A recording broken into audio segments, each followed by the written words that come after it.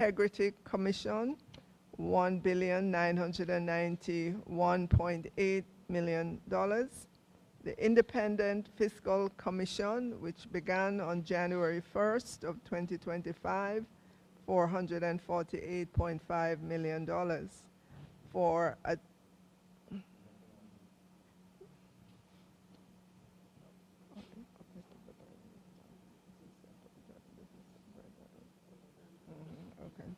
So we'll move next to the Office of the Prime Minister. Total recurrent expenditures there are $14.4 billion.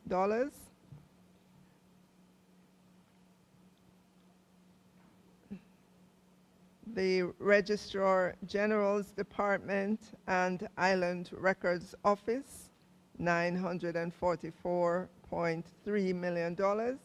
Post and Telecommunications Department, $4.3 billion. So the total for the Office of the Prime Minister and departments for recurrent expenditure would be $19.7 billion. The Office of the Cabinet for fiscal year 2025-26 recurrent expenditures, $492 million.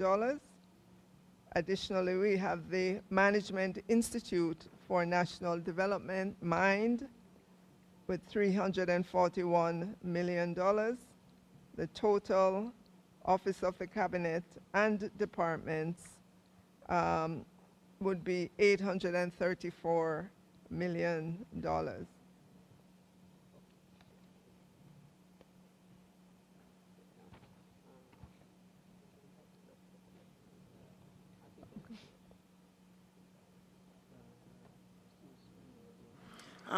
Just to determine if there are any questions on any of these heads from the opposition or any member of the committee, and I would ask that the questions be placed in order of the heads so that it helps us to follow. So starting with head 01000 going down.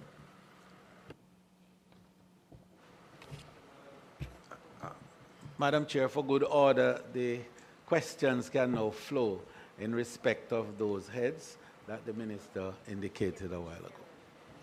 Thank you. The area that I want to ask questions on relate to the Independent Fiscal Commission, primarily because it's a new commission which just formally, I think, formally started January, even though I know the commissioner has been engaged before. So my question is, to what extent has the commission been able to recruit staff? If you could give an idea of, if the complement is, I don't know, assuming 30, how many persons have been recruited to date? I know there was an issue related to the compensation for the fiscal commissioner himself, if that issue has been resolved, because I don't want to be too personal, but you know, he was in the service as a permanent secretary, shifted over. So one, if that has been resolved, and then the extent to which he has been able to recruit staff so that the work of the commission can actually get going.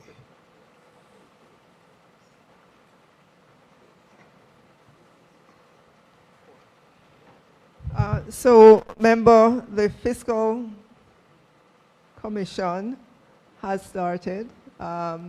It has come into being starting January 1, 2025. I know that they have recruited staff, primarily the higher levels, more technical persons, and that they will continue to fill out the positions that are there.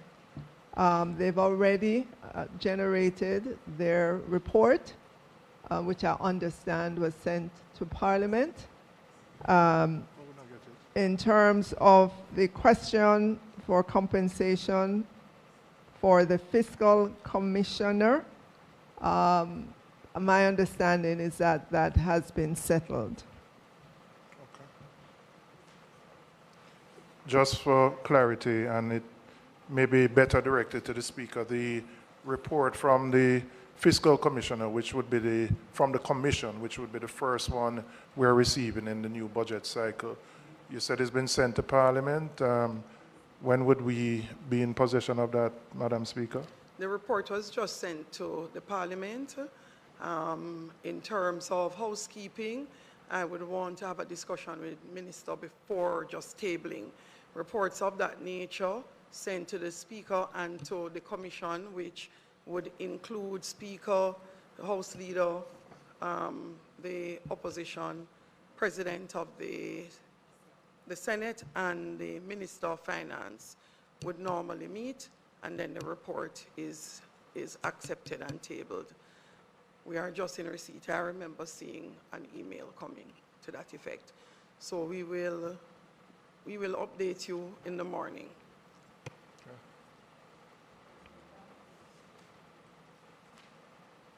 Okay.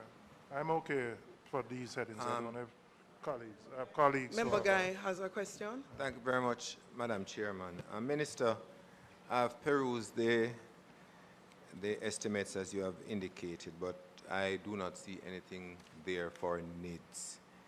Is that covered under the Registrar General's Department, or is there any budgetary allocation? So, member, that's in the details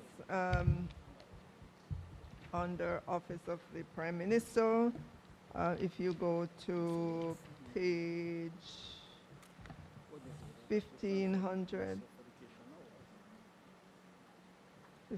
Okay, 15,000 C2. You'll find it there. I am thank you. paging myself. Yes.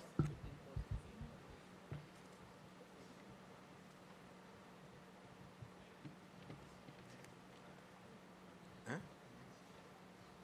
What? If you start at 15,008.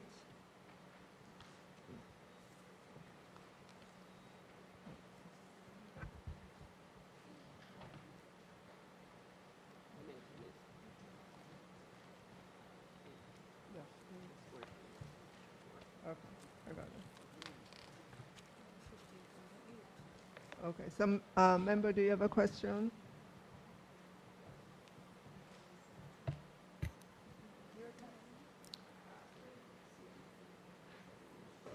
I'm sorry, member to be on 15,000 and 15,000 C2. 15,000-8 and 15,000 C2. That's where the details are. Madam Chairman, I'd like to ask. I'm recognizing Member Warmington. I'd like to ask what is status on the auditing of the Auditor General's Department. Was the most recent audit has been completed, and where are we generally in the auditing of that department? That's my first question. I have an next coming. Member, my understanding is that the audit for 23-24, meaning fiscal year 23-24, has been completed. When will we have it?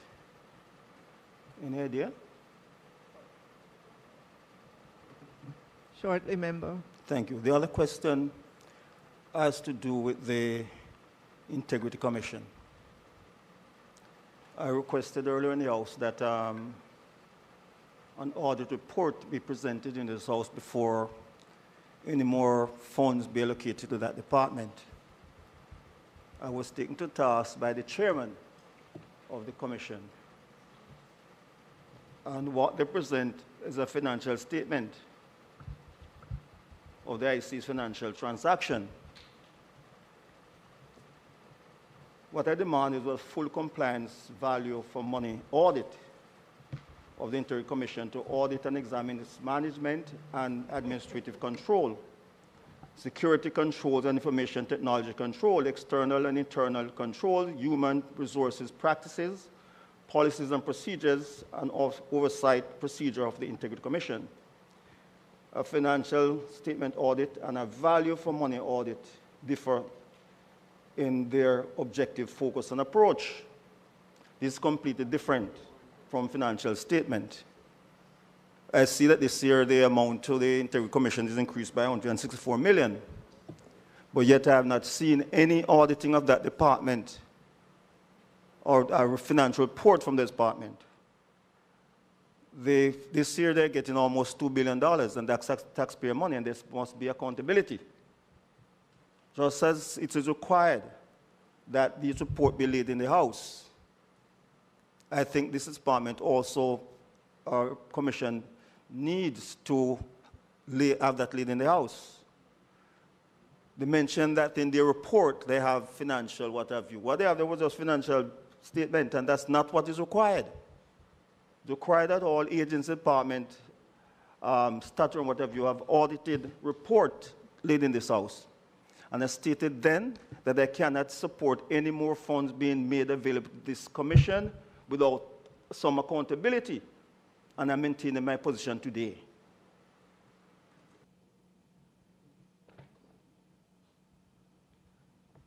So, member, my understanding is that the IC committee, it's through the IC committee that those matters are addressed. At this moment, I do not have the information about where they are in terms of their financial audit.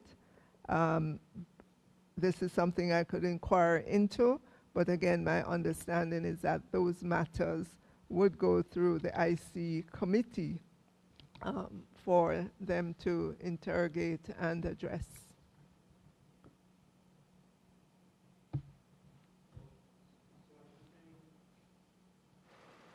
Are you saying that it is being done? You say going through the committee, but what I want to know, is it being done? Preparation of this audit report to be laid in this House. Okay, what we do know is that an audit was being pursued, and what we do know is that there have been allocations in budgets to provide for financial management and accounting services. As to exactly where that audit is, that is not information that I have at this moment. All right, thank you.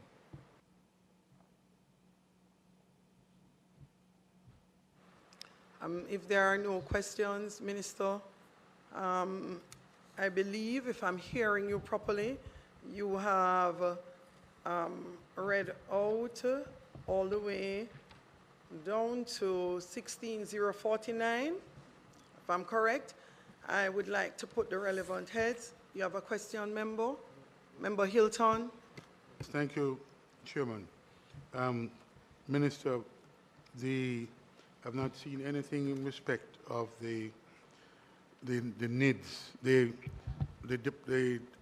Data Protection Act, or the OIC office. Where might I find that in the budget?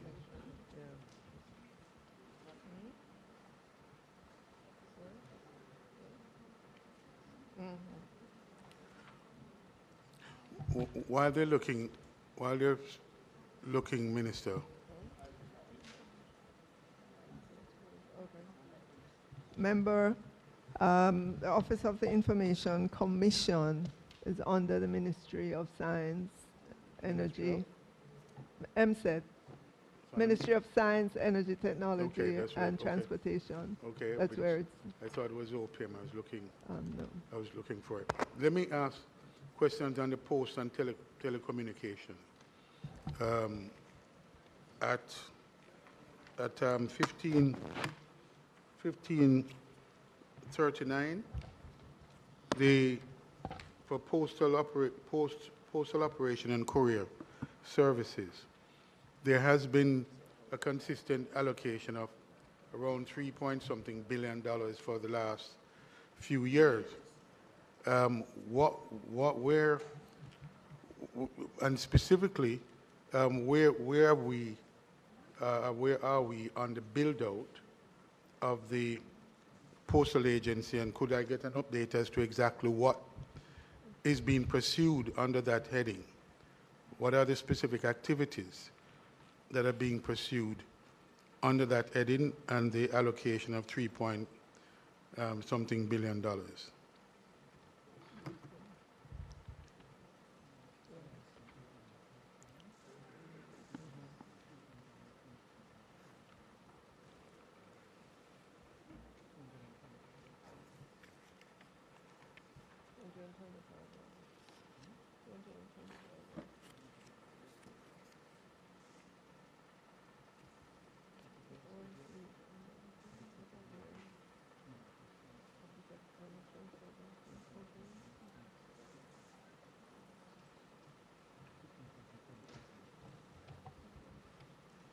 All right, member, just a correction.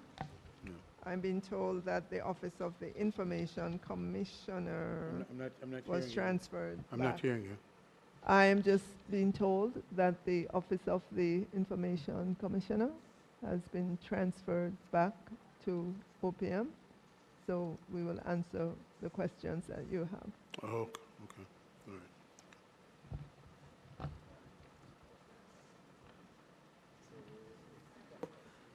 I would like to put head 01000. You have something, Chairman? To understand the minister's response, whether the answers will be given now or at a future time. No, No? no, she responded. He wasn't sure Where where they- to find the numbers and the information or the budget would have been moved back to OPM, which Minister answered the question. Yes, because he just couldn't find where it was in the budget because it had moved around. I'd like to put head 01000. Your mic is back on. Go ahead, go ahead. Yes, follow up on the question from the House Leader, 'cause I'm a little bit not so clear. Under the office of the Prime Minister, who is going to take the office of the Prime Minister? It's been It was- taken. No, therefore the question should be posed now. No, the question asked by Member Hilton Yes. was he didn't know where the budget was for it. It had moved around from one head to another. He couldn't find that in the book and wanted to figure out where was the budget. He couldn't figure out where it was. So the response from Minister would have been sufficient. He just Well- wanted to know where, if he now has additional questions as to what it is being used for and is there an increase or reduction, then that's different. He went further. That's why, and I had some follow-up questions myself. So I thought when you... Okay, because I noticed you turned your mic off. Yes, So when I heard go some- ahead with your follow-up questions. Well, let him go before me. He was ahead of me. Yep. No, so I'd asked the question about the post and telecommunication, specifically that a budget has been voted for the last 3-4 years of some $3 billion on postal and courier services. And I wanted to know, it's not clear what those activities were, and I wanted to get an update as to exactly what has been achieved and what are the specific plans for that that allocation of $3-something billion.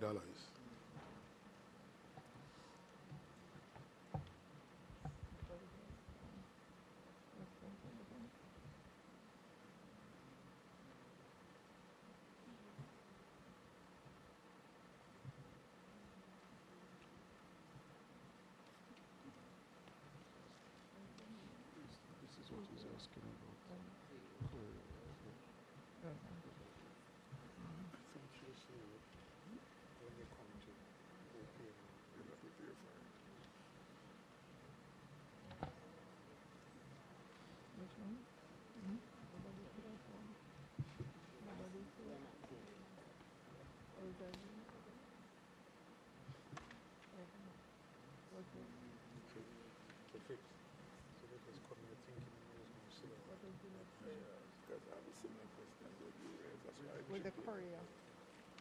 services.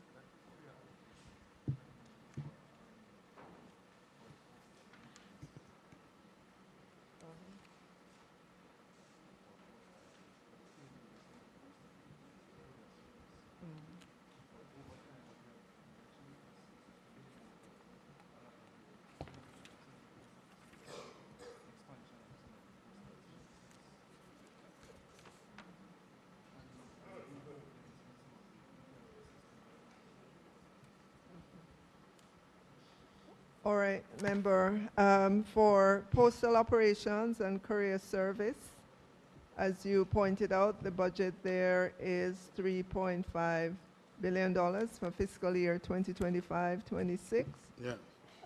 My understanding is that those payments, that money goes, Could you speak to the mic? I'm not sure. the money goes towards the postal agencies, renovation and expansion of post offices. Those are the primary two uses for the funds. So the postal agencies across Jamaica and renovation and expansion of the post offices. May I be advised as to where the post offices and postal agencies? How many? Because obviously not all can be refurbished in this period. How many are scheduled to be refurbished, and where are those?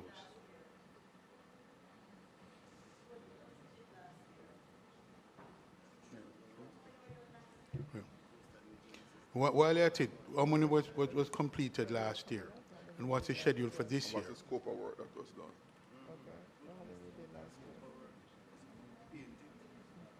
One in Mike badly need work.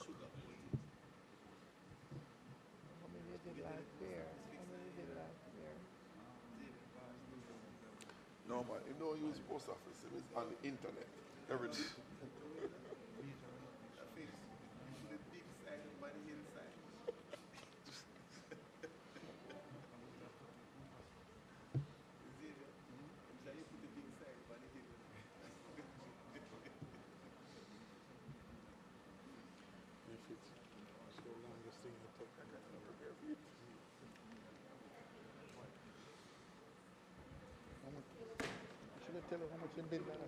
Okay, member, in terms of accomplishments for the fiscal year 2024-25,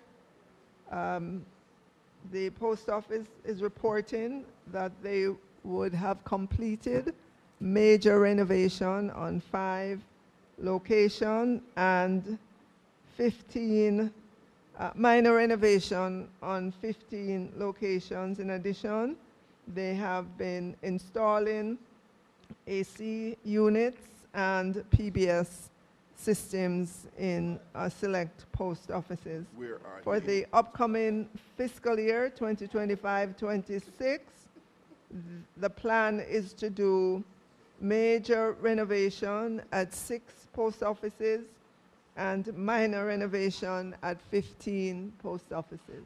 Minister, I've asked the question, where would those completed ones and ones that are scheduled to be done, where would those have been? Minister, if you don't have the response at this time, we could get the information and come back, please. Yep. Right, we don't, member, we don't have a list of All right. all the different but post Madam offices. Chair, it's okay, but Go ahead. I've been here long enough to know that when those are posed, we never see the answers. I'd like to get the answers tomorrow. Not this chairperson, Member Hilt. Yeah, I'd like to get the answers to that tomorrow, please. And may I move on to the next question, which is the OIC, the Office of Information Commissioner. No, could I ask my question on the postal service before he goes? Yeah. Member Hilton, allow Member Guy, Yeah, sure. Jackson. Member Jackson to continue on the postal Yes. agency, and then you go with your question. Turn your mic back on, please. Mine is on. That's you, Member Hilton. Turn your mic back on. Go ahead, Member Okay. Jackson. Yes, Madam Chair, I'm very concerned about this item. As my colleague indicated, it has been a recurring decimal for some time now about the level of inefficiency in the postal service. And we have been told time after time that the private courier service, etc., has overtaken the services traditionally provided by the postal service. And as a result, it has underutilized, and the revenues that usually generated have been depleted. And we were told that steps were being taken to make the Postal Service more competitive with the private courier services in order to ensure higher levels of revenue and to make it viable. We have been told that. That's one. Number two, Madam Chair, usually in the budget presentation for the recurrent expenses and also on the capital expenditure, a scheme of activities to be done in the upcoming year is set out. When I look in this estimate, zero. For example, activity 12-228, postal service delivery. We see a narrative there that speaks to nothing about any improvement in the scope of work to be done by that expenditure. Mail transportation services below, nothing at all. And quite frankly, Madam Chair, it leaves a lot, a pause for concern. As members of Parliament, when we come here and look in the estimates, we want to see if any of those facilities in our constituencies are being provided for in the budget in the ensuing year.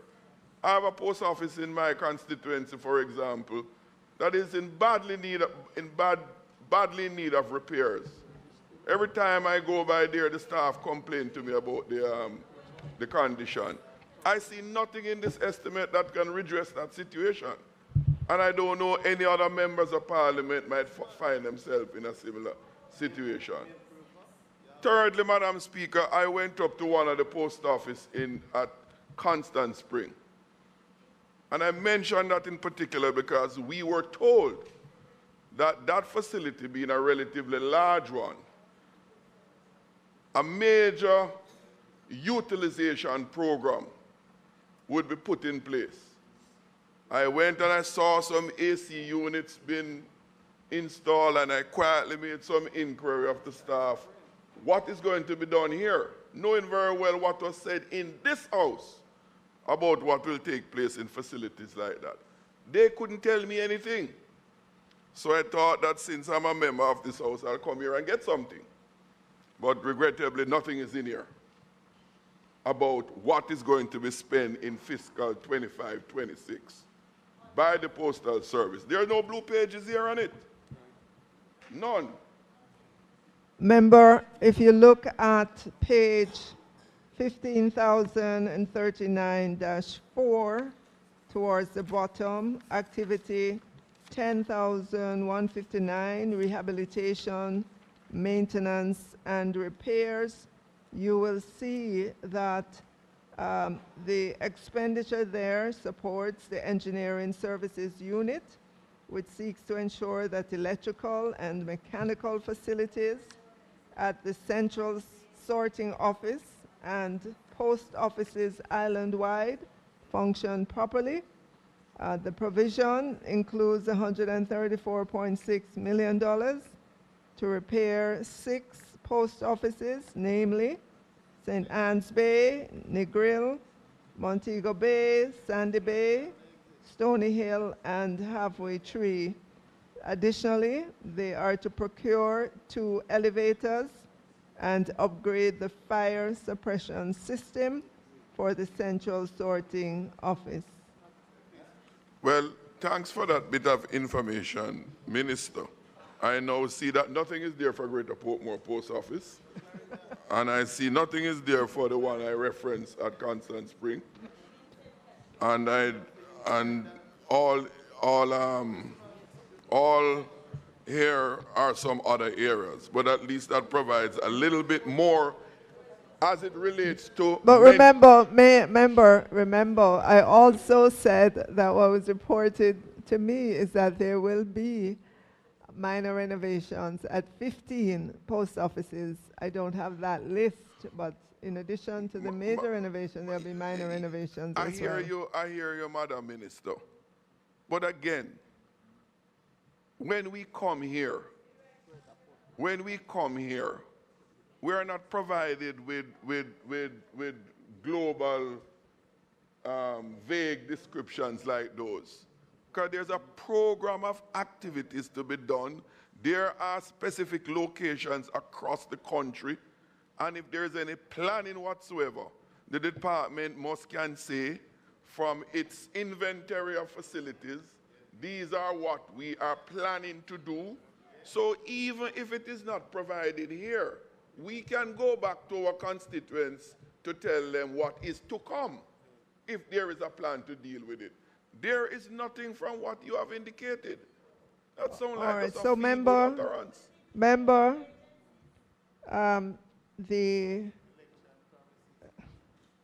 I've been told that there is work that is scheduled for Greater Portmore and Constant Spring, and that will be supported by the NIDS program, because you know the NIDS is using our post offices for the distribution of the national ID, and in many cases they do significant renovation work in order to accommodate that. And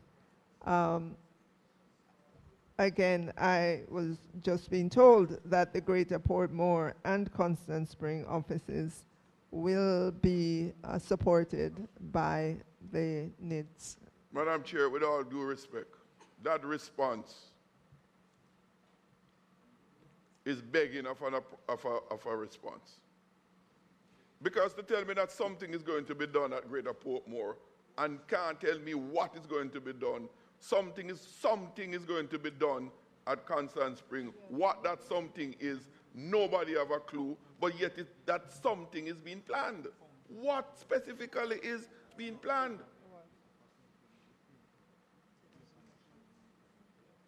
To come here and tell us that is regrettable. So, member, additional information suggests that there will be renovation of the counters, there will be painting done, there will be ACs installed. Anything else? Right, to improve the whole aesthetics of these post offices.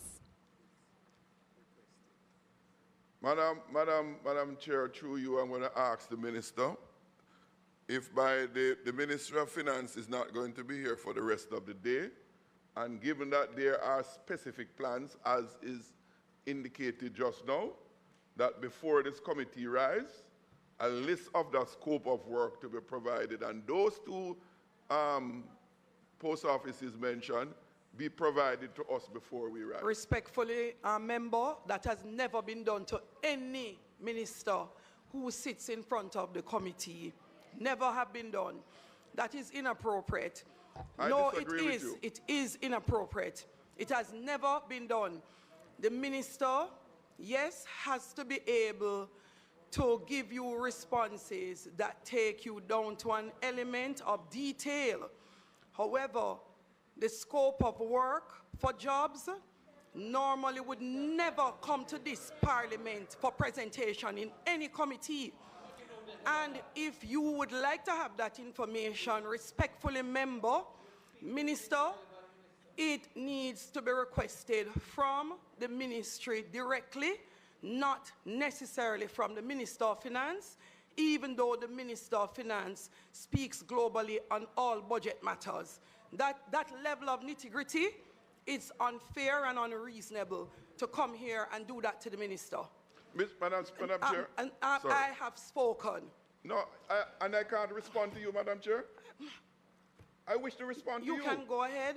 Yes. You can go ahead, member. I disagree with you that this has never happened. I'm not asking the minister.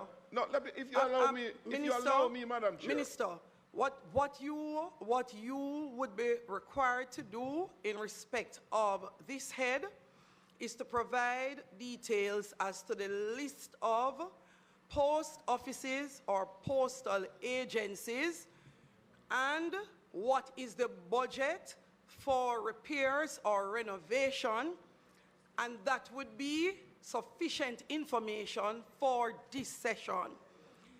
If the member would like to know how much is to be spent on painting, the AC, and how much is going to be spent on cleaning the tiles, the member would need to get that information outside of this committee session. If may I respond to you, Madam Chair? Next member. No, are you? Next member. Madam Chair, what is this we have here? Next member. Only to be spoken to? Next member. You made a comment and I wish to respond. And Next I'm not member. going to be afforded that opportunity. Member Jackson, this is not the space. I merely asked to respond to a statement you made. Even that courtesy should be extended. I extended the courtesy already, You cut me off before I finished. and you went into, you did don't not allow me agree, to and you're complete what allowed I not was to saying. agree. Next member. So you're not going to allow me to ask my question of you, Next the chair? member. Are you not going to allow me to ask my question of you, the chair?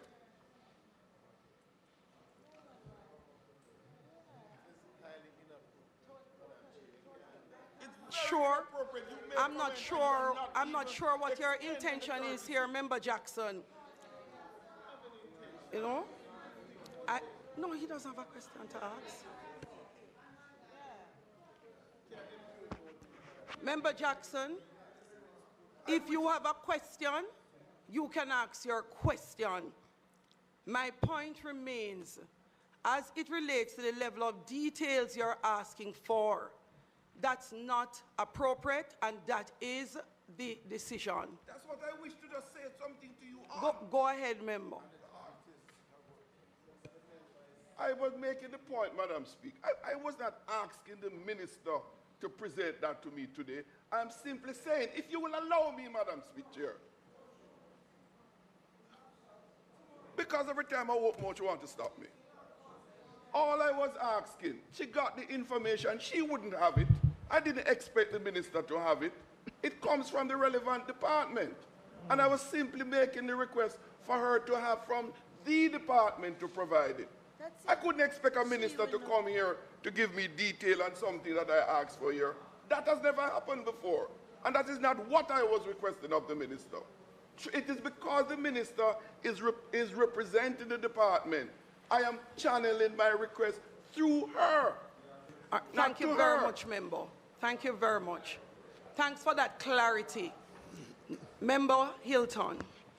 Madam Chair, I've been looking for, and the answer was partially provided for the OIC, but I don't see a budget line in here for the OIC, Office of Information Commission, which is a very critical agency of government that really needs to perform if we're going to generate economic activity and data protection. I would need to, I'm not seeing it. If I can be pointed to where it is exactly, I could ask a question or two on it. No, but I was on Post and Telecom. I had one question on Post and Telecom. It was a very simple question.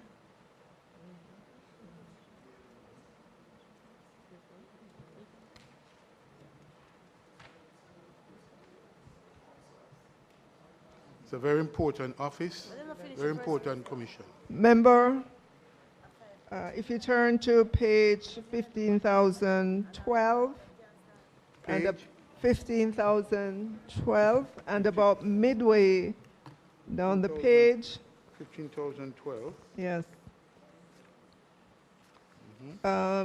about halfway down the page, sub-program 20, ICT policy and regulation, and then you look on the activity 10,005, direction and administration.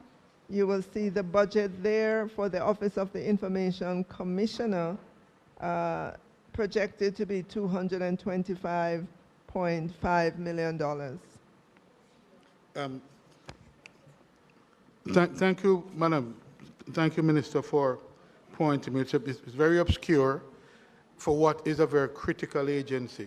And there are concerns about the operational aspects of the OIC that needs to be addressed. Whether this is adequate to the task is something that has to be interrogated further. But that agency needs to be fully operational. It plays a very critical role, and the impact has not been seen or the information available to investors who are interested in this critical aspect of data protection. So, member, I've been told that this was the request from the Office of the Information Commissioner, and it looks like it's about 10% for fiscal 25-26 over the current fiscal year, but they were given all that they requested, and this budget is $225.5 million. May I ask, is the tenure of the oversight body, is that tenure ended, and is there any contemplation for a new oversight body on the OIC?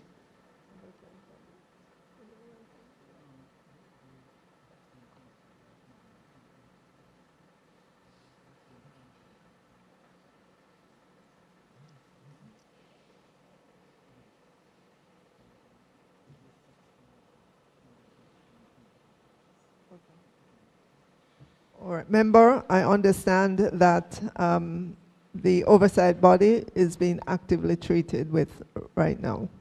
But its tenure is ended. Okay. Yes, its tenure. Yes, that's the answer. Okay, we need to do a lot more on education from the OIC, and any amendments to the Act, it is creating a lot of havoc among the investor community. Make those observations. Thank you, Madam Chair. Just to go back to the Post and Telecom Minister, the postal agencies, I'm not hearing much about it.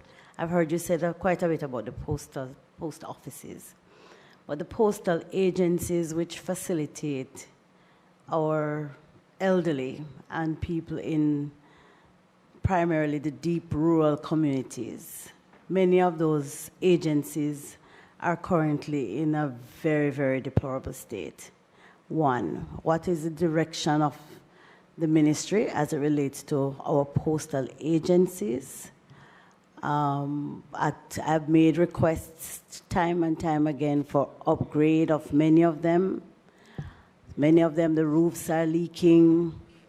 They have zero facilities, proper facilities for bathrooms. They are currently not secure. The people who are working there are so severely underpaid that I just need to have an update as where are we? Because without those postal agencies, many of our people will not have the opportunity to be able to transact business because the post offices are just too far away. All right, thank you, member, for that question. Across Jamaica, understand we have about 161 postal agencies.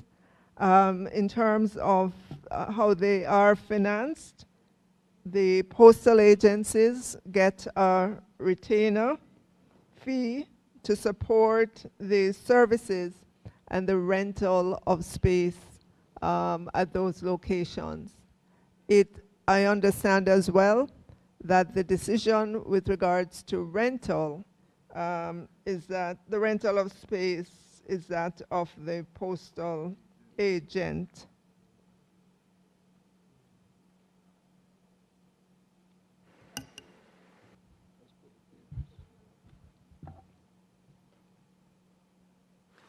I put head Z.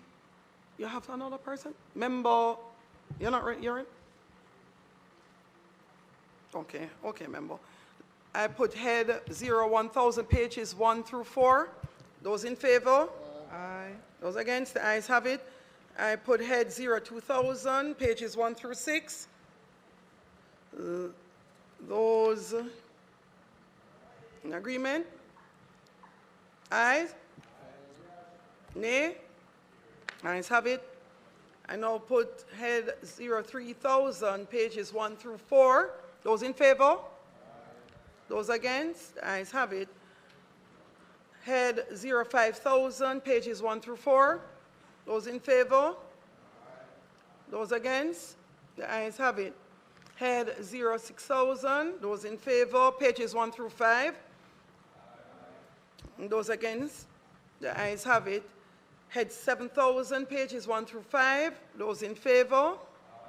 Those against? Ayes have it. 08,000, pages 1 through 5. Those in favor? Those against? Ayes have it. 9,000, pages 1 through 6. Those in favor? Those against? The ayes have it. 10,000, pages 1 through 3. Those in favor? Those against? The ayes have it. 15,000, head 15,000, pages 1 through 17. Revenue side. Those in favor? Those against? The ayes have it. Head 15,000C, pages 1 through 15. Those in favor? Those against? The ayes have it. 15,010, 1 through 4. Those in favor? Those against? The ayes have it. Head 15,020, pages 1 through 5. Those in favor? Those against? The ayes have it. Head 15,039, pages 1 through 7. Those in favor? Those against? The ayes have it. Head 16,000, pages 1 through 5. Those in favor? Those against? The ayes have it. And last but not least, head 16,049, pages 1 through 5. Those in favor? Those against? The ayes have it. Minister would now proceed to head 2,000, Ministry of Finance and the Public Service. 20,000.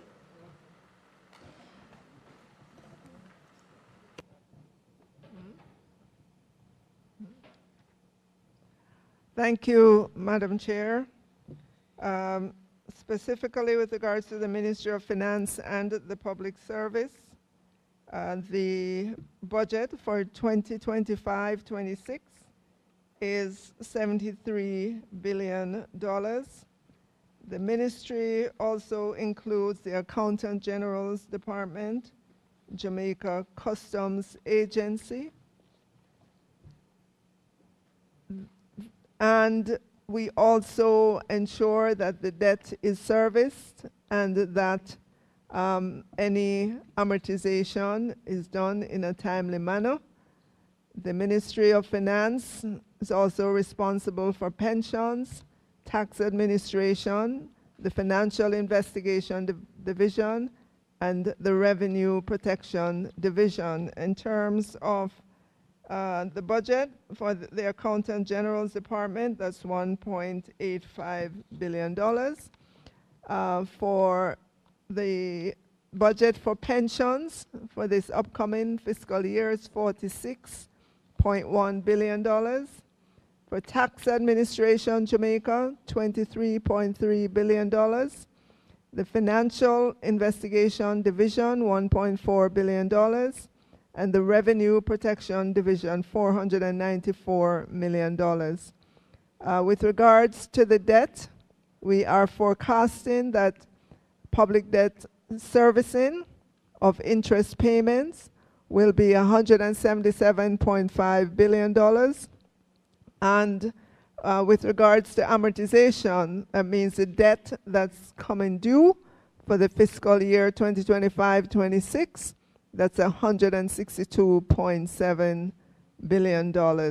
And those are the items under the Ministry of Finance and the Public Service.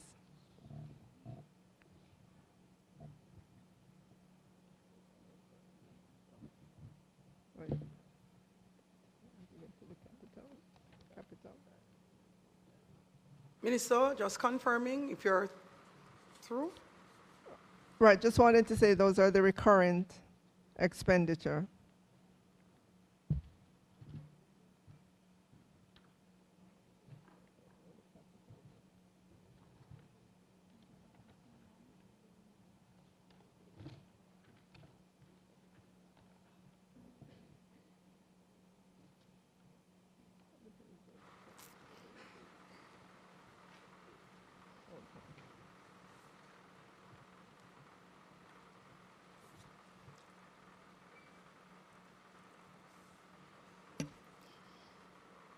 For capital, Madam Chair, for the Ministry of Finance and the Public Service, that's $2.6 billion for the upcoming fiscal year.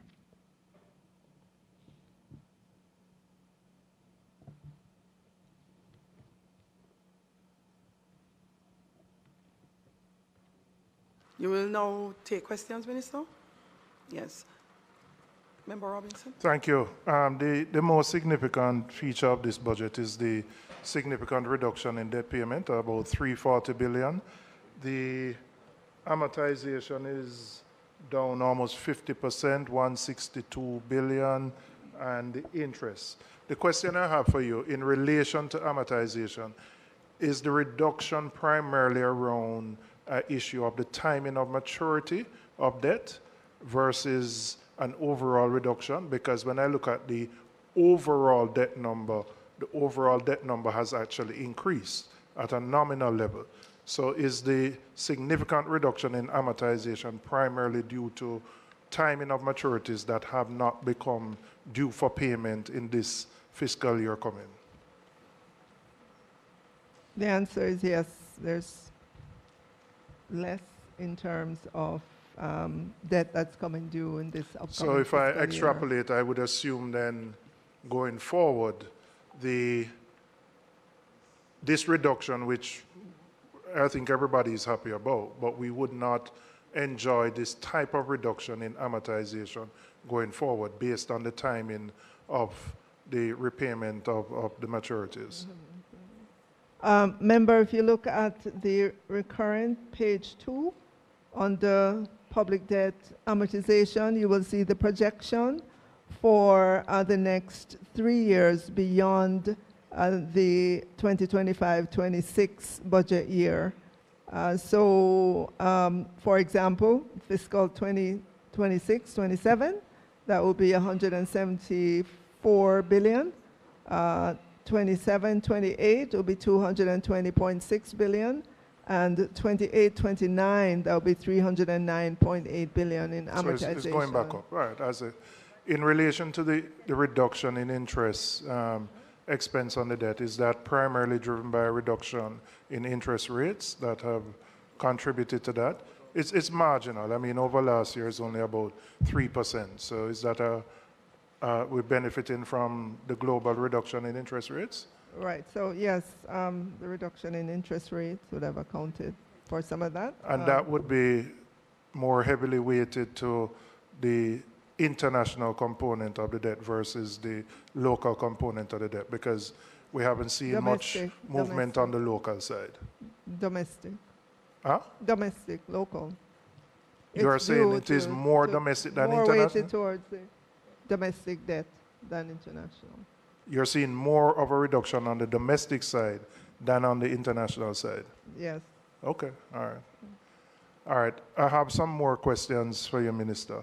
In relation to could you tell me what the wage to GDP ratio is for the 25-26 year?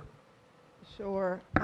That number you would find in the fiscal policy paper for fiscal year 2025-26. And I would refer you to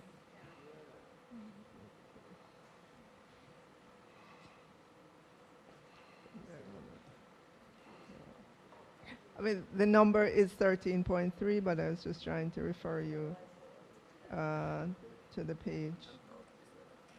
All right, if you look at part 3, page 25, on the wages, you'll see 13.3. Up to 2 years ago, we had a cap of, well, it may be more than 2, maybe 3 budget cycles ago. We lifted the cap, which was originally at 9%, and we had the compensation review. Is the government contemplating reimposing a cap in terms of the wage to GDP?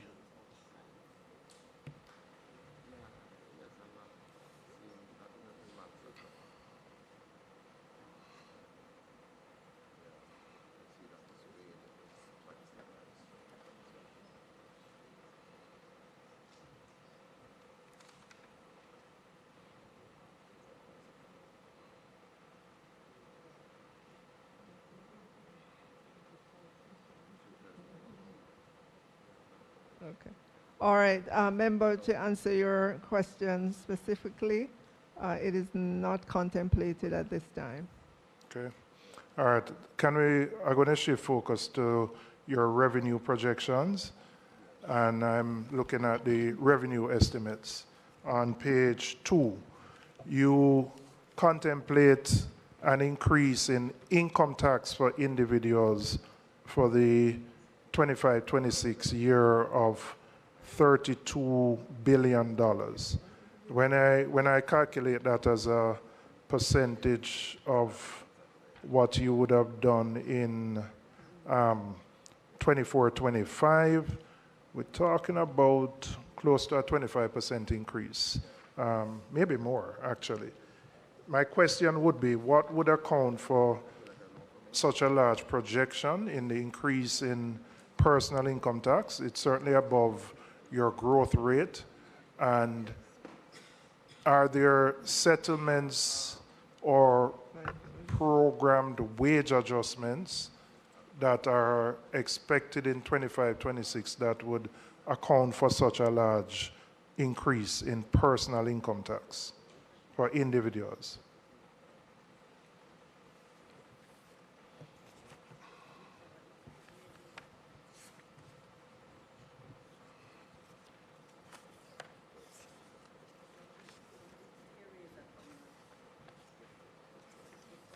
Okay, so member, I think you're comparing against the original budget, but you really should be comparing against what was put forward in the third supplementary estimate. And when you do that, it turns out to be about How much? 9.4%. So the number, It's all on right, the well, back page. If you look at the back page of the publication called Revenue Estimates 2025-26. sorry, just remind, which page I should look at? The last page, page 15.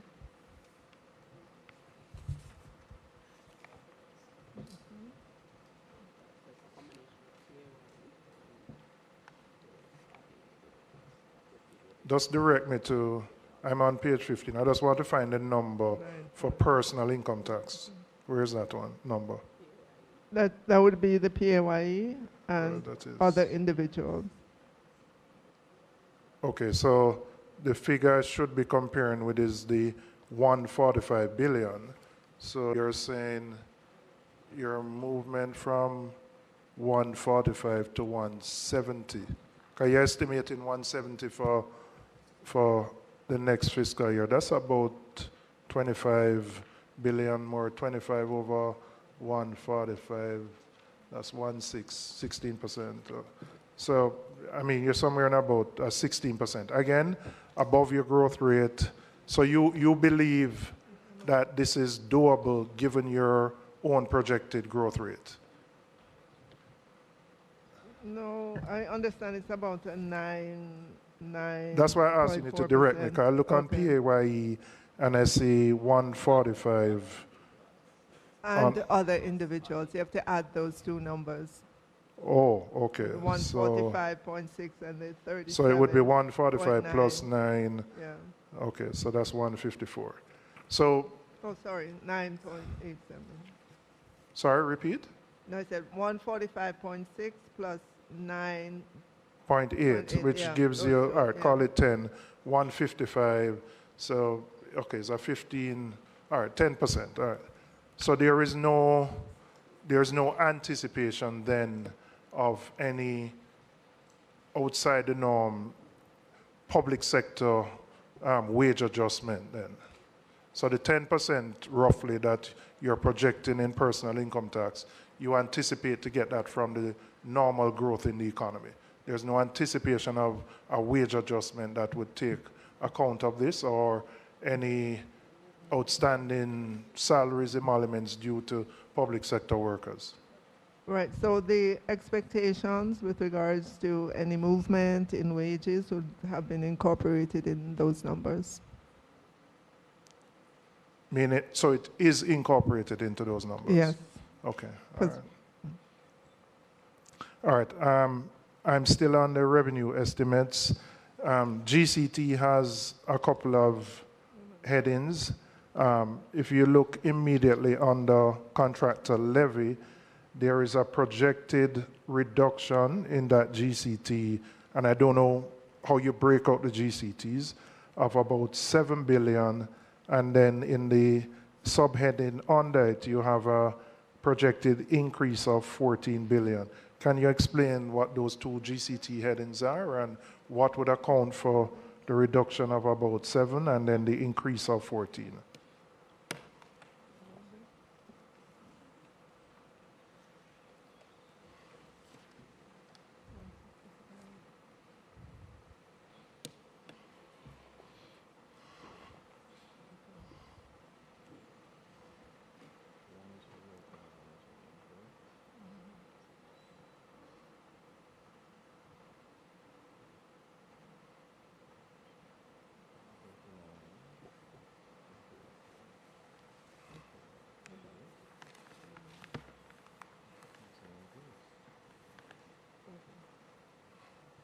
Member, could you just point to the numbers again?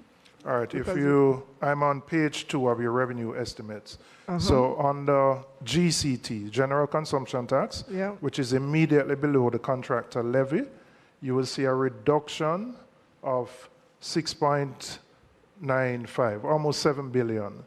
And then immediately above, there's an increase of 14.065. I'm asking for an explanation on what type of GCT would be categorized in these and what accounts for the reduction. It's a net increase of about 7. But I just want to understand why you have a fall of almost 7 in one and an increase of 14 in the other.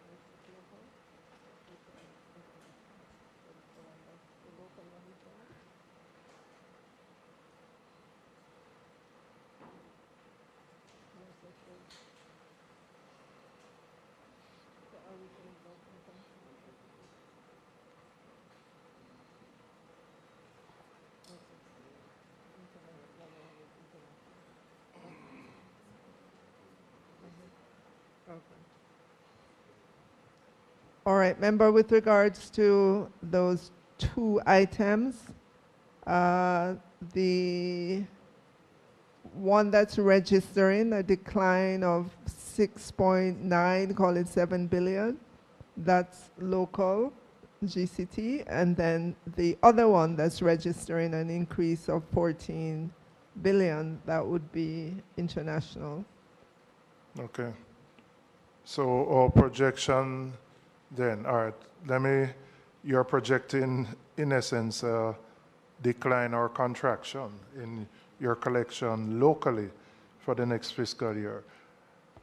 I want to ask you, and you anticipate an increase in international, which could be driven by inflation and other matters. Related to that, when I look at the travel tax, and I'm looking at my colleague, leader of government business, you have a reduction in travel tax anticipated of 3.5 billion. So my question to you, although we're not at tourism, but this would imply that you anticipate fewer visitors coming to the country.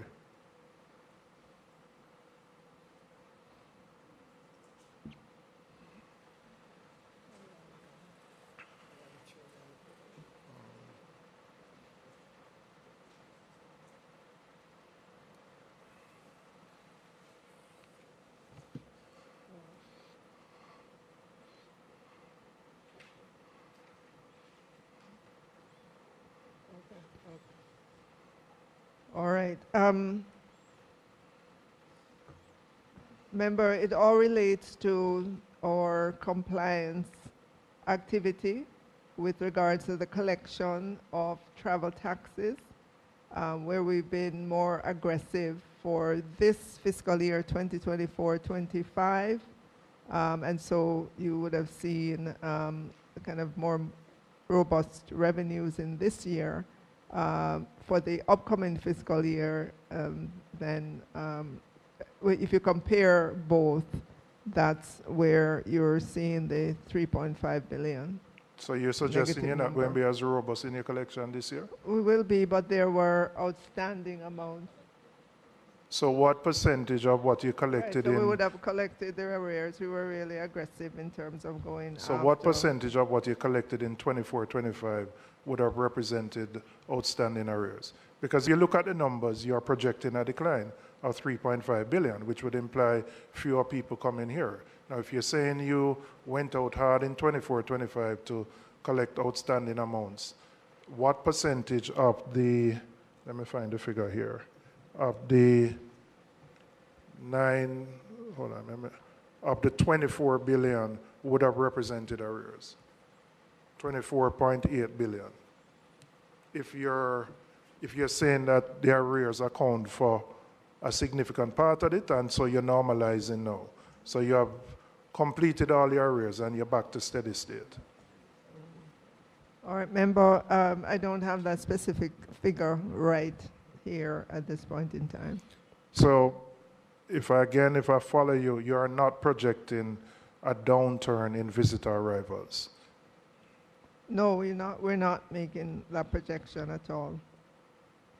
You don't know what name down, you know. You only know what name up.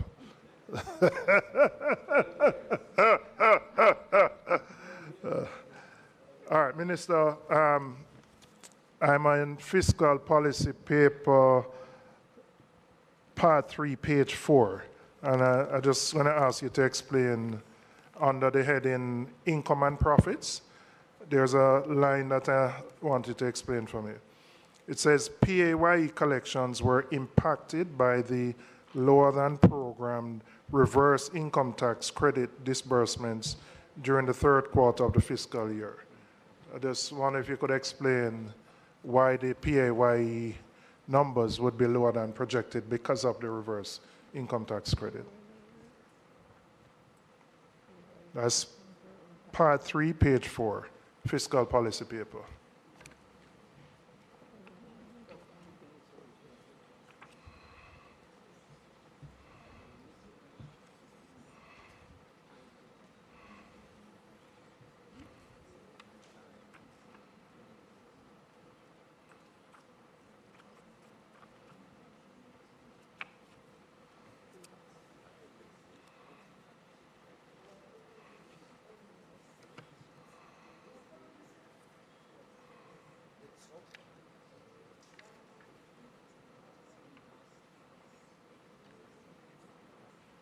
Okay.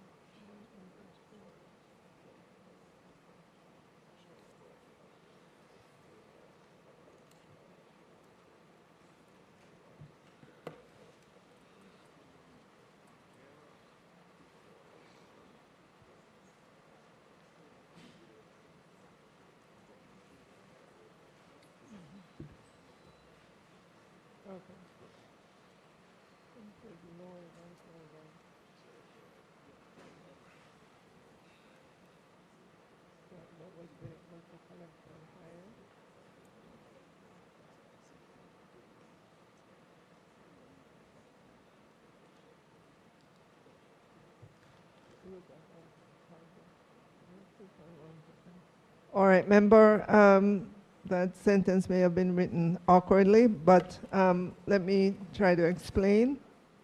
So PAYE was 2.1% above target for that period, the April to December 2024 period. And that particular sentence that you referenced, it just means that there was lower than programmed reverse income tax payments during that period that impacted on the above target total PAYE. So the sentence is incorrect then, the way it is written. Because you're saying it should they're probably above- just say PAYE rather than collections, PAYE collections. It should just say the PAYE was impacted. Well, we should put it in a positive way. The above target PAYE was as a result of lower than programmed reverse income tax payout. So you're correcting it then, because what you're saying is the opposite of what it says here. That's why I raised it, because it just didn't seem intuitive to me, reading it that way. So it should read that, based on what you're saying, is that they were impacted positively. Right. You went above projection. All right. Yeah.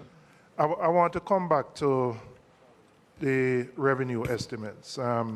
Your explanation for the reduction in travel tax, you said related to some aggressive collections.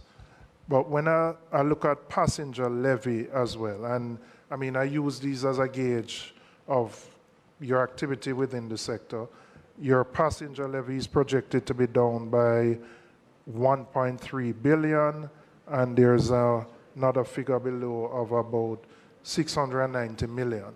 So when I look at the three taxes that would give me a gauge of the industry and the numbers, they're all pointing downwards. So what would account for the reduction in passenger levy? If I add up both, you're talking about an additional $2 billion of both those headings, immediately below the travel tax.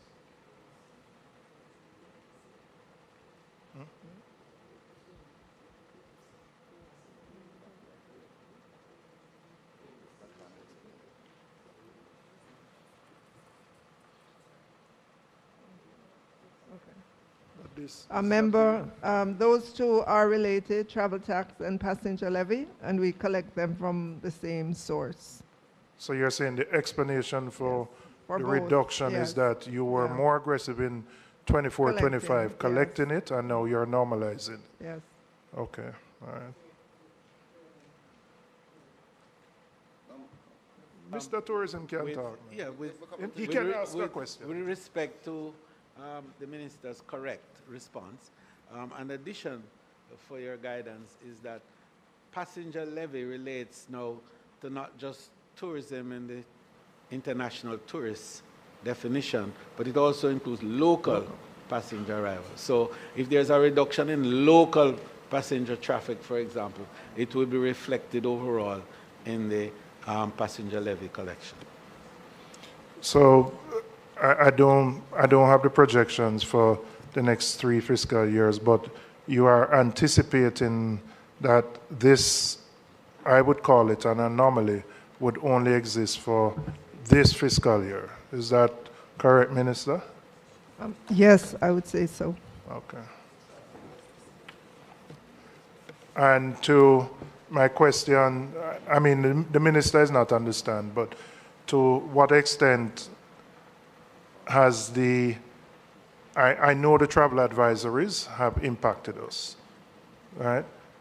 Are we back to the levels pre-advisories? I must wait till you come. And not you, anyway, I can't say that on the The mic. Minister of Tourism is coming next. All right. Just again, not related to the estimates. Can you give me an update? I know BOJ is an independent agency. The BOJ introduced Jamdex as an alternative currency.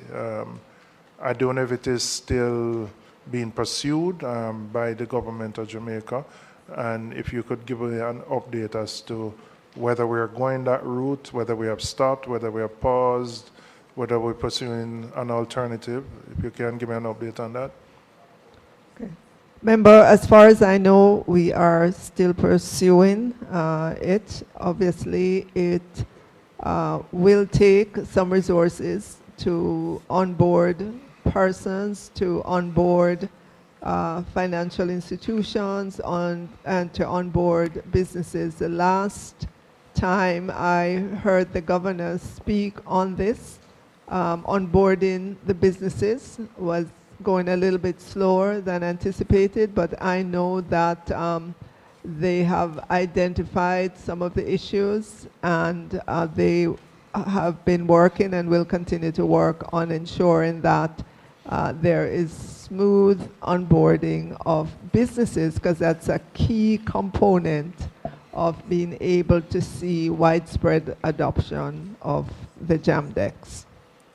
You spoke like your colleague in the Ministry of Foreign Affairs, using the most diplomatic language, slower than projected. The reality, Minister, is that the outlay required by the financial institutions is exorbitant, and the main player who invested a lot seems to have almost totally retreated from that investment, and I certainly don't know in the public domain of another institution that plans to make the investment necessary to take it on. So, you know, when you say slower than anticipated, I don't know if this is happening at all.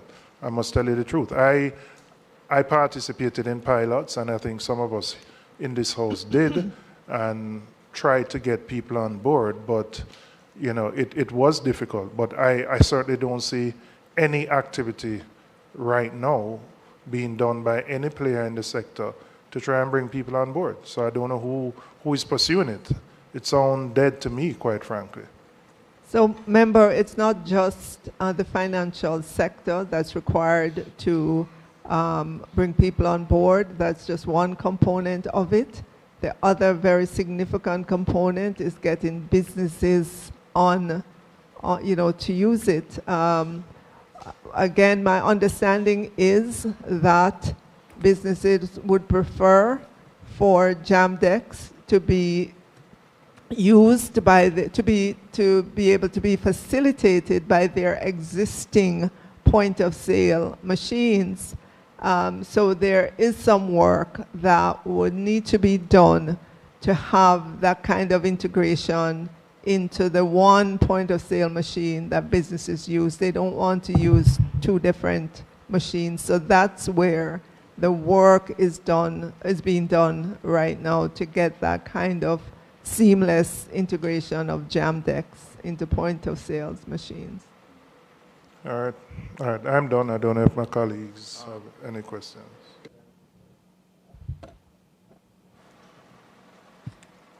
Minister, just two questions. There's an amnesty being pursued now by the GCT office, or TAD. TAJ. Pardon? TAJ. TAJ. Yes, TAJ. Probably you could give us an update on that, and whether or not you're seeing signs that you've taken into account in these numbers for GCT in particular. And probably you could clarify, I know it's to deal with arrears, and it is up to a period in March. So it would deal with arrears up to end of March. The end of March. Mm-hmm. So it would include current arrears to the end of March.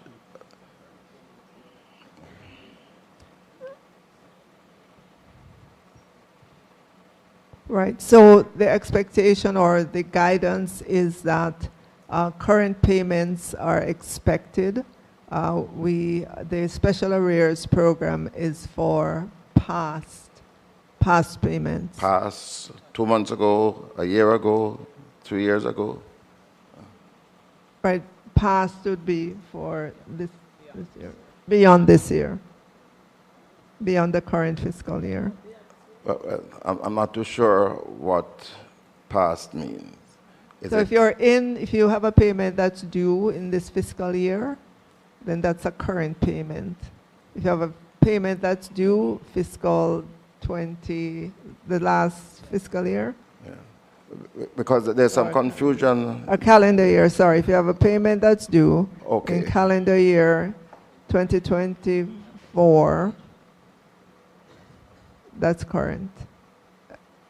Prior to that would be arrears. Okay, so we're talking about the calendar year. Calendar year, Yeah, yeah. Minister, oh, you want to comment further? Right, just the taxes that are due on a calendar year basis. Fine. Your predecessor had preempted, and we are anticipating some modification in terms of the threshold on GCT for businesses. We can assume that that announcement will be forthcoming this year in terms of the lifting of the threshold.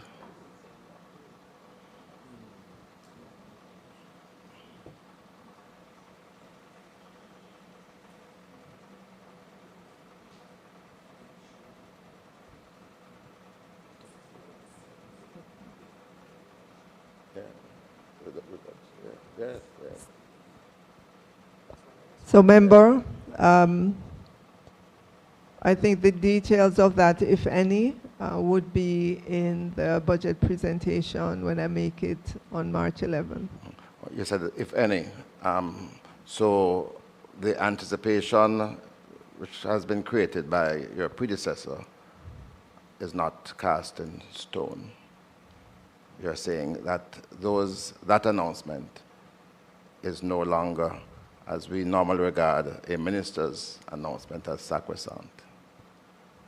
That is not what I said. I said all the new measures or any measure, if any, would be announced during the budget presentation. Okay. All right. Well. Are you trying to cross-examine me?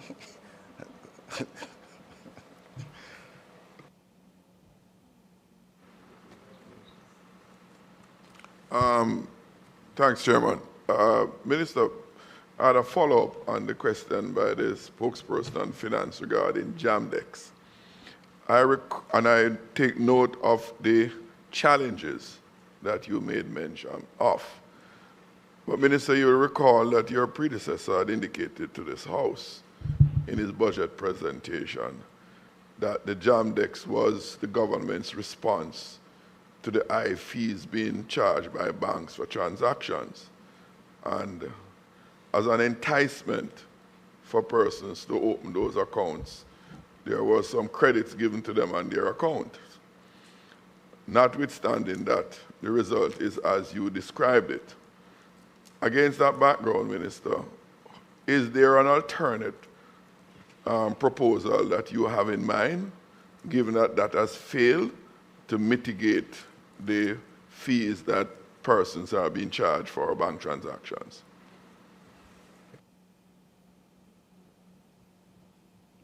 So member, the Jamdex is a project that is still very much alive and well. We have to solve the issue on the merchant side in terms of the merchant being able to accept Jamdex in a seamless way. That is being worked on currently. And that's what I could say to where that is and the likely impact that Jamdex would have on fees once Jamdex is up and fully functional and working.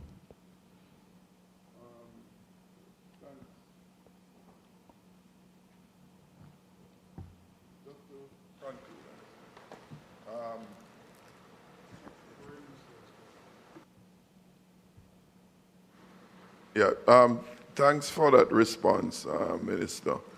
Can I ask if, I recall it was two cycles, 2 fiscal years that the performance was way below projection.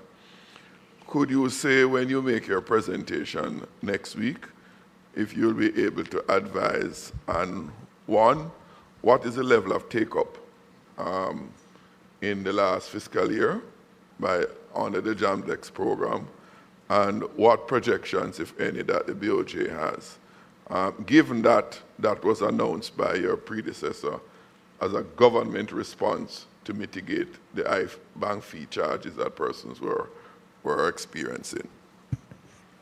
I've made a note of that question, member.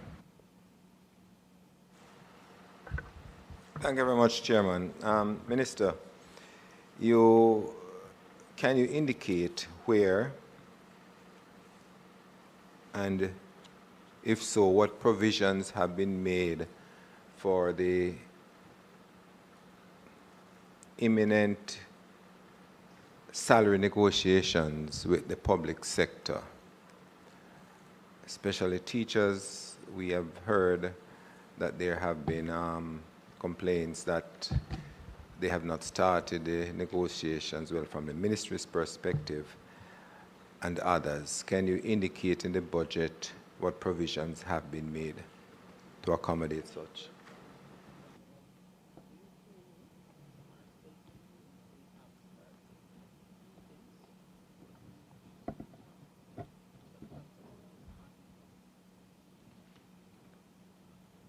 All right, member, with regards to your question, the Ministry of Finance and the Public Service asked the various unions to send in their claims. We have received some, but not all.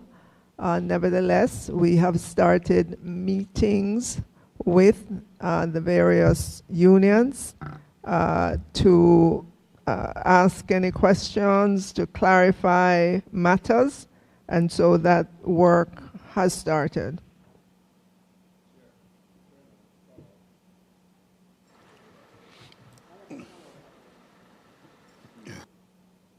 Release your one, Angela.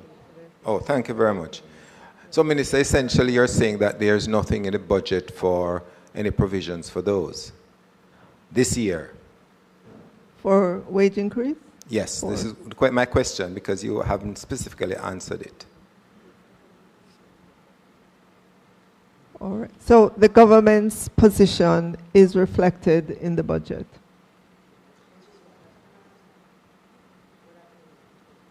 Well, at this point in time, I mean, it's not advisable to say that. We are only just beginning on that process.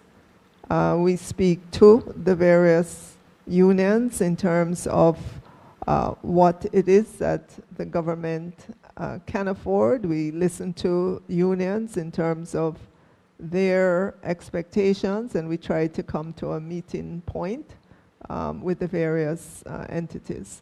I asked Minister because in previous budgets we have had, even your predecessor, provisions made for salary negotiations. Might not be the entire amount. I'm just asking if there's anything in this budget which could reflect monies that will be used or ought to be used for any salary negotiations. There is a provision in this budget. There is? Right, there is a provision. And can you say what that provision is?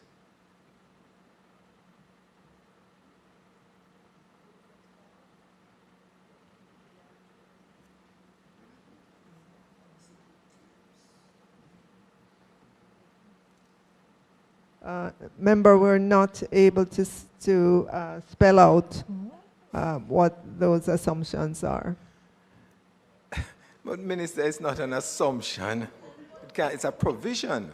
A provision, well, yeah, but an assumption had to go into that, right? There is a provision in the budget, and in order to get to that provision, you have to make some assumptions. We will not get to the actual until we're sitting across the negotiating table. So there are no provisions, but those might be reflected in a supplementary.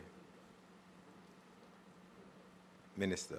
In the current budget as presented in the Parliament today, there are contingencies, amounts in the budget to reflect what the government's position is. Again, the actual will depend on the negotiations between the government and the various entities. If I may, Minister, provisions usually are made to settle previous commitments that have not been settled yet.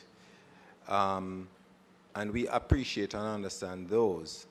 My question was specifically directed at upcoming negotiations and probably as a sign of good faith that there could be an indication as to what provisions might be made in the budget. And that's the only question I'm asking.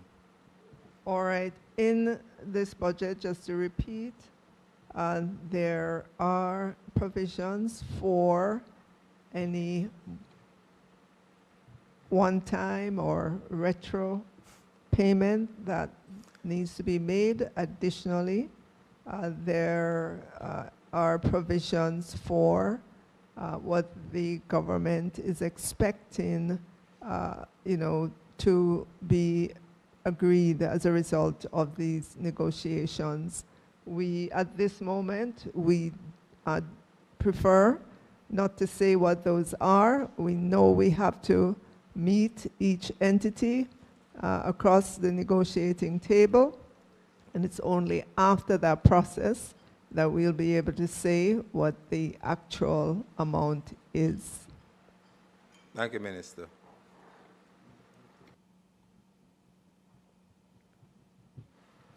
Minister, I looked at the revenue estimates, and there's a projection that import duties will increase. Is the assumption at all based on an implementation of the revised Customs Act and specifically the regulations attaching thereto? My specific question is, are we likely to see those regulations in the course of this fiscal year? And will the act be implemented to allow for that increase that I am seeing in the import tax collection? There every expectation that we will see the completion of the legislation for the new Customs Act. In this budget upcoming, the 25-26, I do not believe that there are any assumptions in there with regards to the implementation, with regards to the impact of the implementation just yet. Okay, so the regulation will be this year? Yes, based on where it is in the process, I fully expect completion and assent of that legislation. Okay. Thank you, Mr. Chair. I wanted to go back as a follow-up to the question that the member had asked, and I had yielded for his follow-up. But because of this system that we have implemented, it means that the questions don't run in order. Yeah? Mm-hmm. And so, Minister, and it's just really for clarity, additional clarity, I heard you saying that a provision is provided that would take care of the negotiations that you expect And as we all know, that the actual would be dependent on the agreements made at the time. And I wanted to just be clear as well that in the provision that you currently have, it takes into account the issues of the increments and other outstanding issues that are still being discussed, in particular those that persons are saying that were promised and not delivered.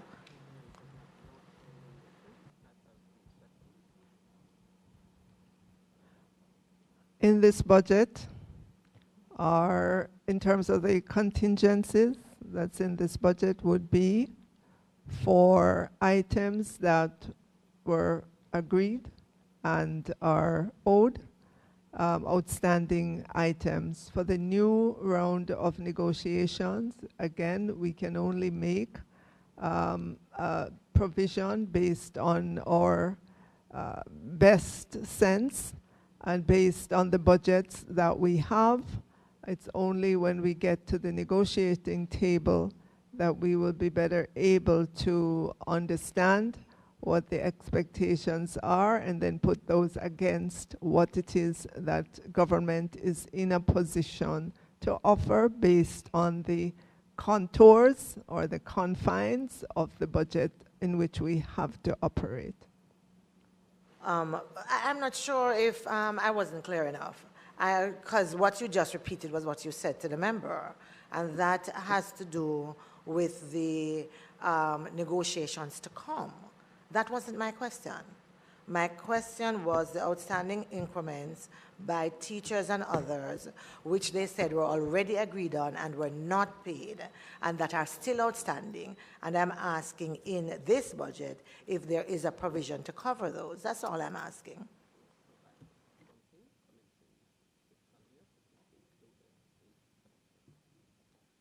Okay, as far as I'm being advised, there are no outstanding increments.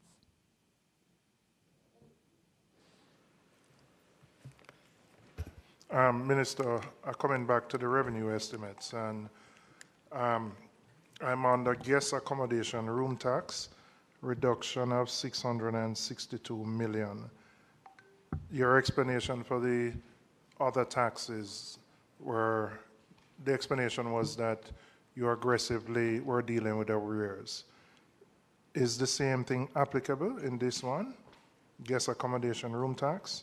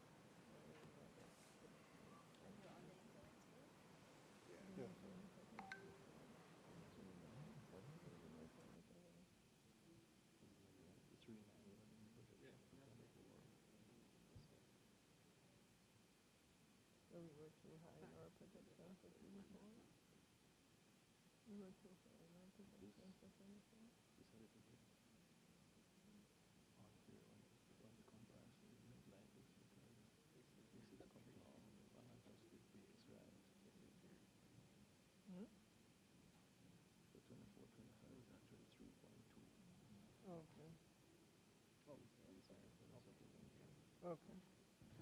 All right, member, based on the third supplementary, the actual, well, the better number, the expected number for guest accommodation room tax is $3.2 billion. And so that's the number that you should compare the $3.3 billion to. Sorry, the figure you had for 24, so you're saying instead of 3.2, because it's 3.1999, so call it 3.2. You're saying the figure that I should be comparing it is more 3.3?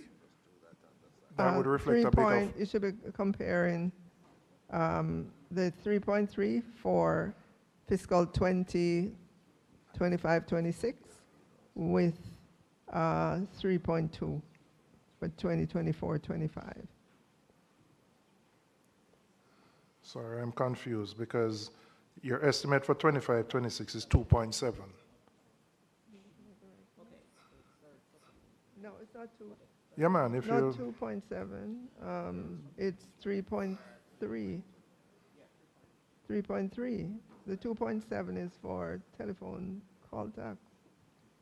Sorry, my apologies. Yes, I was looking at the wrong number. Yeah. Yeah, so you're saying the 3.3 should be compared with 3.2. So it's 3.25. marginally a marginal increase then. Yeah. Sorry, my apologies, because I was going to the telephone tax. That's why I was looking at that one. And again, I wanted to find out the explanation for the projection of a fall in telephone tax of 469 million, and whether that is an assumption of a reduction in volume or something else.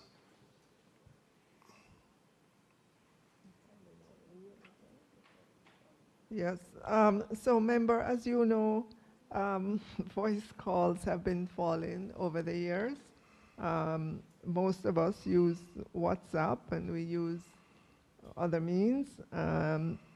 We expect that this number going forward as well, even beyond fiscal 25-26, to continue to decline just because of the change in the technology. The reason I ask, I'm aware of that, and I know that impacts the USF, but this number would include your total telephone bill, which would cover, in many cases, not all cases, but in many cases, internet access as well. So the GCT is calculated on your usage, which for people who have bundles would incorporate your internet activity. So that's why I wanted that clarity, because the tax is not just on the voice calls, it's the total usage, which includes internet activity.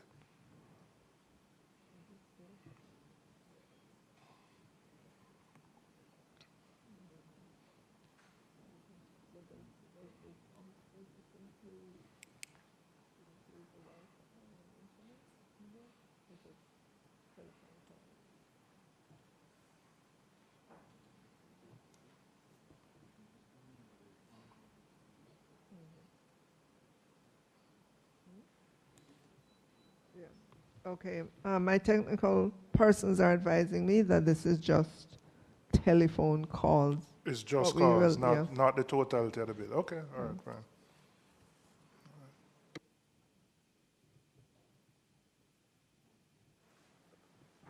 Just a follow-up to that, and in relation to the Universal Service Fund, where would we identify the revenues that flow into the USF, and how much are those, and how do you intend to fund the Universal Service Fund going forward? Member, if you look in the public bodies book, that's where you'd find the information for USF. Yes, but my understanding is that they have come directly to you for assistance going forward, because the revenues that they would normally generate have fallen substantially.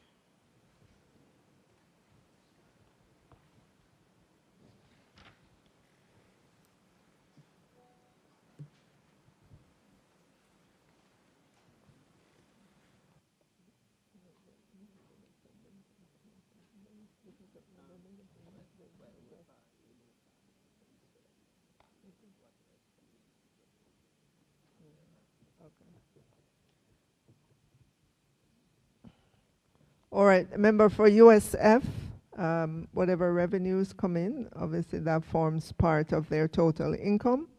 But the ministry does pass through to their parent ministry support for the work that USF is doing as well.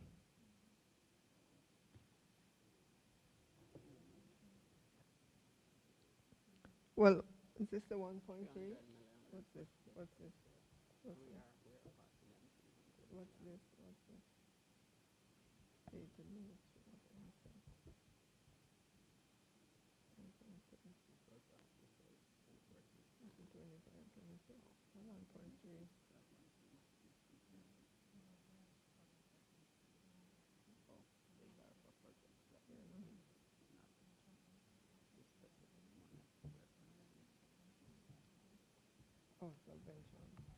All right, member, on page 268 of the Public Bodies Book, the subvention from GOJ for the upcoming fiscal year is $300 million to the USF.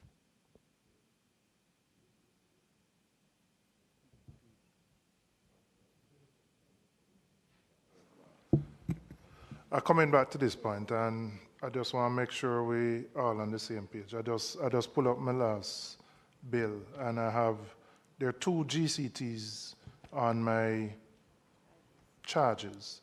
There is one which covers a totality of a package, which is internet and some other things, and there's another GCT which possibly could reflect just the calls directly themselves. The telephone tax that is reflected here in the estimates is that the figure that only represents the calls and not the totality of what is on the bill, because the bill has two GCTs. I just want to be clear. I can understand if it is just the cause, because I understand the movement in the technology, but there's another GCT here, so I don't know if that is captured somewhere else in your general GCT collections. All right, so the other GCT on your bill would go to the regular GCT collections. Okay.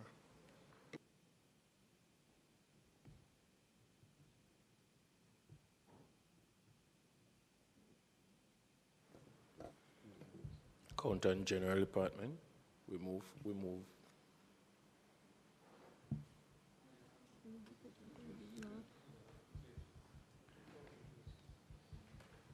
Head.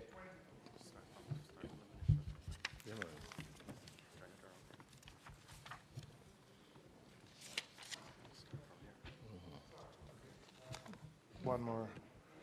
On the Accountant General, I know they indicated that they're moving away from the requirement of in-person life certificates, and they're going to be moving to, I think it's digital, where you can sign, and I'm assuming, I don't know if it's a recognition of an electronic signature.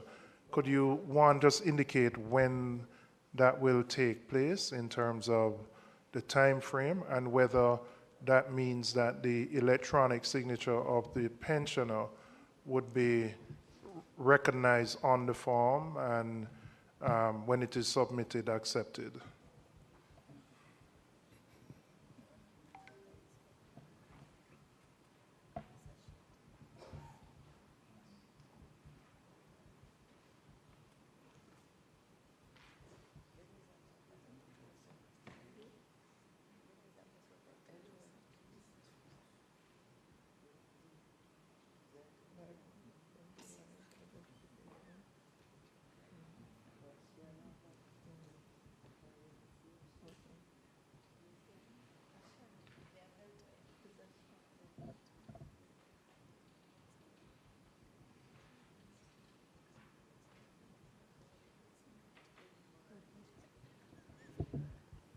All right, member, I understand that we are well down the road with live identification, and that eGov is working with the NIDS project to create an app to do the live identification. And of course, in the background, you will have all the cross-reference checks that need to be done to give us the certainty that that's the person to whom the pension ought to be given. But we're trying to make it easier on our pensioners. Just want to be clear what you're saying. So instead of having to submit a life certificate, the pensioner will download an app. Somebody on the other side would look at it, facial recognition, and recognizes Julian Robinson and proceed with the payment. I'm supportive of anything using the technology, and I believe it will make it easier. My only caution, remember the age group that we're dealing with, and these are the least au fait with the technology and the ability to download app and them thing that and can barely do WhatsApp. No disrespect, but that's just the reality of the pensioners who we're dealing with. So you have to ensure if we're going to do this that there's significant training and hand-holding and sensitization so that that age group can understand. I mean, I can call my father name, but who is a pensioner, he wouldn't be able to do that without help. And he may be reflective of the majority of people within that age group. So there has to be a specific plan to guide the pensioners through this particular process. Totally agree with you, member, and just to assure you that the current system will continue to be available even as we transition persons to the new system. All right, so again, those final clarifications. So in addition to the app, are we going to be accepting the forms electronically? Meaning, can somebody, and again, most of them can scan and email, but if somebody signs, can they scan and email it to an address and that is accepted? Right, so I don't have all the implementation details. That's being worked on, but I just wanted to give all our pensioners assurance that the existing system will be maintained as well alongside the new system as we work to bring our pensioners on board and to make them comfortable with using the technology. Is this applicable to both central government and the NIS pensions, or just central government?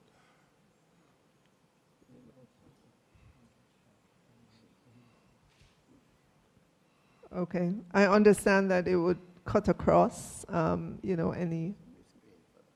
any case that exists. So both NIS and central government pensions?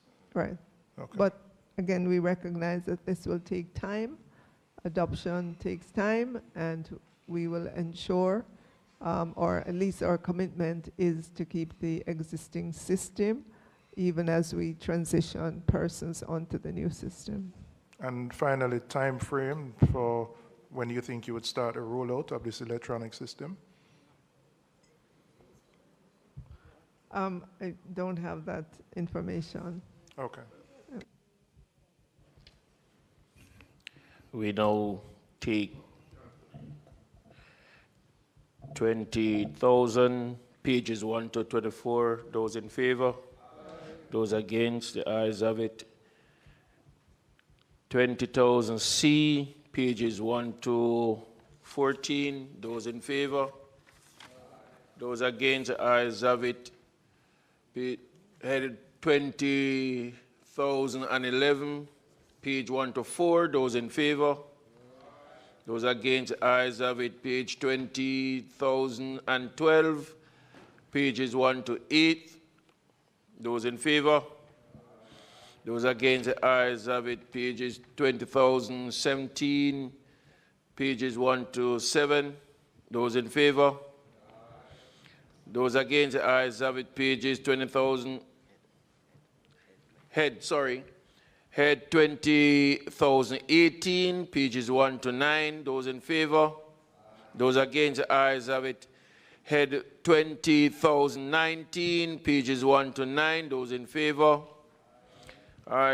Those against? The ayes have it. Head 20,056, pages 1 to 5. Those in favor? Those against? The ayes have it. Headed 20,060, pages 1 to 3. Those in favor? Those against? The ayes have it. Head 20,061, pages 1 to 3. Those in favor, those against, ayes have it.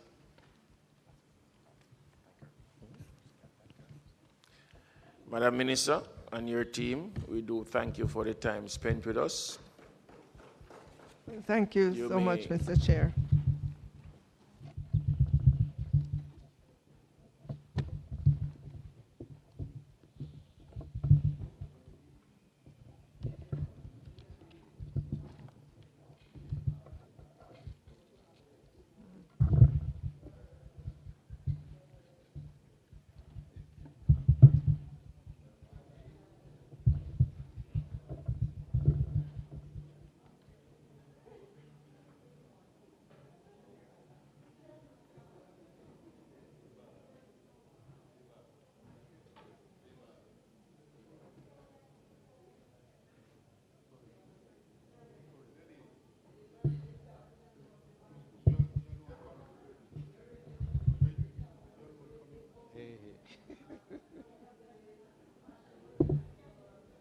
Don't get my deputies yet. Eh? I tell you. Oh, they're here, they're here.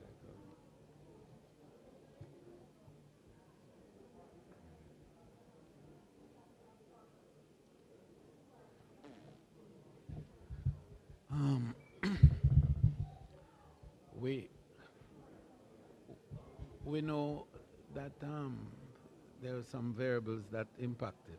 You understand me? It didn't wipe you out, but it made you flat. So, but 25 is good. So, and she should make up because of the arrears. She should really make up last year. You understand me? Because of the arrears. And that's the way. There's always a lag time. You understand me? There's always a lag time. The guard collection, all of these lag. That is not true.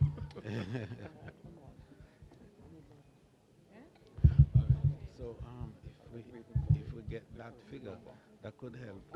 If it comes, it depends. It depends on. Well, I don't have a chairman, so.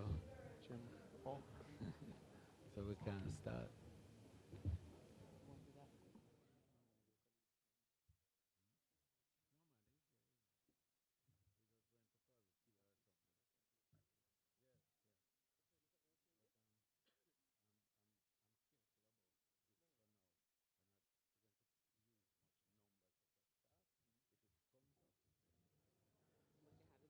What I'm going to focus on is the budget. Okay. I heard it, I heard it. Yes, this is why I say I'm not going to start out with that. I'm going to start out with this, the outturn from the budget to say, okay, this year's budget has a small increase, flat, but characterized by this, that. KPIs are in line. Don't say the figures, just the KPIs are in line. And we're projecting increases for this year. No, not necessary. Okay, thank you. Ms. Lou?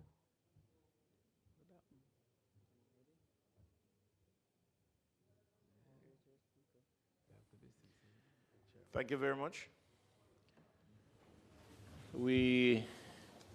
Minister and his team from the Ministry of Tourism.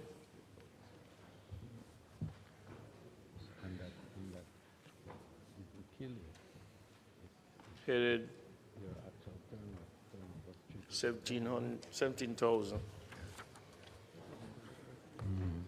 Thank you, Mr. Chairman.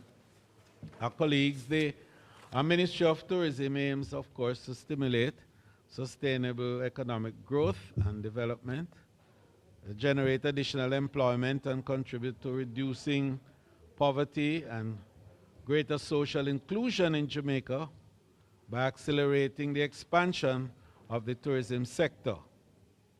This requires continued and improved implementation of our tourism master plan in order to make more effectively exploit Jamaica's competitive advantage of natural and human talent, and increase linkages with domestic economic sectors, especially agriculture and manufacturing. I gave that outline because it speaks to essentially what our mission statement is in relation to building an inclusive industry to harness the talent of our people and our vibrant culture into opportunities for a better Jamaica. The intention, of course, from this budget, as will be presented for your review, is to increase the level of local and foreign investment in tourism through the Fiscal Incentive Program and the Jamaica loan facilities, thereby contributing to growth in Jamaica's tourism sector and in overall gross domestic product.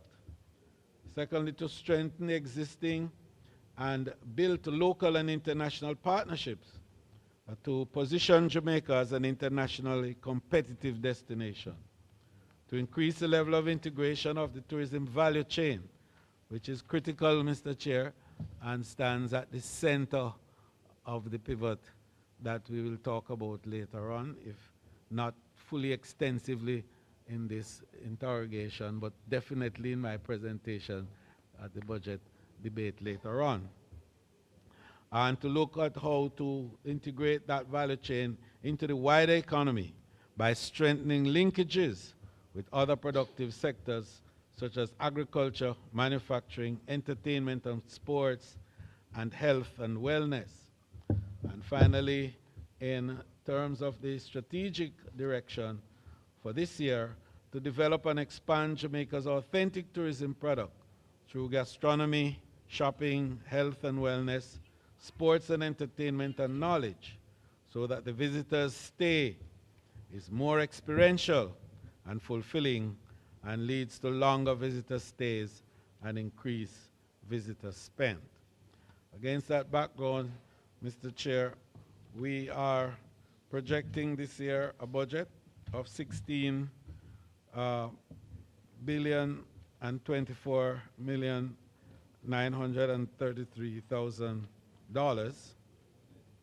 a small increase over last year, bearing in mind that last year's final spend was related to a number of adjustments having regard to the variables that hit us during the period, including weather events, airlift issues, as well as travel advisories.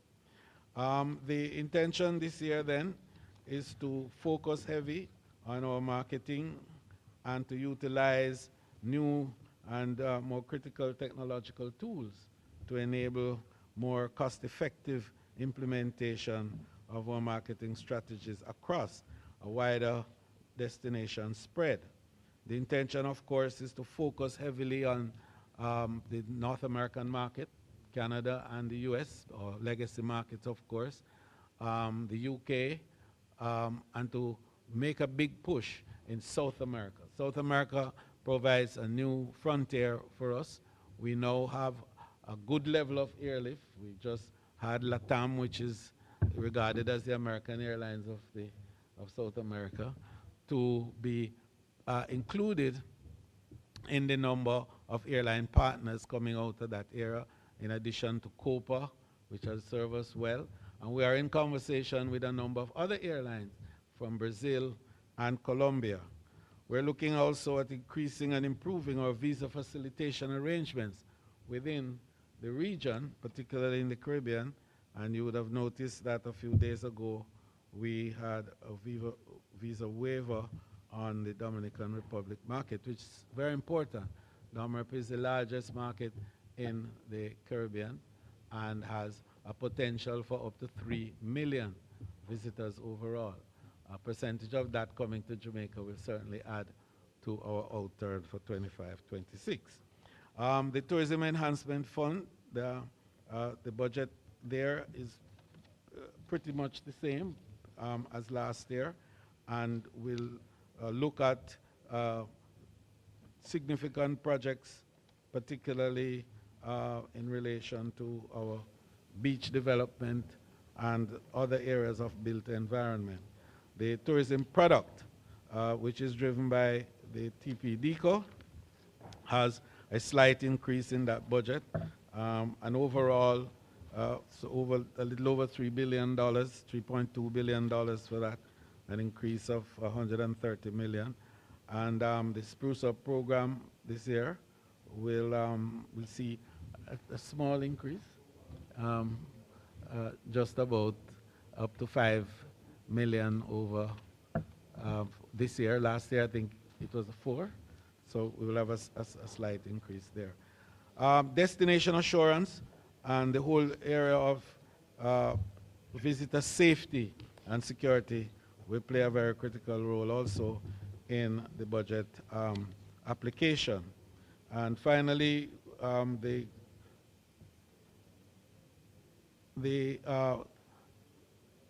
Montego Bay Convention Center, Devon House, the Milk River Bath, and the Bath Fountains are 3 key areas that will see added allocations, but with potential for growth. And we are seeing a level of management applied to these 3 that is very satisfying. As a matter of fact, I am to, if I'm allowed to boast a little bit about the convention center's performance. Because when we're not doing well. Because the convention center, when we took it over 5 years ago, was having a loss of $2 million US. And I'm proud to advise that this year we're looking at an operational profit, which is the first time that would be seen ever. And knowing that convention centers worldwide do not make operational profits. They break even at best. And I want to use this opportunity to commend the team there for the excellent job that they have done, especially in marketing the product. The overall position, therefore, Mr. Chair, is that our budget essentially has increased marginally, and the intention is to utilize this budget effectively, efficiently, and to deliver on the outturn as indicated. May it please you, Mr. Chair.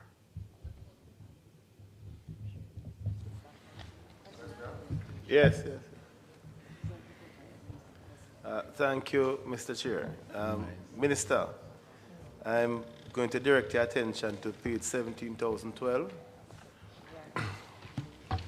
17,012. Yes, activity 12,502, product development. And of course, 1252, product development with the yes. listing, yes? Yes. Milk River Spa and Bath Hotel. I see here a $50 million allocation for product development. Could you provide me with some Right, just to more continue details? upgrading the facility. Okay. I think last fiscal they did extremely well. We're seeing a turnaround there in terms of not just the operational efficiency, but also, you know, that they are making a small profit, and that's good. So this 15 million is for refurbishment, is to, 50, I'm sorry. Yes, Member Cousins, 50, not 15. 50 million is to continue the refurbishing and to put it in a better place with a few more, you know, commodious arrangements for the clients who come. Can I help you with further? Yes. When you go to TEF, you will see that there's a provision for road repair. So I want to help you along so you understand that we're thinking about you. Yes. That was my second I know question. it would have been, yes. So that provision is there. Road to the Bath? Road to the Bath, yes. All right, so we should expect something this absolutely financial year. Thank you very much, Minister. No, but he got it, you know. He got it, yeah, man. The problem has been that the road is literally in the river bed, the Milk River, that's where it ends, you know. So every time there's a heavy shower, rain and flood, that road is always going to be damaged. Yeah. Yes. Members, nothing is wrong with the mic system. It depends on when you press the buzzer, at what point. So I am going to press the buzzer for the person to speak. The person who gets red is the one that speaks. Thank you, Mr. Chair. My comment earlier, though, was your fault, and it wasn't the mic system. I just want to be very clear on that. I have two questions to ask you, Minister. The first one is really about the Ken Jones Aerodrome. Right? Ken Jones, yes, Ken Jones. Looking at reports, it shows that the extension can be done just about at 400 feet. I just wanted to know if there were any plans in terms of enlarging it to allow for larger planes. Because I'm concerned about the tourism product that side of the island. I certainly will have a consultation with the Minister of Transportation on the matter. We have been looking at how to improve air connectivity all around the island. Portland is one of the areas for serious attention. Prime Minister has already started that with the development of Boundbrook area, and we are seeing investment interest now. No, man, if you don't have anything else to tell about Ken Jones, we can go to my number 2 question. Right. So, I just want to be clear. So just to let you know that I'm in consultation with the Minister of Transportation. Yeah, no, yeah. Thank you for that. I'm pleased to hear you talk about the importance of diversifying the tourism product to include Portland. And so my next question really is 2-part. And one is really to look at the percentage of the tourism advertising budget that is that deals with Portland, and a similar question around the TF allocation to see what percentage of that budget from TF also is allocated to Portland. Well, I tell you, the distribution of resources are not in relation to resort areas. When it comes to advertising and promotion, it's destination Jamaica. So it's destination advertising, which would cover the entire country and would embrace all of the assets, the critical assets that Jamaica has. And then, of course, there'll be references to different locations where these assets are. And so in that context, Portland, you know, with its rafting facilities at Duns River, the Rich Falls, as well as the Blue Lagoon and so on, those would feature in elements of our advertising, particularly in terms of the content of the messaging that we send. Okay. Thank you, Chairman. Minister, I have a recurrent question for the part.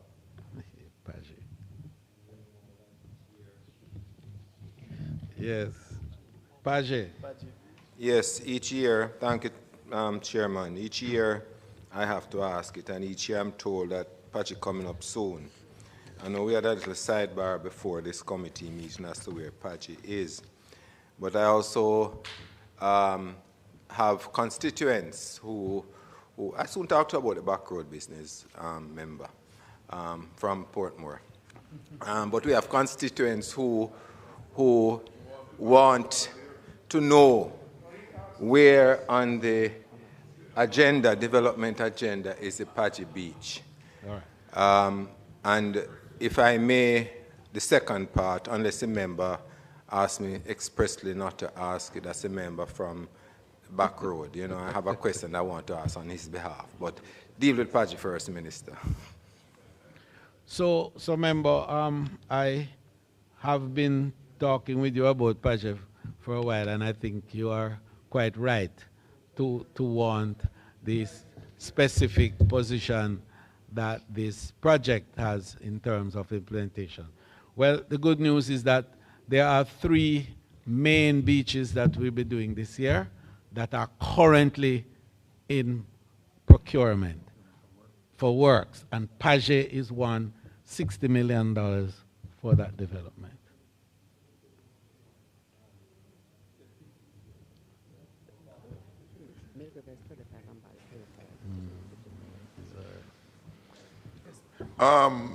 Further to that question from my colleague in St. Mary, I won't ask you about the back road. I'll leave that to Member Miller. Oh, yes. The rafting facility at White River, Minister, there are reports of a number of rafters there being affected by a number of outstanding issues. Can you say, Minister, what steps are being taken for some regularization and the registration of the operators there? Right. Information I gather is that a number of persons have been displaced. I don't know the full depth of the contributing factors, but whatever they may be, what steps are being taken so that livelihood can be restored there for those rafters and many families who depend on revenues from that activity? Right. Thank you, Minister. Member, that's a very important question, and it is one that has occupied our mind in terms of enabling a regularization of the activities and operation on the White River. The fact is that the White River had become inundated with a population density that was unhealthy and reflected itself in very unsocial behavior patterns, including being taken over by elements that are, to say mildly, unsavory, which attracted the attention of the security forces to the point where we had to establish a system for clear, hold, and reset the entire operation. And that's what we've done. So the clearing means to take control of the space early in the process so that the stakeholders are engaged by involving them in planning and decision making. And those discussions have been had. The TPDCO's team has been there. We've been talking with the local stakeholders for them to buy in to the way in which the asset has to be treated in order for it to be sustainable. The second is to hold, and that is to conduct now additional research to assess the feasibility of regularizing the unmanaged space. That is to say, those people who are illegal, we can get them to become legal. In other words, to train them and for them to understand what their responsibilities are, and for also to be equipped to provide the 3 S's we want: safe, secure, and seamless operation.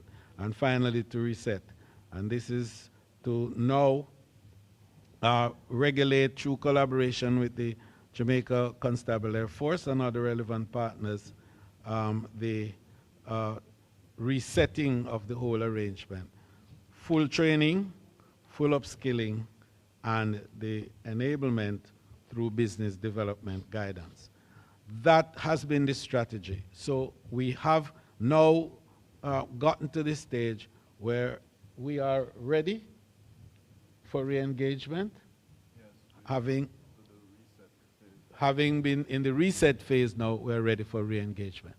And I'm pleased to advise that the focus on local players. In addition to that, we have increased the number of activities around that area.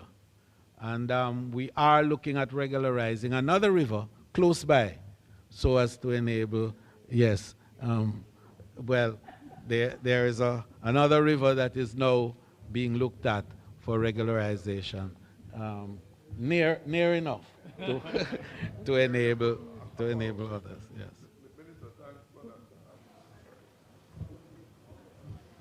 Members, remember, once again, it is a person who presses the button first that gets it. So you have to ask your colleague either to yield or whatever so that you can speak.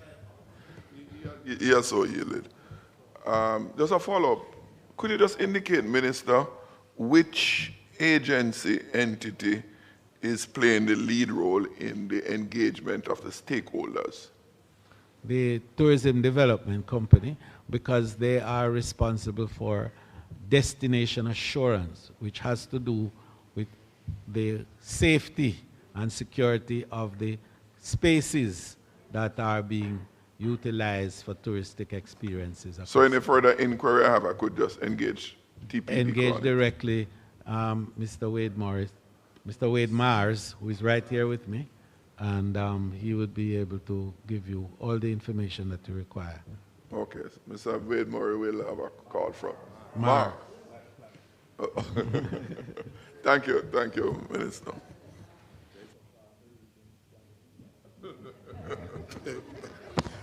Minister.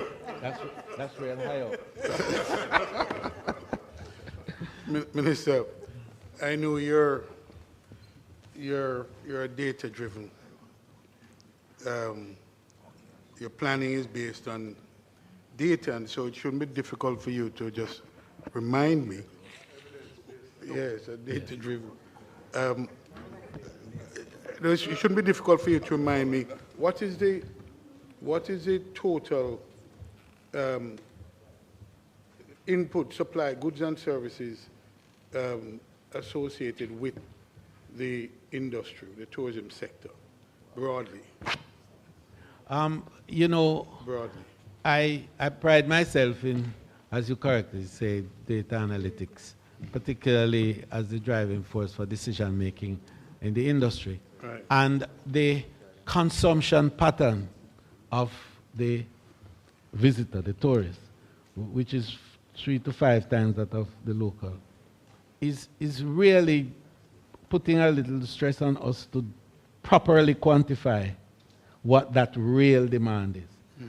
We've done some studies on it, and we can find areas, for example, in agriculture, we look at fresh fruits and vegetables and so on, and we ended up with something like $362 billion of demand, Jamaican, in just $J, in just that area.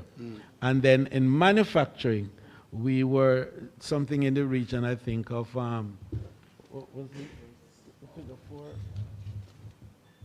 4 billion US?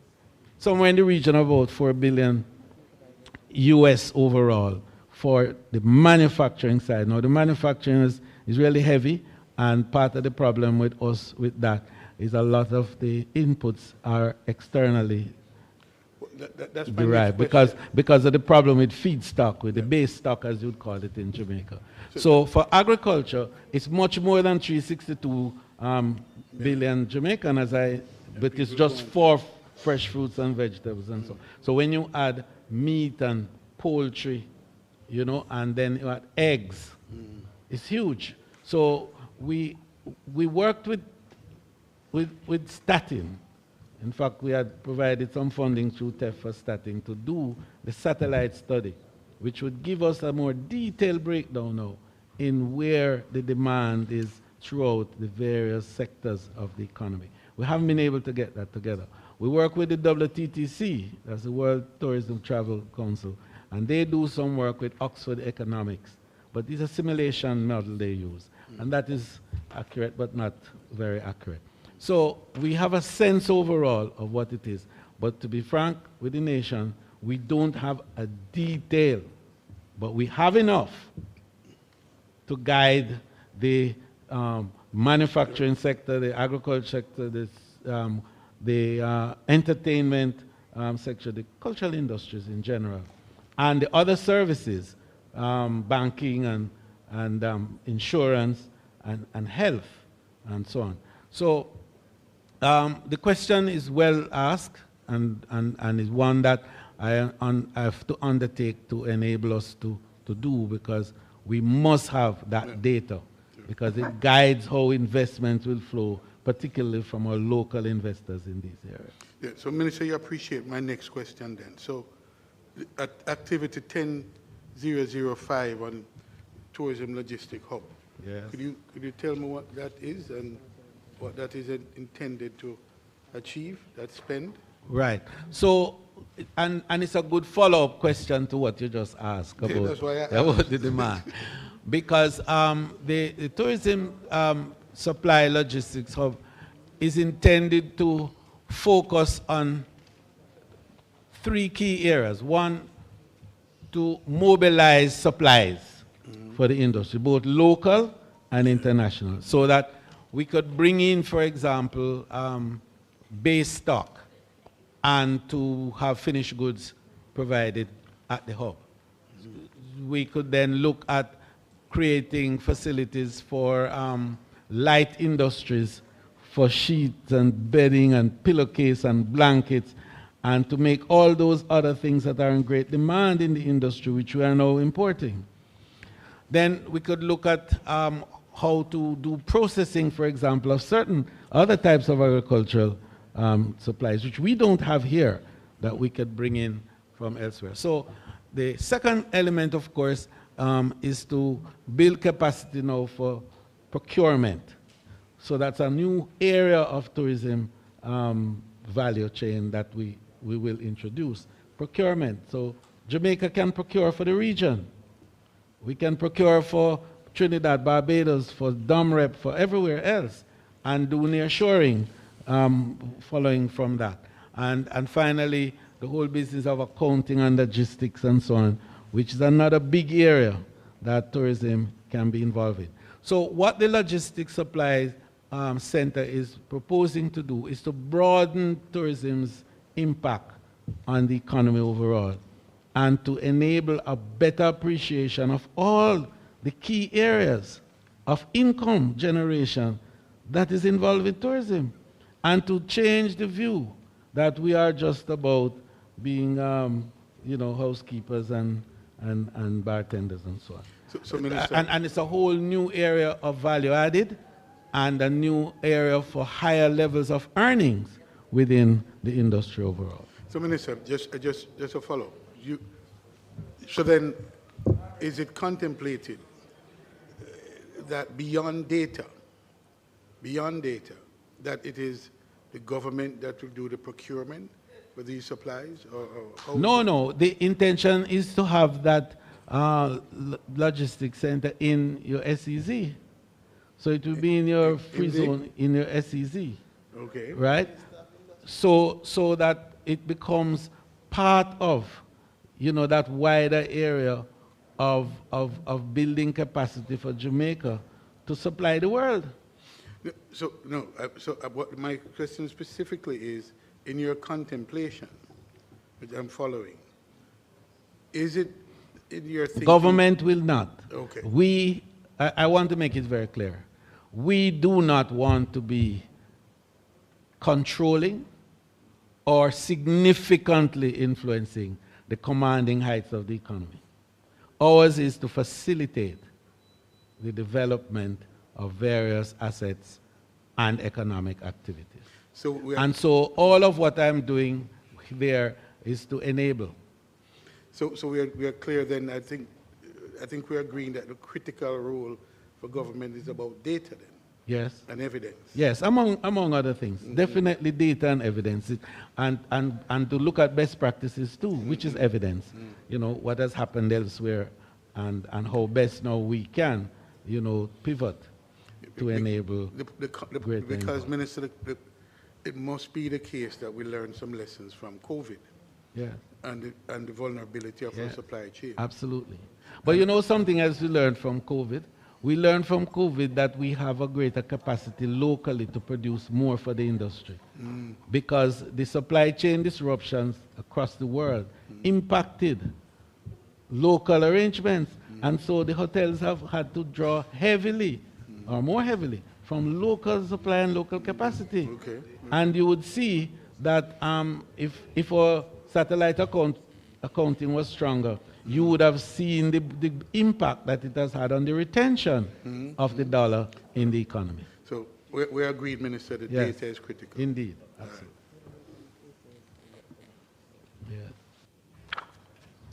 Michael. Thank you very much again, Chairman. Minister, I see here on the activity 12515 on page 8. Page 8?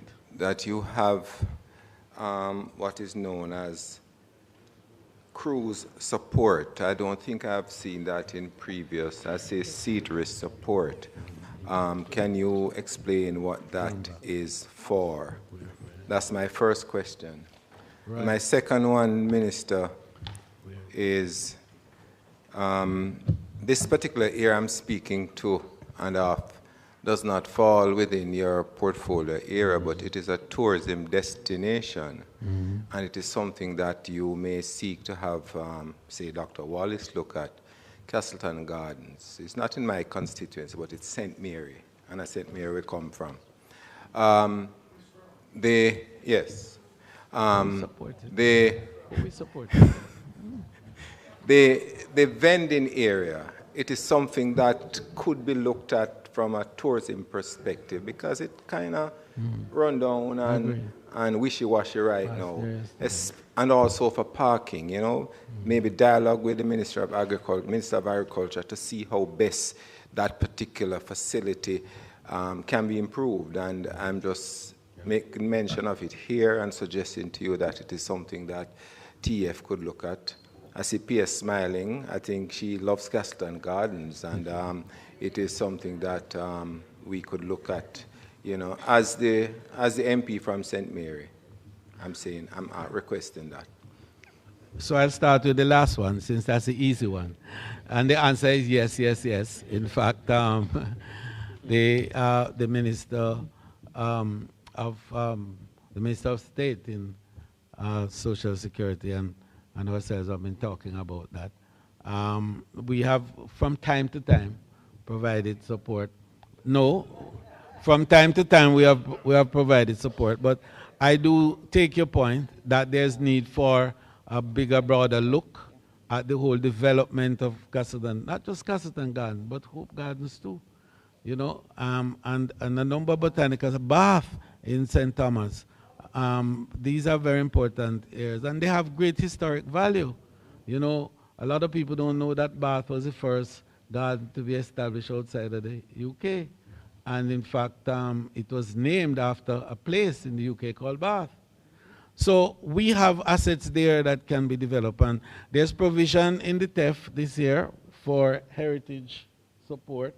And I think the Holland Bamboo and the Middle Quarters are the two areas earmarked for this year.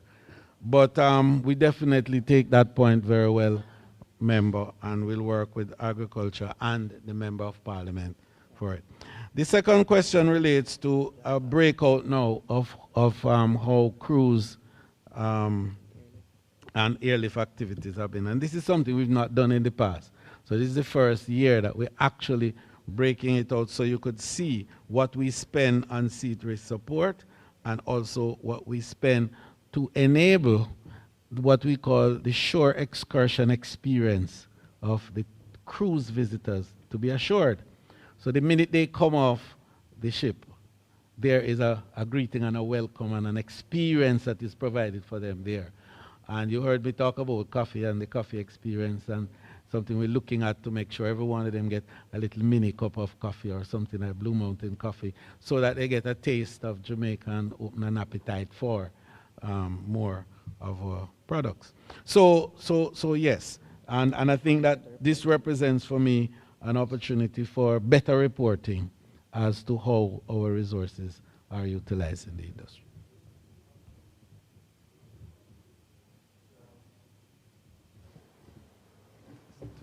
Yeah, Minister, I was speaking with a manufacturer who supplies the tourism industry, and he raised some concerns about the Tourism Incentive Act. And correct me if I'm wrong, it's a 10-year relief of, is it duties and GCT initially?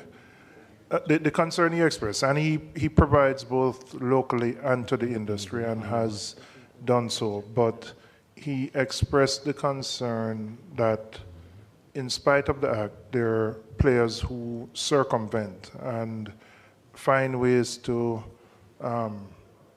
bring in imports which comparable to what can be done here. And really, the question is, do we want to get to a stage, and it's something to consider, where you stipulate a percentage local component that must be sourced. I mean, we do moral suasion, but it doesn't always work. And to ensure that you can build the sector, other countries do it. We know we want a product which can be world-class, but we do have some manufacturers who compete at that level. So really the question is there a contemplation of a stipulation, whatever the percentage is, that must be acquired from a local manufacturer? Right. And it can be any supplier. Right. So you would have heard the Prime Minister speak of the pivot. And one of the pivot for us in tourism is the supply side. And the focus is going to be heavily on helping to build capacity to respond to the demand of tourism. The fiscal arrangements that you mentioned a while ago about the incentives and so on is part of that. But I think that we need to look at how to create an environment which would allow for a feeling of sustainability, both for the manufacturer as well as for the hotels. You know that ours is a 24/7 consumption call. You can't wake up this morning and say eggs are not ready and so on, you know. So we have to be secure in terms of capacity to produce, to provide on a constant and ongoing basis. So we have two contemplations. And one, close to what you're saying, to look at the whole business of supply contracts and how we can work together with the partners to enable long-term supply contracts, which would give a greater sense of certitude to the manufacturer, the producer, as well as to enable the financial market to be more comfortable with providing the debt support that is required. So we are looking at a number of options. I can say no greater than that at this time. We are looking on a number of options. Minister. Good afternoon, Minister. I see Milk River Spa and Bath Hotel. Any plans in improving the aesthetics for Bath Fountain Hotel? Oh, yes. Actually, we have 15 million for, 25 million. My PS just corrected me, and she does that very well. 25 million is earmarked for Bath Fountain for, again, development of. And I must also say to you that I commend your new manager and the new board of Bath for the excellent work that has been done there over the last 2 years in particular. We know we have issues with the community, but there is a greater sense of coordination now between what happens at the fountain or the hotel and the community itself. We were there together, and we had a very good engagement. And I'm anticipating that with the development plan for St. Thomas, which is taking shape, that Bath Fountain will play a critical role in providing the experiential value that is unique to that region. In fact, the level, the mineral content and the level of health facilitation that promises, is impatient of even our discussion. It requires investment. And we really want to make some strong investments in there to build out a world-class spa facility in that part of the island, along with Milk River, of course. Because, we compare with Lucerne and those places in terms of radiation and so on. And I see also that the heat level of the water has risen in Bath as a result of recent seismic activities that have taken place. And Minister, my second question is pertaining to acquiring the botanical gardens from the Ministry of Agriculture. Is that Any plans for that? You know, we have a wonderful Member, garden there. I tell you, hold me to that one, because I confess to you I haven't done as much as I had hoped to do with agriculture in getting that bath fountain, that bath park, the botanical gardens refurbished and at the level that we want. It has great potential. I know we have some problems there, some squatting problems and so on. We have to sort that out. But I must tell you that you have my commitment. You have my commitment.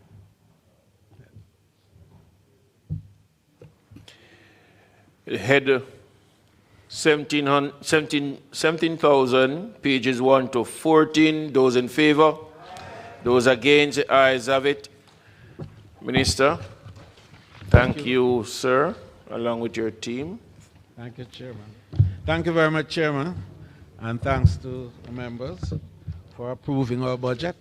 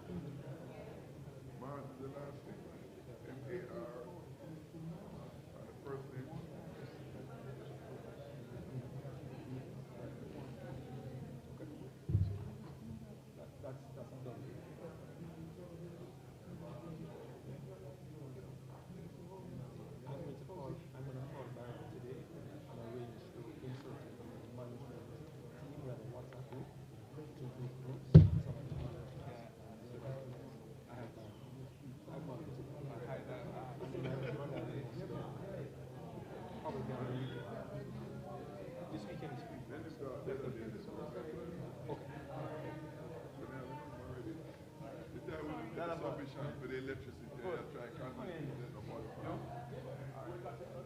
that's what I'm saying. We might need to let them say not qualify, but we could clarify. Yeah, this communication. So we never had to look at that, I don't know. I just realized. All right.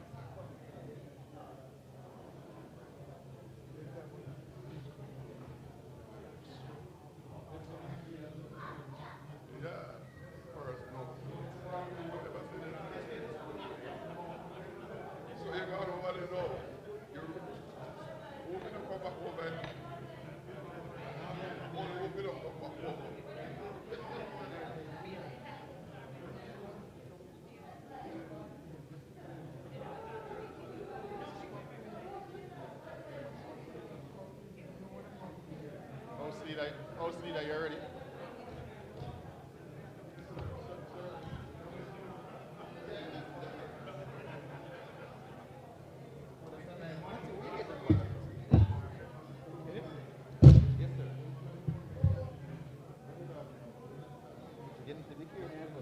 You're getting your letter today. You're getting your letter today with all your access, yes. But that's unshocking. Yes, you're getting your letter today, Madam MP. Minister, why you don't pay some attention here? You sit there, pay us here. Right. And next. I suspect so.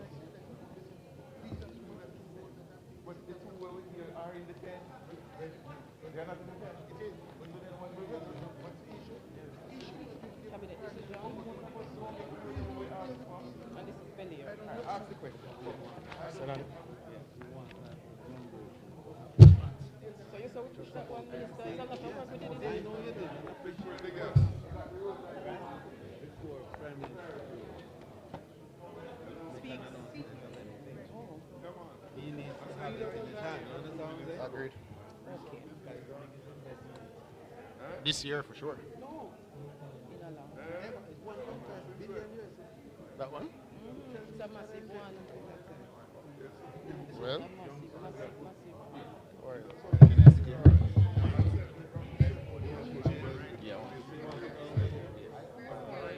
I was making myself very comfortable here. You want to close it? Oh.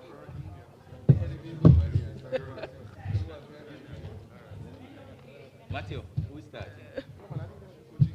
Normally, who does the who is doing the intro? You have to take charge of Yes, most. Yes, most of the who is reading the Me. No,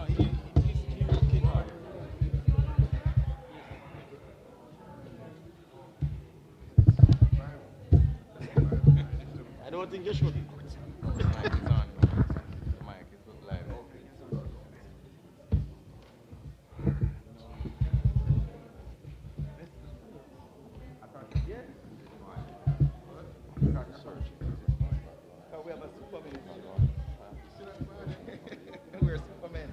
Super minister, which is the prime minister.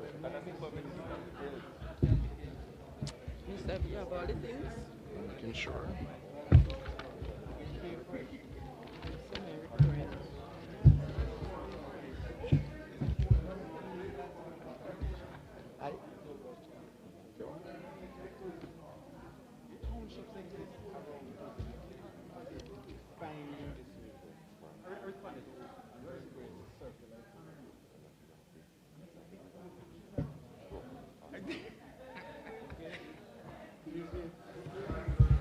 Huh? Yeah. And until me give it the red light. Until me give it the red light.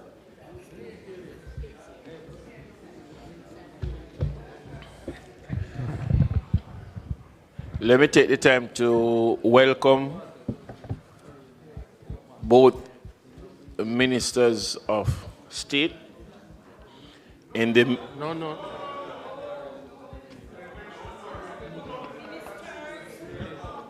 With our portfolio.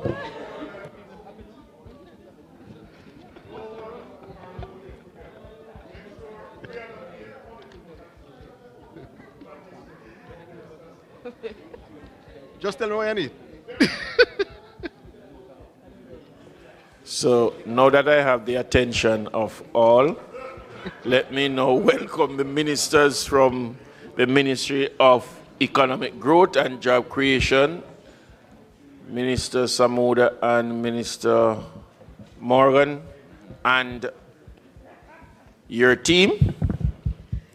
I see Madam Pierce is within the precinct. Thanks for that hush of silence, and we can go right into the matter at hand. Whichever wants to go first. Thank you, Chairman. Good afternoon to the members of this Honorable House. Today, my colleague Minister and I are accompanied by Permanent Secretary Mrs. Arlene Williams, the Ministry's heads of agencies, Chief Technical Directors, Principal Finance Officer, and other key personnel.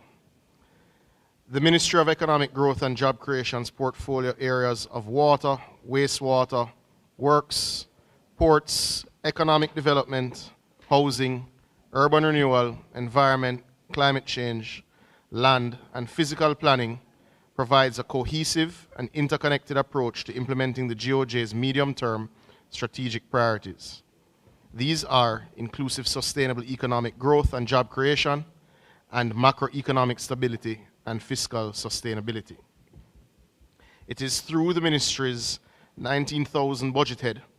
Budget heads for 4 executive agencies at 19,046, 19,047, 19,048, and 19,050, and the public body's expenditure and revenue being presented for the upcoming 2025-26 financial year that we will achieve our strategic objectives. Honorable members, the Ministry's recurrent budget for the 2025-2026 financial year is approximately 28.974 billion.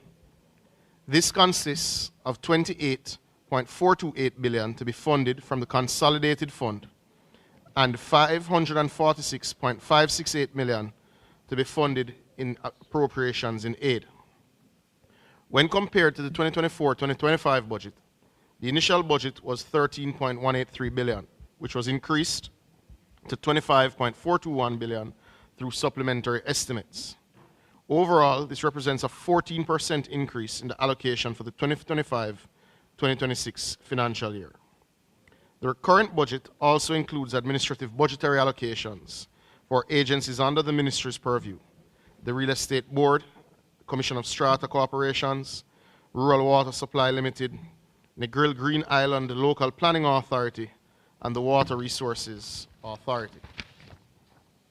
Key activities being increased in this upcoming 2025-2026 budget include support to public bodies, which will see an allocation of some Jamaican $10 billion to the National Water Commission. This will facilitate the implementation of public investment projects such as the Greater Mandeville Water Supply Improvement Program, the major potable water transmission main improvement, as well as major water treatment plant rehabilitation and upgrading. Additionally, an allocation of 4.57 billion has been provided to treat with restoration and maintenance of major corridors and gullies, including the NMIA roundabout to Mountain View Avenue, Papine to Halfway Tree, 6 miles to Darling Street, and Sandy Gully, North Gully, and South Gully. Honorable members, the MEGJC has several capital projects to be included in the upcoming financial year. Approximately 30.552 billion is allocated under budget head 19,000C, which is a 1.1 decrease when compared to the 2024-25 revised estimates of 30.898 billion. The 2025-26 capital projects are as follows: the Montego Bay Waterfront Protection Project, the establishment of the United Nations House, Southern Coastal Highway Improvement Project, the Boosting of Innovation, Growth and Entrepreneurship Ecosystem, the Big E Project, Montego Bay Perimeter Road, the Electronic Land Titling Project, construction of the Portmore Resilience Park, the Troy Bridge, the Rural Water Supply Improvement Project, and the Shared Prosperity through Accelerated Improvement to our Road Network, SPARK Project, along with the dualization of the Brayton Road and Helsha Main Road from Nagohead Texaco Gas Station to East Mid Street. As projects currently undergoing public investment appraisal processes are approved, the Ministry will be requesting budgetary support in 2025-26 accordingly. Honorable members, the Ministry's executive agencies, including Forestry Department, the National Land Agency, National Environment Planning Agency, and the National Works Agency, presented as budget heads 19,046, 19,047, 19,048, and 19,050, will be implementing the Ministry's policies and legislation in the 2025-2026 financial year. Finally, honorable members, the MEGJC comprises major public bodies that implement programs to boost our economic growth. The 2025-26 fiscal estimates for these self-financing bodies, as presented on pages 32 to 101 of the public body's expenditure revenue, include the Development Bank of Jamaica, Factories Corporation of Jamaica, Housing Agency of Jamaica, Port Authority of Jamaica and its subsidiaries, National Road Operating and Constructing Company Limited, the National Water Commission, and Urban Development Corporation and its varying subsidiaries. Though the allocation provided for the financial year is below what is ideally required for the Ministry's large mandate, we commit honourable members to being resolute and strident in our implementation through the 2025-2026 financial year. I thank you, Chairman. You may ask the question. Mr. Chairman, I have some questions primarily for Minister Morgan. Minister Samud has told me that I'll be getting a letter today with an allocation of some water tanks, so I won't pressure him. So, and if, just for the benefit of all members of the House, the Cabinet would have approved recent trucking of water, which letters will be made available to you today, as well as the Cabinet has approved the procurement of your tanks. And sometimes there are delays, member, but we assure you that you will get your letter this afternoon and you'll be able to start tomorrow. So, sorry? 200 tanks, you said? No, 150 tanks will be made available to each. 150 tanks of varying sizes from 400 gallons to 1,000 gallons will be made available to each member of this House for distribution within their constituencies. And the constituencies which have had the worst impact so far from the drought, which are the 5% of NWC systems which are currently going through regulation, will receive an immediate allocation of $2 million of trucking per member of parliament, where the parish councils will manage the payment of these bills. These letters will be made available to you this afternoon. All right, thank you. Yes, member, but I always take care of you. Okay. Minister Morgan, I have a couple of issues. They are going to seem parochial, but I know I speak on behalf of many inside the House. Some who won't speak, but I will speak on their behalf. My first issue relates to the November 2022 $40 million program that the Prime Minister announced. I have gotten the first half of that, and I have completed a number of roads, about $20 million. But for the life of me, I can get no update in spite of my efforts on the second half of that project. I know the estimates have been completed, the roads have been scoped, but I cannot get an update as to when the second half of that November 2022 $40 million project is going to be completed. And I've tried. And I know the parish manager, the NWA person allocated to me, but nobody can give me a time frame. And I know the roads have been estimated and scoped, so that's my first question. Second question relates to REACH. I got the first phase of REACH completed. I think most people did. I got the first phase of REACH completed. I submitted the roads for the second phase, which I know estimates have been done. Again, I can't get a time frame as to when the second phase of REACH will be done. In terms of Spark, I will acknowledge I have received a letter from the ministry indicating the 2 roads that work will start on. And I got that, I think, last week or the week before. But I would want to know specifically when it will start. And I'm going to tell you why I ask these questions. They are specific to me, but everybody. You see, when people hear announcement after announcement, Spark, REACH, this, that, and them road no fix, and them turn to the MP, and them say, why my road can't get fixed? And they're frustrated. And I must tell you, I struggle to be specific in the answers because there are 3 different sets of things. You have Spark, you have REACH, you have the other program, but the people don't really clear. They just want the roads fixed. So I really need to know, while it is specific to me, but all, certainly on this side, members have the same concern of specific time frames for when the roads will start. And I asked this question, I don't remember where it was, but I'll ask again, because I keep hearing this anecdotally that the arrears at NWA and what is owed to contractors is a factor that is slowing down the pace of work, right? And the extent to which you had contractors who would, in a sense, when I say go ahead, I'm not saying go ahead of an estimate, but on good faith, them would do the work, knowing they would get paid. Some of that not taking place. So I want to also know, while government always has arrears and you try and clear them, to what extent are the arrears at NWA affecting contractors being able to execute their responsibilities? So first one is, for me, the second half of my 40 million, and I'm going to be specific because Oak Dean Avenue in Vineyard Town, the people them a pressure me. I'm gonna hide and talk. Up to this morning, a lady sent me a thing. I'm going to tell her, say, I'm put in the road from November 2022. I'm gonna answer. And then the rest of my reach, when the other 5 on the reach will start. And while I got the letter about Spark, I just want to know when is a specific start date for my 2 Spark roads. Thank you. Thank you very much. The member from, well, I can say Mr. Robinson because we're in committee, Southeast, St. Andrew. I've taken note of your questions. Let me answer them as you have asked them.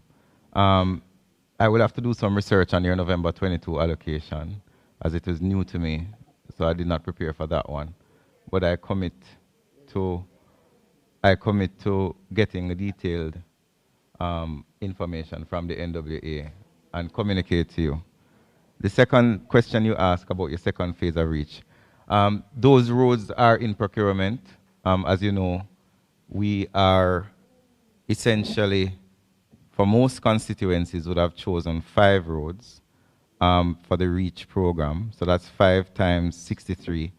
That's 315 roads we have to procure. So some of the letters came in late January, early February. Some came in last year. But I can guarantee you that before the end of the financial year, you will get approval, or your contractors will get approval to complete the second phase of REACH, as the commitment was made last year that we want to finish the project before the end of the financial year.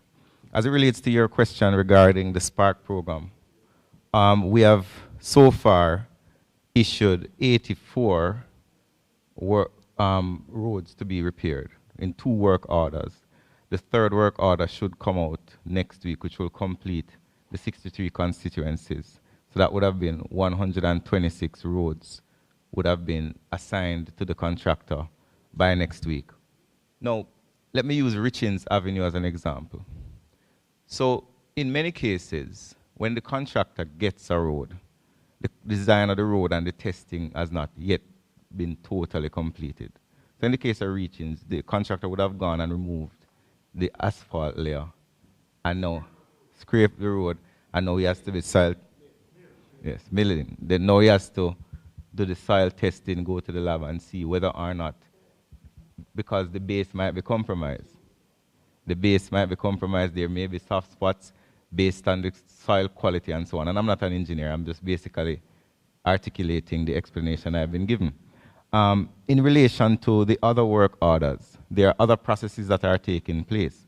What is important, though, is that you can be assured that the work orders have been issued to the contractor. The contractor has a timeline. They have asked you for your liaison, which I suspect you have provided, and now that process is taking place to start the roads. These roads that we have assigned, the 126, we expect them to be completed by June of this year, the latest. The fact is, however, you are concurrently going to be doing, and we actually plan to do 6 work orders in this quarter. You're going to be doing 200 and about 50 odd roads in the space of a 6 to 8 month period. That requires significant mobilization. It requires mobilization of resources. It requires mobilization of personnel. You have to align with the engineers. The engineering consultant have to be aligned as well.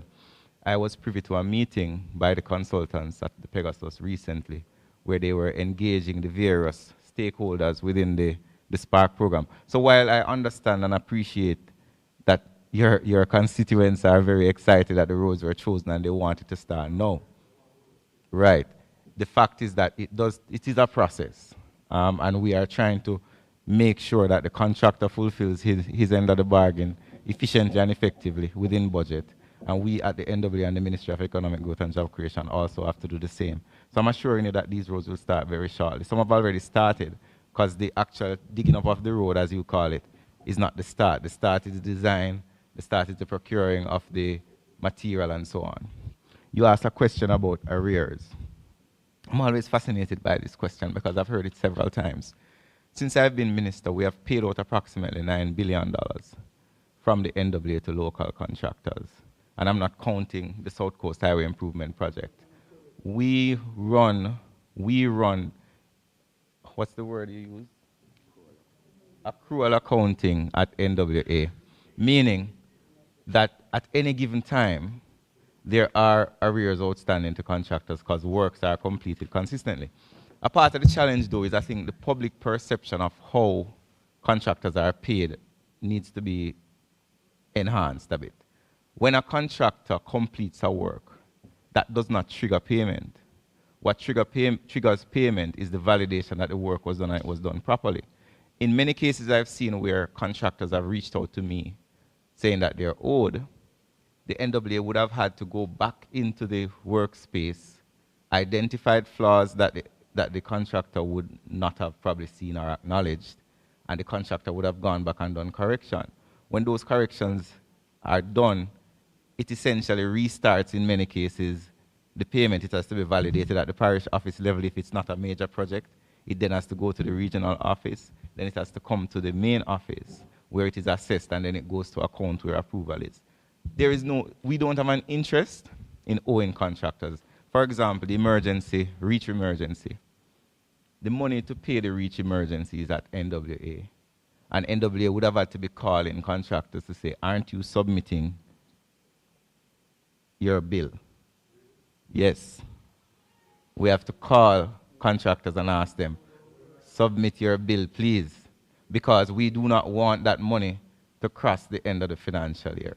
So I will assure you, member, that I've heard the comments in the public, and I know that there are contractors out there who are owed, but we maintain pretty much a 60 to 80-day payment cycle. Once your bill is validated that the work is complete to satisfaction, most contractors can expect their payments to be within the 60-day normally, and for some special projects, 80 days.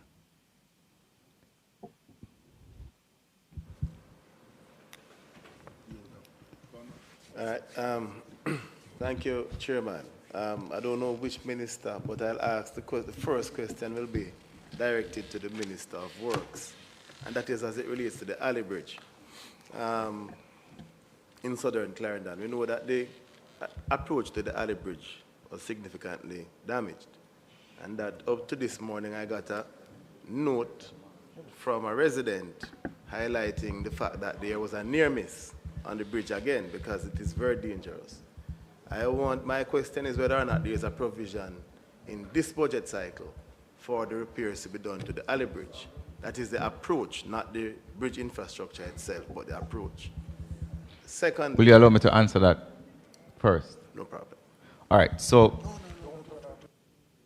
we would have become aware, well, I would have become aware of Ali as minister in mid last year.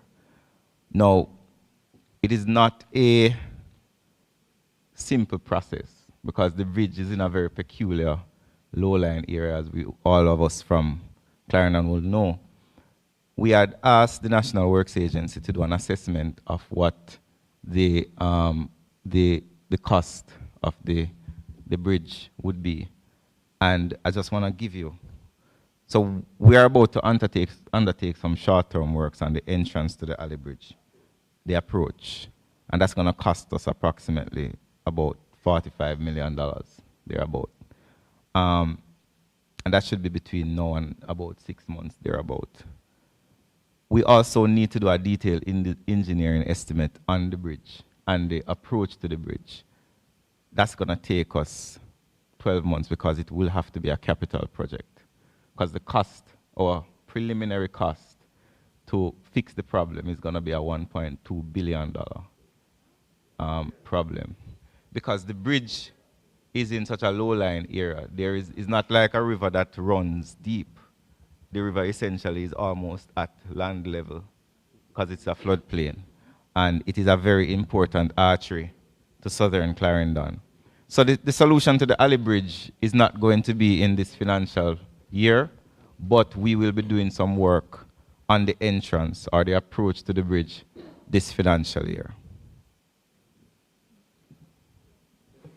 Members, I just want to once again state clearly, the mic system that we have here has 3 control buttons.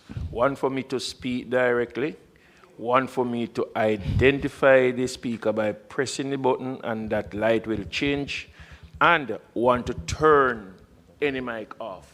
So I hear persons saying that I'm manipulating the system in a biased way, which is unfair to me, because the only thing that I can do is to press the button now and the person will speak. There is proof, Mr. Chairman, that you are not manipulating the system. Mr. Cousins had another question. I have the floor. No, Mr. Cousins had another question. He had another question. Okay, so you have to turn off. Sorry. No, nobody has to turn the indicator. Even though you have a follow-up question, member from South Clarendon, whatever the situation is, once your mic went off, the next person in line gets to go ahead. So I can ask you to ask your colleague to yield to you. Okay, so you have to give him the chance to speak. Well, I believe that it is right that the member be allowed to ask this question. No, I think we can.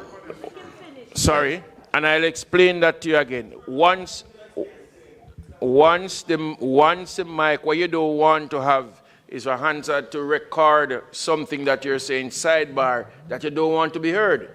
So each time you speak and stop, I will turn your mic off so that we don't capture that situation. All right?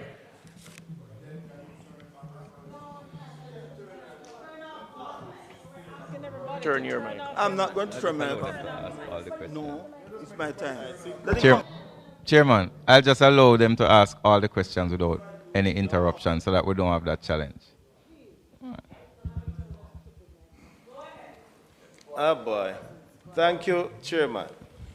And you know, when this mic system came into effect from day one, we saw the challenges, right? And it is now playing itself out for all to see. Anyway, the follow-up to that, Minister, is that the alley bridge as well. It's another question on the alley bridge.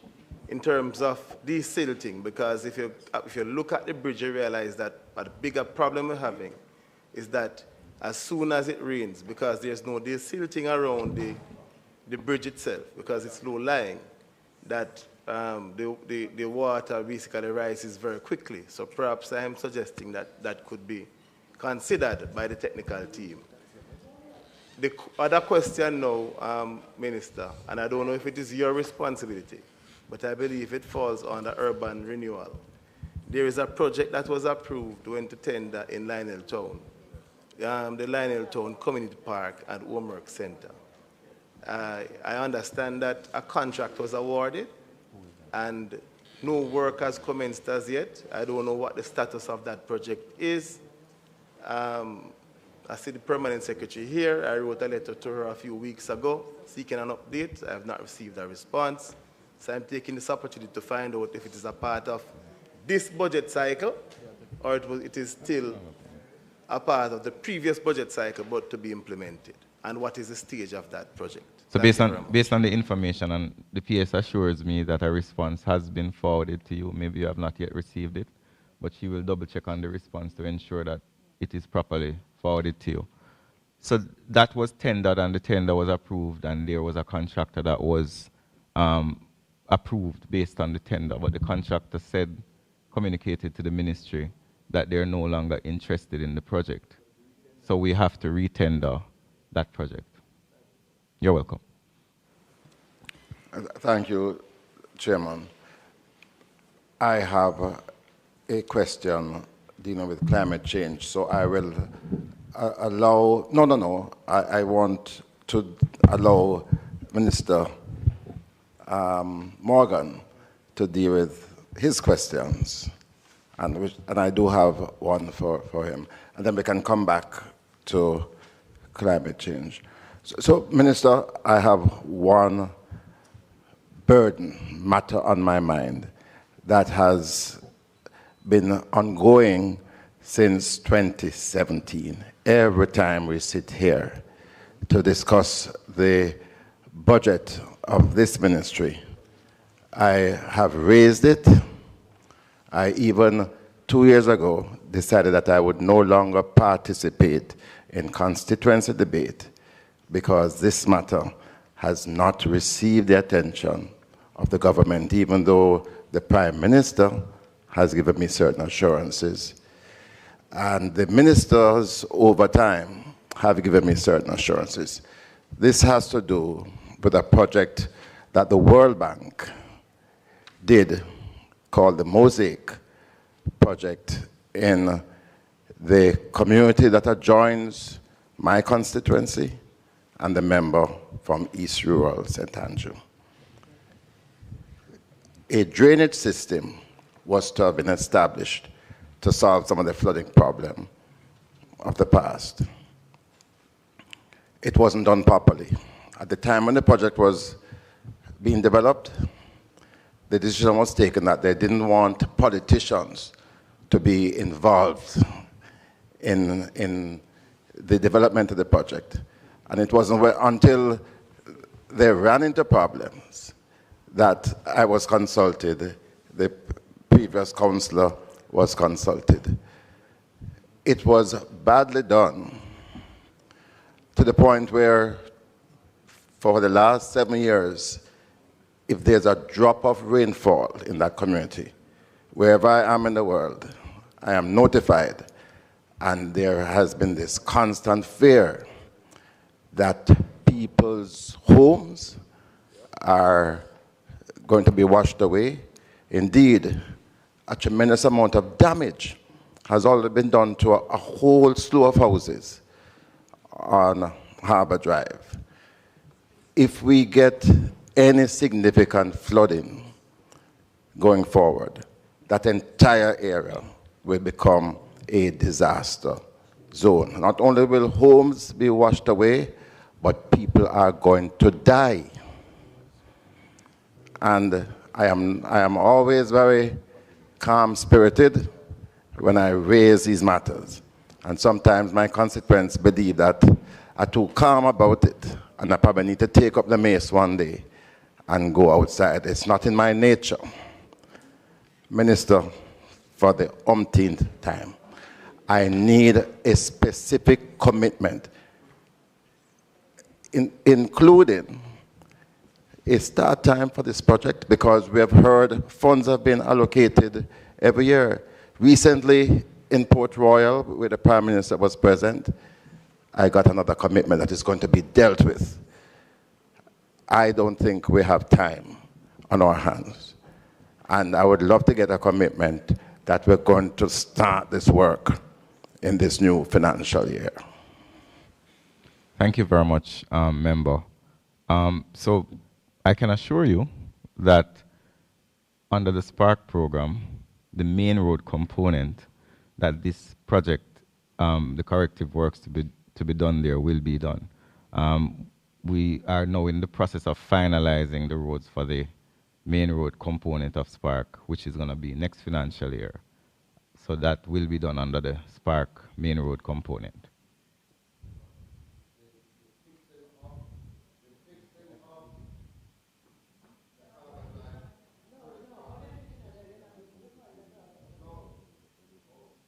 So let me repeat what you said. You're asking if the fixing of Harbour Drive will be done under the Spark. Yes. Remember, Spark is a complete program. It's not a patching program. So whenever we go on a road, we have to do drainage. We have to do, if we need to put in telecommunications or sewer, we do that as well.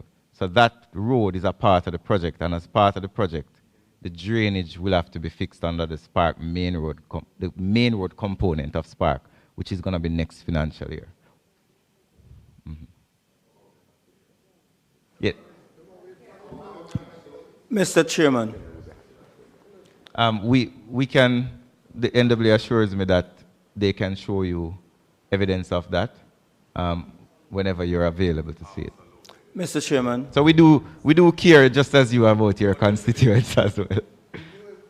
I have a series of questions. Chairman, I'm saying I have a series of questions I relate to the ministers.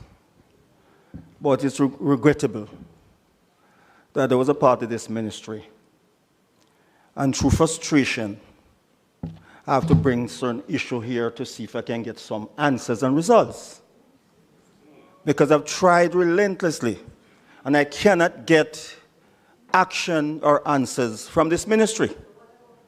So I'm forced to come here to ask it publicly to get some definitive answers as to, it relates to my questions.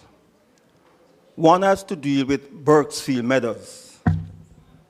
Some 10 years ago, Miss Ida Ross, God bless her soul, investigated a report on that scheme, made with recommendations. A meeting was held, and over these years, nothing can happen.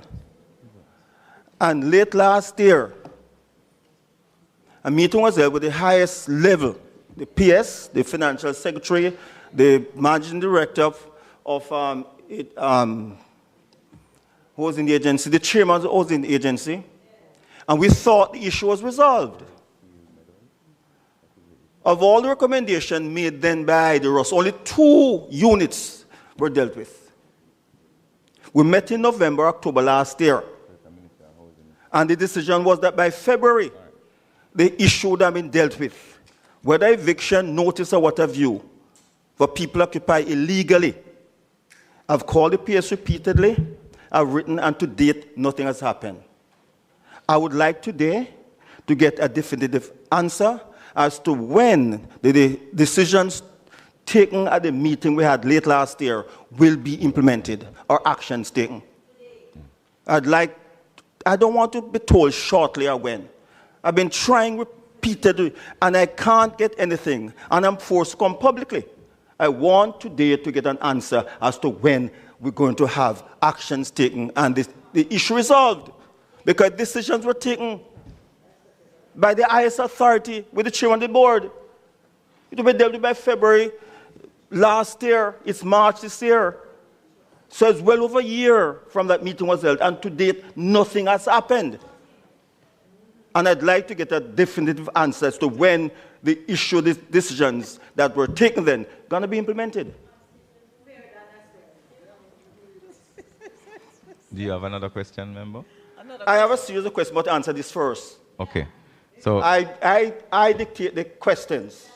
You dictate the answers. And I want to answer before we move on to the other one. I thought you assured me you'd be on your best behavior today. What? I thought you assured me you'd be on your best behavior today. Don't go down the road. You asked me about a particular issue. Right. No. This is not it. Thank you for that question, my colleague. As this is new to me, I have consulted and I have been advised that the matter is at the highest level for consideration. So I can assure you that shortly you will, and when I say that, you know what I mean. I do not accept that answer. As authority, I wanted to finish the stuff. The decision was taken more than a year ago. More than a year ago in that meeting. So are you telling me take a year, 3 months, a year, 4 months to retire as authority for something to be done? I don't accept that on behalf of the people of Southwest St. Catherine. Okay? Okay, member. I need action. And I'm asking you then, since you answered the question, to ensure that if you can't answer it now, before the finance committee ends tomorrow afternoon, you give me an answer. I will inquire and give you an answer, Michael. The other issue is that 2 years ago, the Prime Minister gave instruction to Factory Corporation of Jamaica to have discussion with Jamaica Broilers for the transfer of lands in Old Harbour for the new government center. The owners of Jamaica Broilers refused to sell as they want to make an exchange for the land. There's a small piece of land that cut off on the highway for Bodle's agricultural station. and they asked for that in exchange for that big piece they have in Old Harbour. And 2 years ago, the Prime Minister gave instruction to Factory Corporation. To date, nothing can happen. The first thing the Prime Minister was told that boilers want that land to build some port that they can ship their own stuff in. And that showed Prime Minister the map that the land don't reach, nothing river runs close to that land.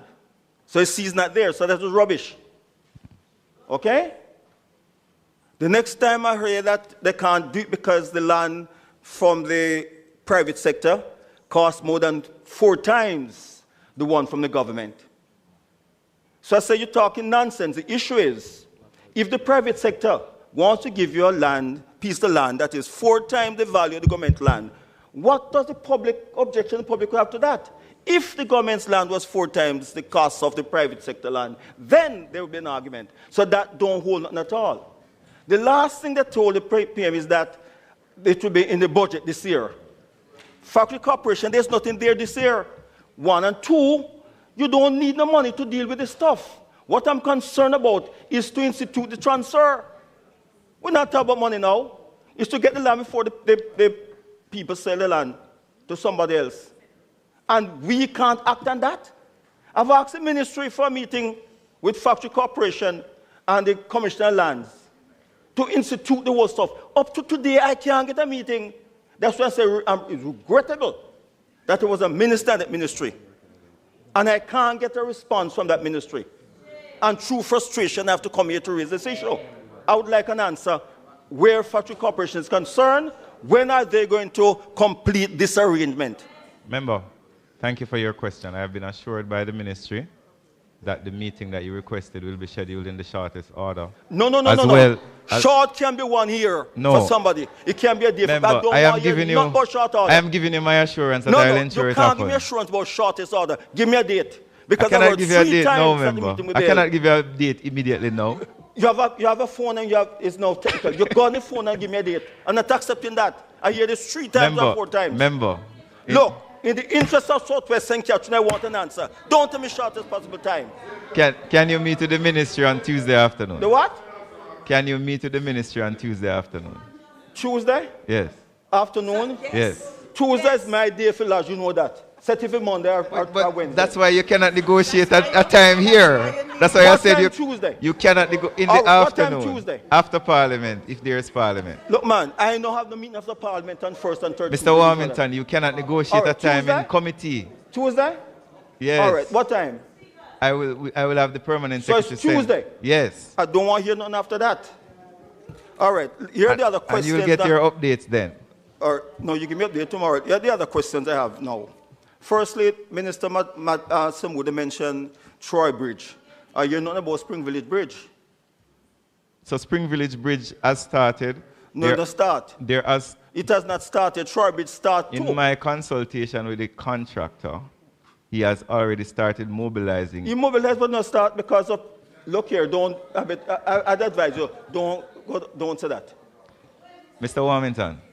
There are issues. I think you would allow me to answer, and then you can tell me what the issues are. But please make sure you have the correct information. So the contractor says he has mobilized his equipment. Yes.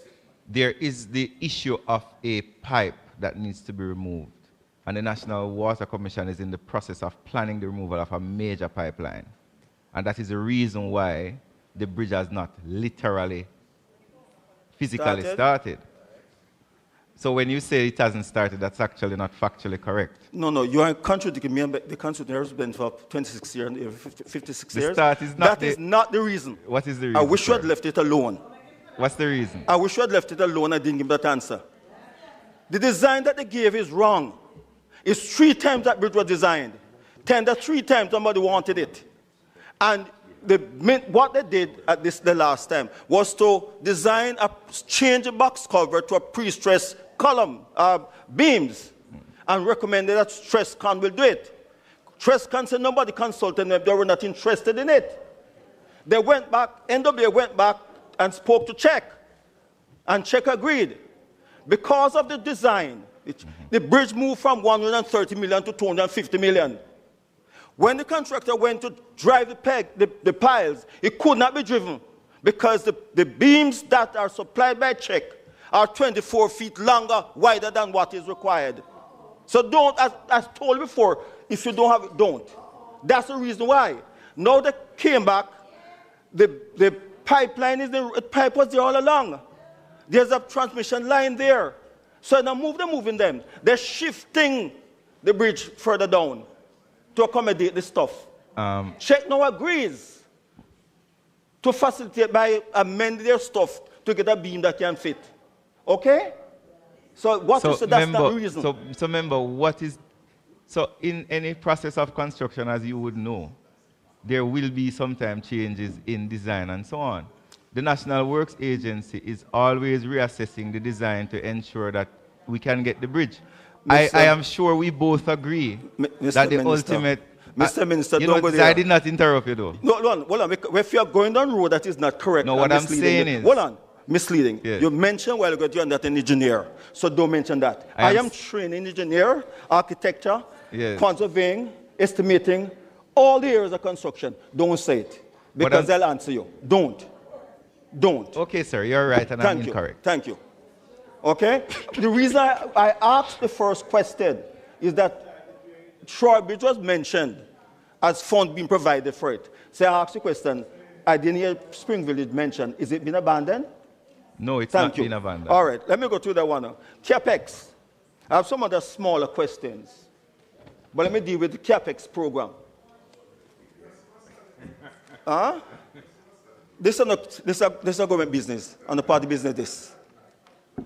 I am a little concerned with CAPEX. We have some very critical corridors that require urgent attention. And my concern all along, you have that bridge on Washington Boulevard that need to be widened. You have 3 lanes coming up to the Sandy Gully Bridge, reduced to 2, then go back to 3. In CAPEX, this project was included. Leaving Kingston to the toll road at Spanish Town, at nights, you have a parking lot. Then you have also the Lady Musgrave Road, East Kings House Road. These are critical projects. You have Waterwind Drive, they are critical projects. To me, yes, what I find now is that these critical projects that serve so many people, Washington Boulevard, Mandela Bridge, Mandela to Portmore Bridge, they are not addressed. Yet the 3 first projects in CAPEX are in Portmore. The 3 first projects in Portmore now. Hold on. You have the Green Lane Bridge. This one here said the Brayton Road and Elsha Main Road. May I ask a question? On what basis that the 3 first projects was shifted to Portmore, while you have these critical projects in Kingston, like the Washington Boulevard Bridge, serve the whole western part of this country? The traffic build up from 6 miles sometime coming up, even on Saturdays. We did not address such critical bridge. Yes. Okay? The other one going out at nights, Mandela is a parking lot. So the bridge, including the CAPEX, from Mandela to Portmore, and the bridge and which are more critical than these roads in Portmore. I asked the question, why are we addressing these minor stuff in Portmore? The 3 first one. Is it because they have connection to senior people in the NWA? Is it because? I'm asking a question. No, I'm asking a question. Hold on, man. Just follow me. Why is it? No, why is it? We're addressing these and leave the critical ones. But when it's a senior person, the CEO doesn't live in Portmore anyhow. So I'm talking about is what they call a person there. Okay? The other one I need to talk about, you can answer that, so don't answer it. The NIC, Mr. Minister, water. No, but you can answer them. Mr. All right, answer those amendments. All right, so the reason why it is important to upgrade roads in Portmore is the fact that with the Bernard Lodge development, there'll be a significant increase in traffic coming out of Portmore, which is why we had to expand Grange Lane, which is why we are going to be doing Brayton to Hillshire Main Road, which is why we are doing... Hold on. Allow me to... No. She asked a question, man. So for Grange Lane is practically complete. It will be completed this month. For Brayton to Hillshire Main Road, where we are is that the contract was awarded this month. For East King's House, Lady Musgrave, we have completed engineering designs, and we are doing the feasibility studies to ensure that we can start it. We had challenges with East King's House Road because of land acquisition. We have had a lot of difficulty getting the land to expand the road. So it has taken a much longer time than usual. The reason why Tom Redcom, Arthur Wint, is delayed is because the project has really expanded. It was originally Arthur Wint Drive only, but we have expanded now to include Tom Redcom Drive, Camp Road, and Camp Road to Deanery Road. The new entry to Portmore, as I said, is one of the projects that we're going to be doing. We're doing the feasibility studies to that, as well as what you raised, the Sandy Gully Bridge. That is also in the design process as one of the projects that we're going to be doing in the 25-26 quarter. A part of the challenge with a lot of these things is that our processes require very involved feasibility studies, very involved project processes, so that these projects can go through the PIMS process as they are capital projects. All right, you said 25-26 can't be. 25-26 support more within the budget now. But you sure I'm saying, you said the reason why we're doing those in Portmore, because we're going to have the new Bernard Law development. So you need those That's a part of it. Yes, you need those road interior. Well, tell me now, when you do all of those roads across there and come back out to come on the Mandela or the Marcus Garvey Drive, what do you going to come out? Which is why you have more traffic. Which is why we're doing the entrance to Portmore as well. Don't you think you should have the entrance before you have down the bottom? You're going to bottleneck again. It's not bottleneck. So what you're saying don't make sense. You should have done this first, then you do doors over there to come here. But you're going to build up across there, and then they can't come out of Portmore to come into town. You see what I'm saying? So I thought the bridge, both bridge, the one to Portmore and the one at Boulevard, would have been the first. Okay? But so for example, Member, Grange Lane was a much easier project to design. The more easier, all them go through the same process of design and go to PIMSEC, how you call it. Okay, Member. Sure. Thank you. You do your priorities. That's what it is. The other issue I want to talk about, as it comes to the water issue here. Minister, you toured Southwest St. Catherine some time ago.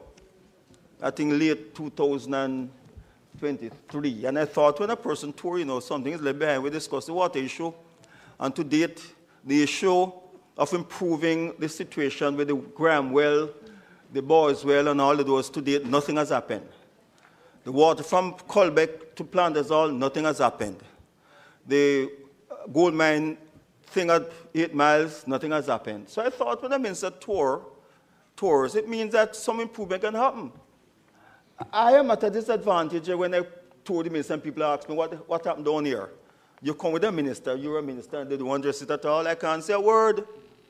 No, I also asked for the issue for a meeting between NWC and the National Water Commission and National Irrigation Commission. I haven't had it. But may I say that I've had a meeting with the Minister of Agriculture, NIC.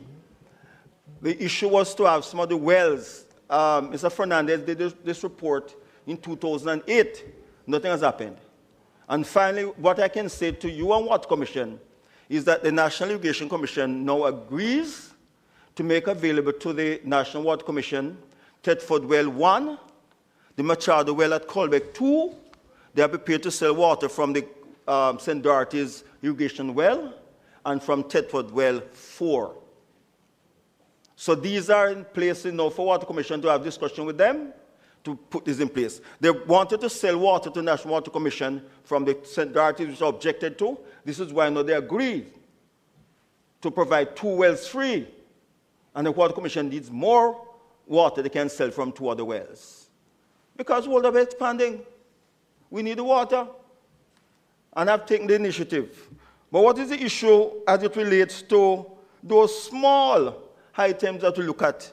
The Russell Graham well and the going up to Planters Hall, Boys Content, and Barton's 8 miles. I'm sorry to have taken so much time, but I'm very passionate when it comes to Southwest St. Catherine. That's why I'm there so long. Thank you, member. We acknowledge the passion and commitment to your constituency. To note, small or major projects, we have 13 major capital projects and I believe over 38 minor capital projects that were stalled because of 2 factors. The reclassification exercise at the Water Commission increased the salary by $410 million a month, which was akin to our infrastructure investment space.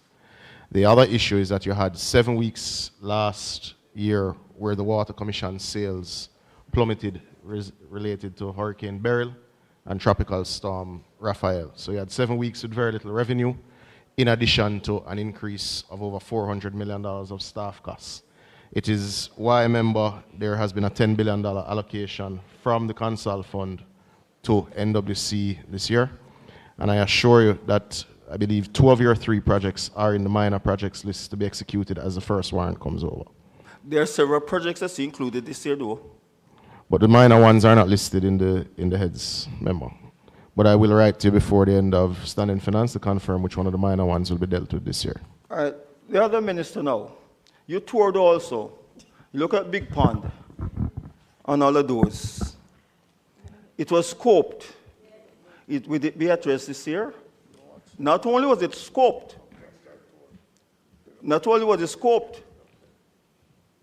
you have also the Sylvester Drive sinkhole well you look at. I spoke to the PM, and there's a small lot. Big Pond now has to be, as it was agreed, you have to dig much deeper, an next 20 feet to absorb that water. We looked at, there's a small lot adjacent to Big Pond that can be purchased to expand Big Pond and to dig deeper to control that issue. I spoke to the PM, he said we have spoken to NWA and the Commissioner of Lands to start the process of purchase. That lot can't be used again because it's underwater all the while when it rains. So the only use it can have is to purchase it, and I'm sure the owner will be more than happy to sell it to the government. Have we made that approach as yet? Where are we with it? That's your final question. Thank you, member. Yes, I can acknowledge that we did tour your constituency. I'm not sure but to acknowledge. And we did look at the challenges that you have outlined.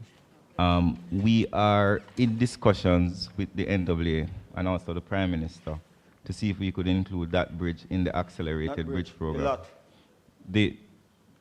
The Big Pond. Right. And to purchase this small adjacent lot. Well, I don't know about the lot purchase. That's something that we'd have to discuss. No, we discussed it there, and I spoke to him about it, so we'd have a discussion with the NWA and the Commissioner of Lands. Well, let me get a report from NLA on it, okay? Yes, because that land, we need to purchase because it has no use, and just to expand this stuff to alleviate the problem of the people there. Thank you, Mr. Chairman. Mr. Chairman, thank you very much. Ministers, yes? Before you speak, there's a mic that is on, and it is left unattended. Oh, thank you. Thank you for that. Yes, ministers, I have 4 questions, and I'm hoping to be shorter than the last speaker. So the first one really is around social housing and your Big Yard project. Listen, when it was first announced, I thought it was a wonderful idea until I was stupid enough to go to some constituents and to find what I thought was a perfect scenario for it. We have gone 4 years now. People dead. We have to do all kinds of changes, and we can't hear anything. I've written and nothing. I believe when these major projects are announced, and advertised, and you begin to engage constituents around these programs, it is inhumane and not a sign of a caring government to have it 4 years going, 5 years going, and not knowing what is happening. These are individuals who have to place everything on hold. If somebody wanted to help them fix up a little piece of the house, put one piece of zinc, shut your mouth over there, son, allow me to talk. One sheet of zinc they want to put up, they can't do it because they have started a process where the ministry has said that this is what they're going to do. There is absolutely nothing else left for them to do. Every document has been signed. Everything that has been asked of them, they have done. And we still cannot get anywhere, not even the courtesy and the decency of a proper response to say, here is where we are, and this is why we are here. Honestly, if you know me, I don't want to say that this is political victimization, right? I doubt that. But I don't know what else it could be. And so I'm asking that question. I want to know what's happening as far as that is concerned. That is one. So member, the housing issue at Delacree is at procurement currently. The others, there are land tenure issues. But I do understand where if there is weak communication, that would lead to frustration. So, yeah, I even right. So member, we will schedule a sit down with you related to your constituency and these varying projects. I would appreciate that. As a matter of urgency. Thank you much. I would appreciate that. The next one, Minister, has to do with a matter that you are very well acquainted with. And once you come before me, you know I was going to raise the Greenwich sewage plant.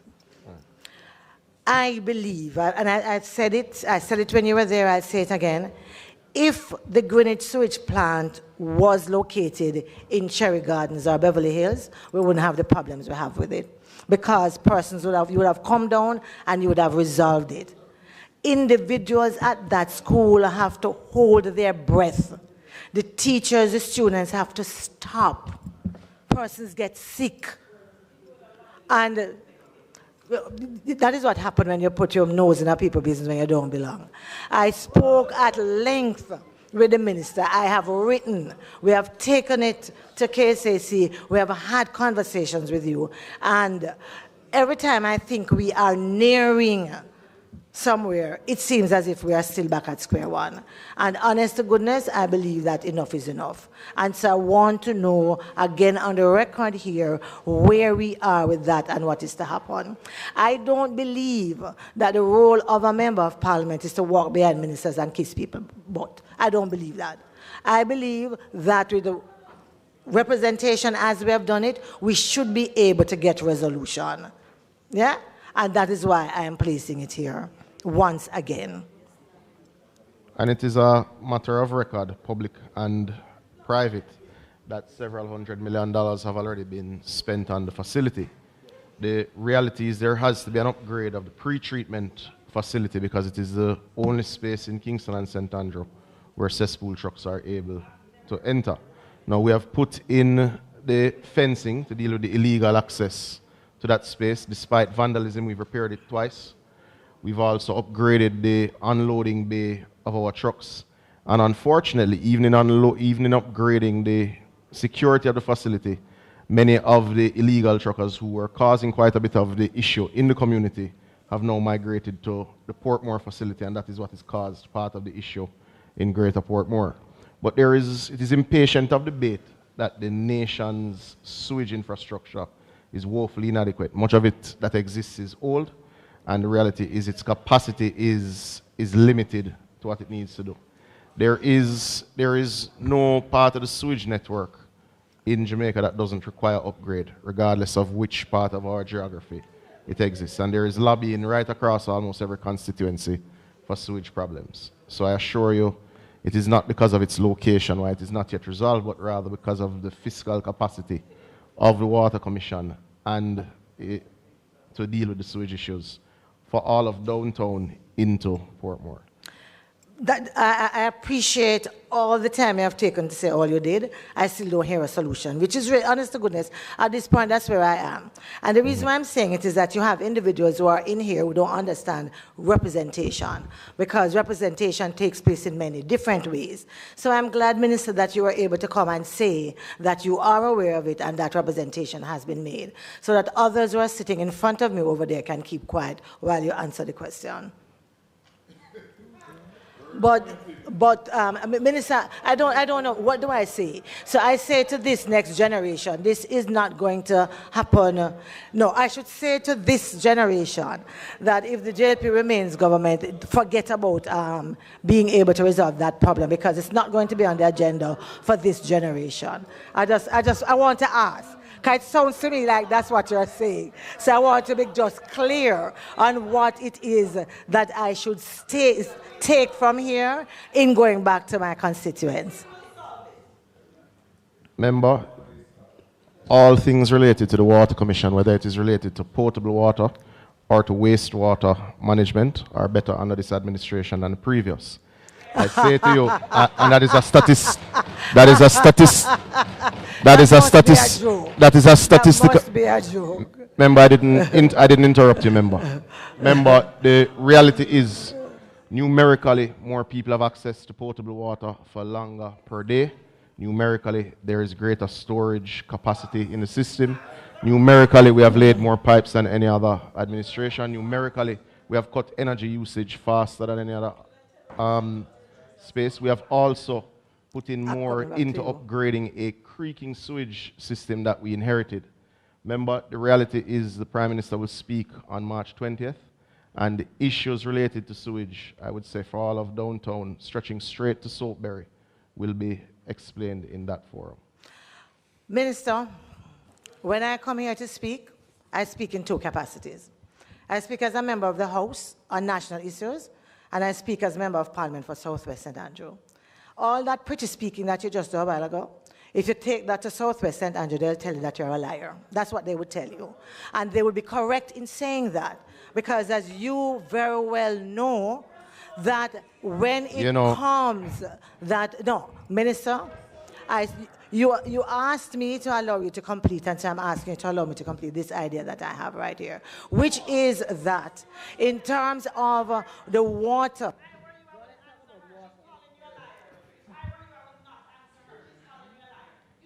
Member, member, she's not going, stop, hello? Hello?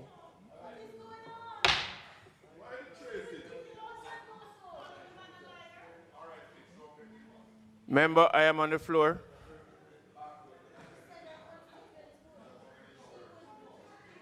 Member from West Rural.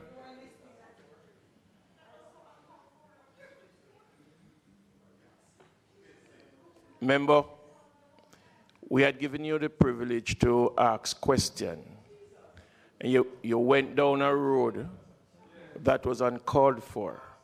And I'm going to ask you at this point to apologize for the term or in reference to the minister that you made.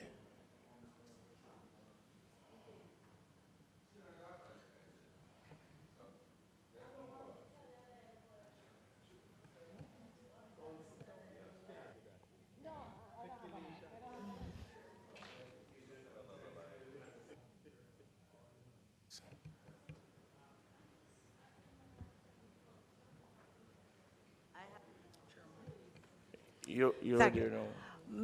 Mr. Chairman, I'm not sure what you're asking of me, because I certainly did not call. I am asking you, madam, the statement that you made that you referred to the minister as a liar.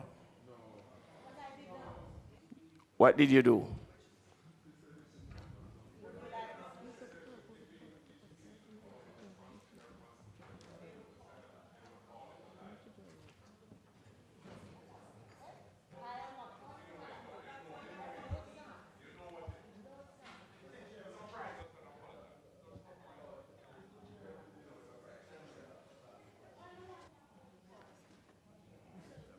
the tone and tenor of this meeting is losing its essence, and I would rather that we reflect on the purpose of our presence here and to recall that this is a national television. So please be guided, and by no means must the rigor of your questioning be affected, but with civility and with a certain sense of respect and decorum for this honorable chamber as well as for the process that we represent. So this is not to accuse or abuse anyone, but it's a rather a general comment which we make at this time in order to restore what needs to be just a little more equanimity to the process. I have no challenge responding, though, Mr. Chairman, if I may. Mr. Chairman, I assure you, the liaison officers, the dozens of young men in the community who would have worked on the site, the very school staff who would have observed that because there is no security at the facility stopping the illegal access of cesspool trucks in the space, the young men who worked as security to stop the extortion of the contractor working there while we deployed some $200 million of work in the facility would all know that what I'm saying is true, Madam Member.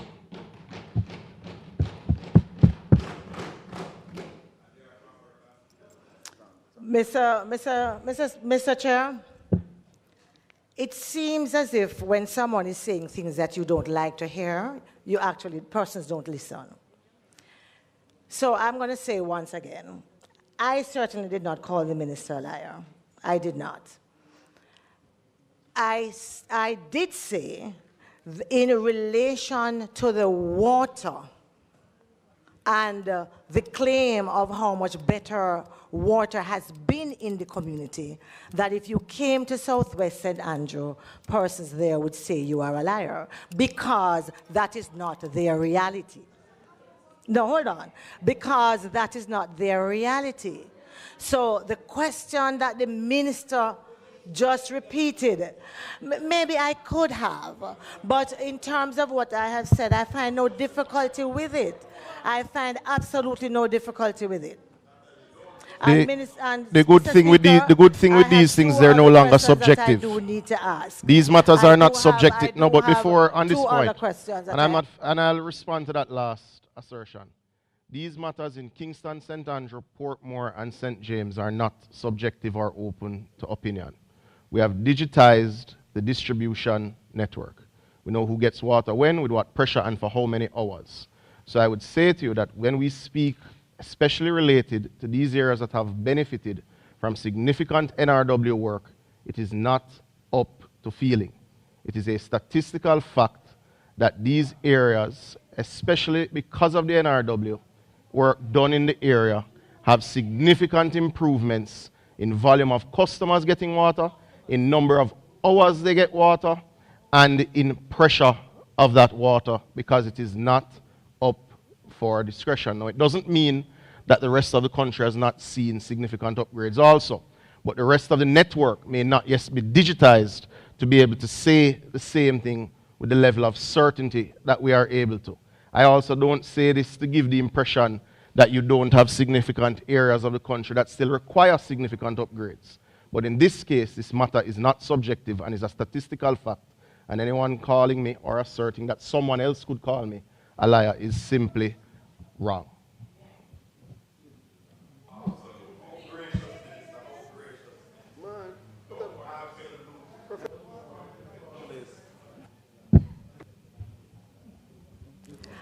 ¿Tú sabes por qué lo voy a ver? ¿Tú sabes por qué? Can I say, I believe that I have gone in this parliament enough attempts to muzzle me. And I am standing here on the same premise everyone is. And therefore, when I speak, you don't have to like it. But you don't get to tell me that this is where I end the conversation. You don't get to do that. Because I am also not speaking on feelings. I'm speaking on the fact that yes, significant work has been done in terms of our pipelines, but there has been issues with even the work that has been done.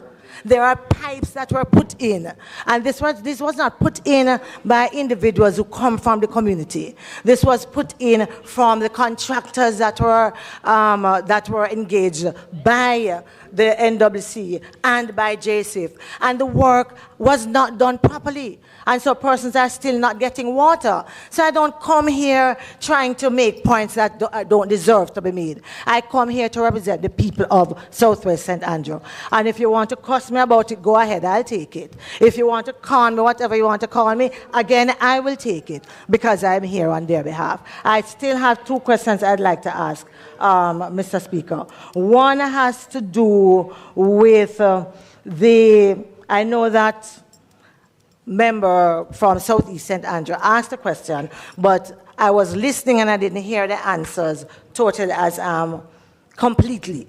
And it has to do whether it is REACH or any of the other programs, the issue of non-payment to contractors from the NWA. And I know that the immediate response is to say that there are no arrears. That's not and what if I you said. say that, That's no, not I what said I I didn't said. hear. I said I was downstairs, I was listening, if you- but I didn't hear the response. I will around the repeat the answer. No, and so the point I'm making is around. So the question I'm asking is around the serious issue of non-payment that is affecting some of the contractors. I did ask Julian about what you that the payment or non-payment of contractors is not something that you can base on word of mouth. There are records at the NWA that tells you exactly when they were paid, who was paid. And I am saying to you, it is not factual to say that there is a chronic problem with non-payment of contractors. Because in many cases, when some of the contractors complain of non-payment, the reason why they have not been paid is one, the work was not completed properly, and it's going through a process of validation, or it is within the contractual period, because each contract has a contractual period of payment. So there is this, and I keep asking, who are these contractors who say they're not being paid?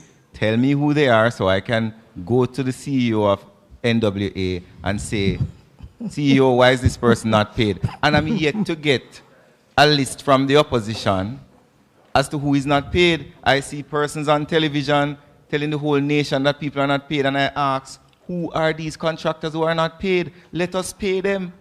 But so nobody is giving me a list. now I'm a liar? I never said you were a liar. I am just saying, tell me who they are and we'll pay them. I am going to send you the same list that I sent elsewhere.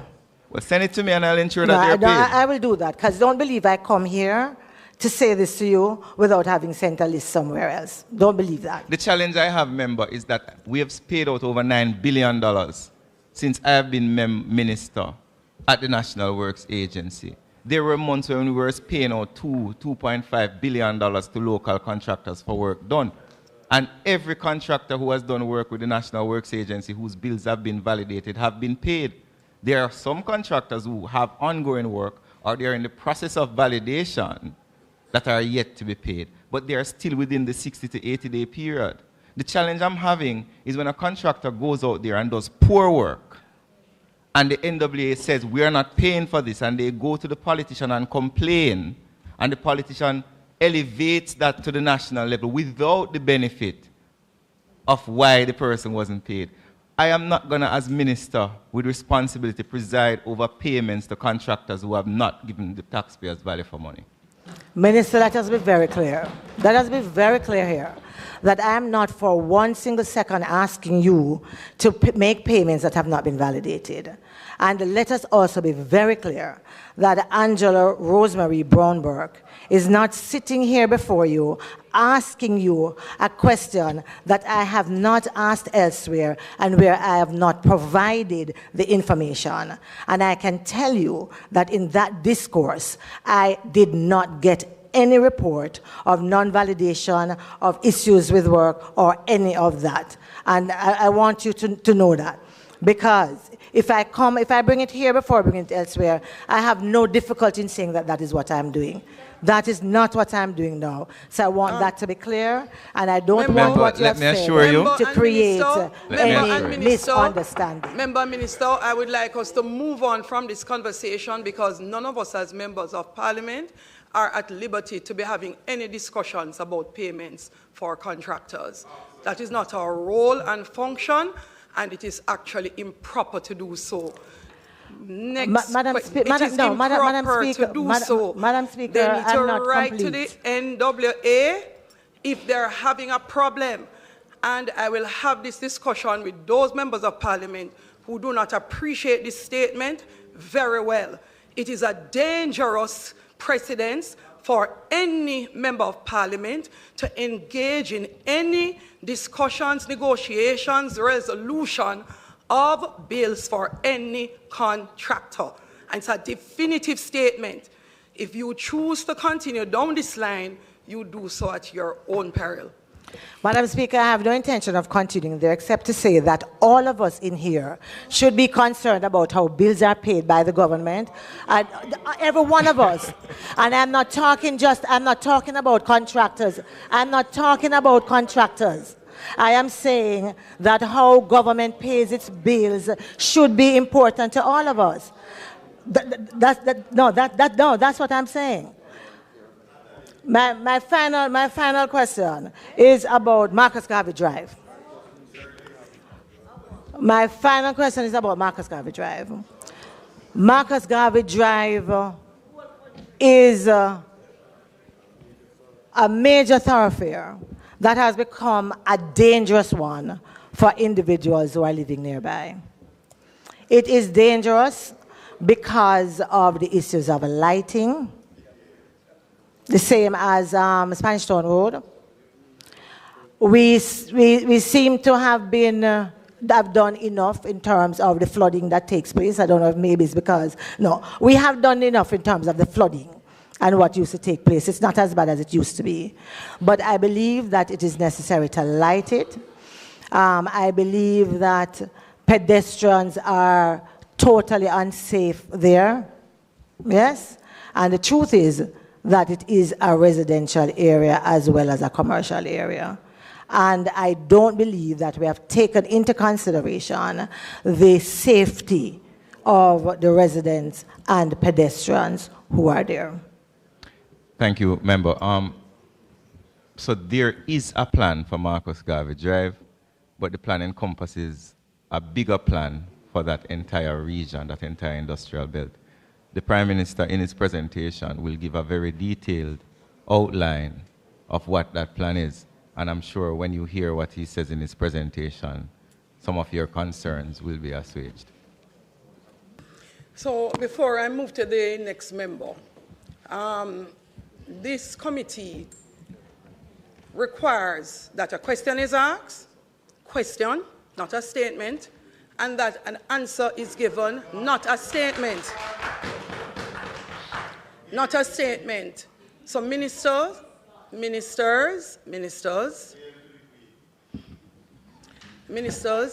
when asked a question, Minister, stick to an answer that does not extend to a statement, and members of the committee, you are required to ask statements, not make ask questions, not make statements. Member Hilton. He's not on the phone. He's being, no, your mic is on, Member Hilton. Yeah. Thank you, Madam Chair. You cannot complain that your mic was on first, member, because the chair/speaker, president, has no control over the sequence in which the mic is selected. It is selected one after the other. So if, unfortunately, you turn your mic off, you are now back in the line once more. So don't turn your mic off. Thank you, Madam Chair. I have three questions for Minister Morgan and one for Minister Samuda, which I will ask after Minister Morgan responds.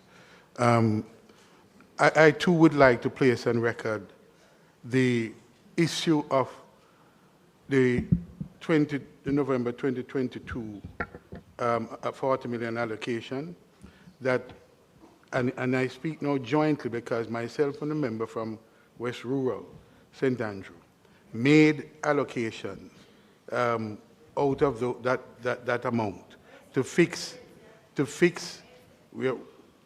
road from Cypress Hall to Belvedere. Nothing has been done on it, and I've been calling, asking for a response and an update to that, and we have not been able to get same, and the member from West Rural can attest to that fact. And the members and the communities are up in arms, and I believe both of us are pressured because of this inaction. So that's first. The second one is to continue.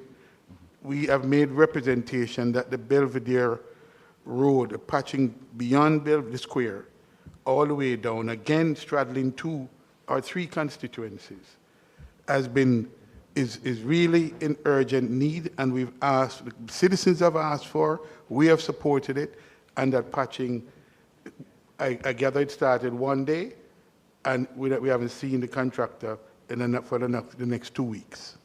So we'd like to get that matter addressed.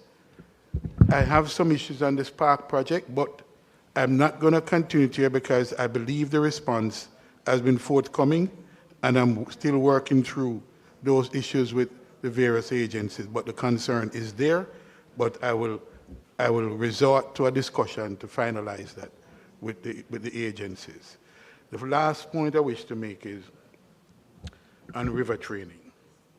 I see an allocation here on river training, Minister. And this is about the 10th year that I've been speaking to the issue as it relates to the Duane River.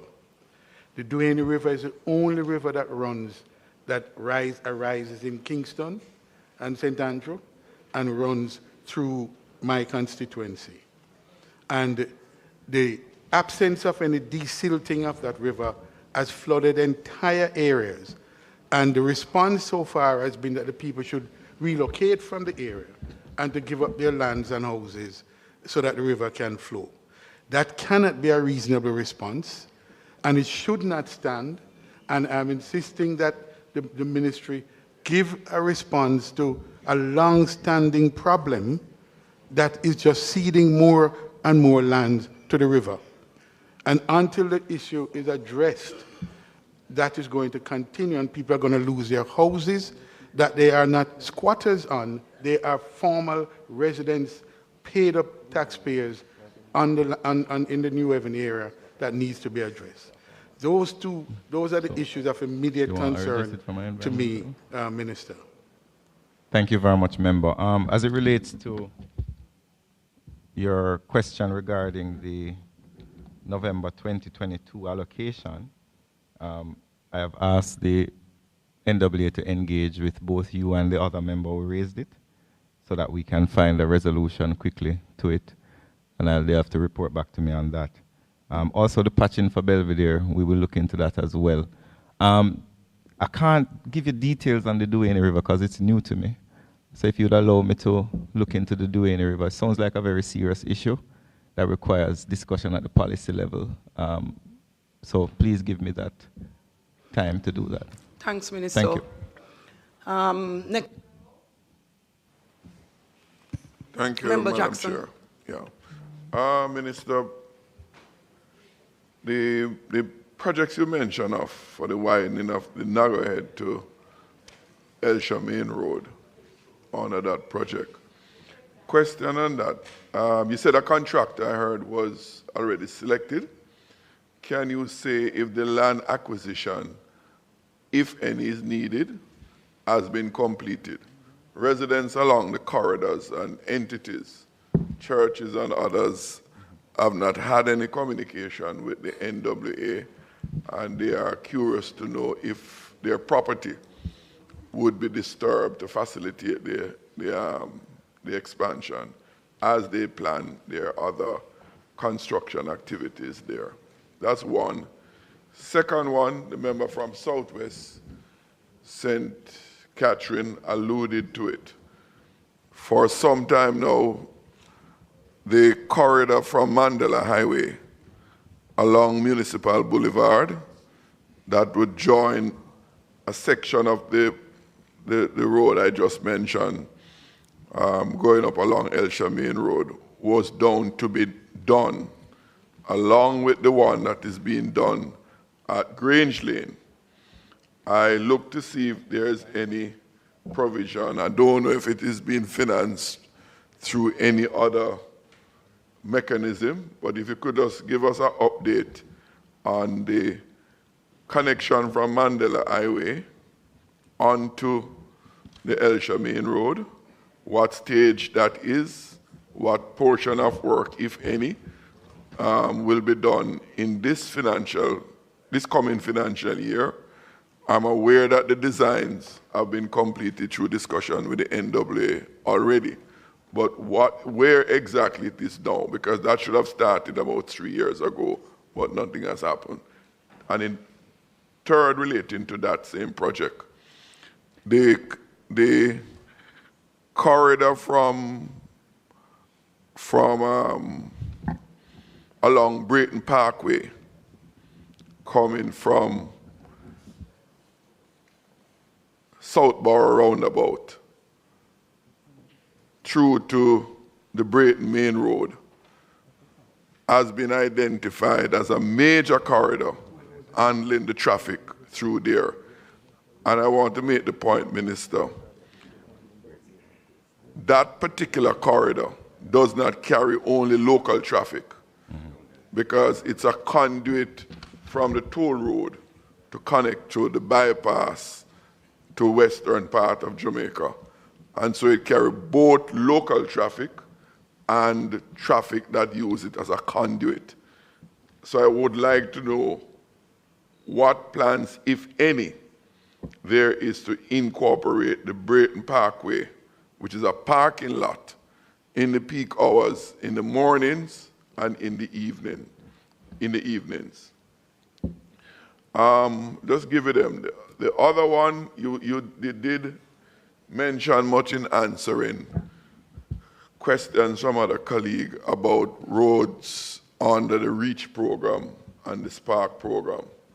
And in particular for the benefit of the Member of Parliament from West Rural St. Andrew, who speaks loosely in this House about the road need to be fixed, which is on a program.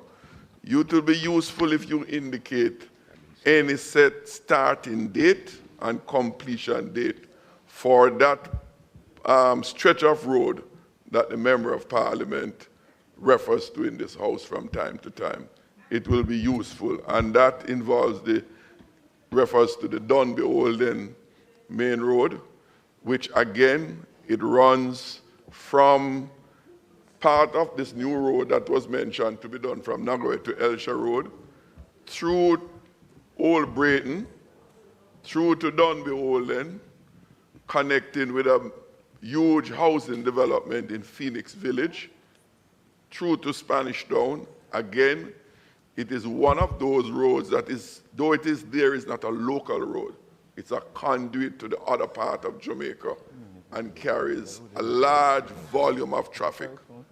And it is in bad condition as we speak. So if you could address those for me, Minister, I would be grateful.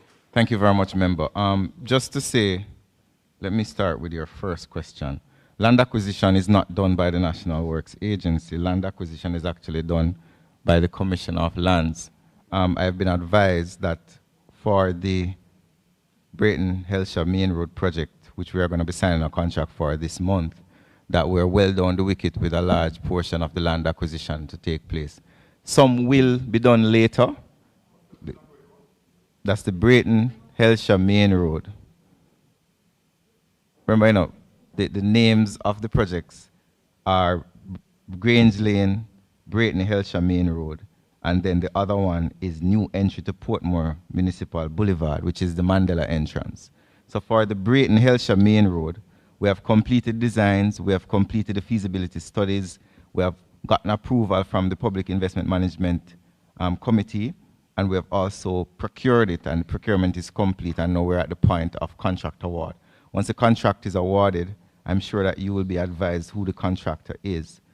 As it relates to, and I think I responded to your Mandela Highway question, the new entry to Municipal Boulevard will also take into consideration that road that you raised a query about as it relates to Portmore Municipal Boulevard. Your other question was Brayton Parkway. We are currently in the stage of doing a study on Brayton Parkway, which is part of our overall priority projects list that we have done, which includes Spanish Town Road, Washington Boulevard, Don Robin, Red Hills Road, Malines Road, Old Hope Road, Brayton Parkway, Onotta Bay Bypass, Port Maria Bypass, Lucy Bypass, and the Hopewell to Sandy Bay Bypass. Prime Minister will give us some detailed information on those major projects.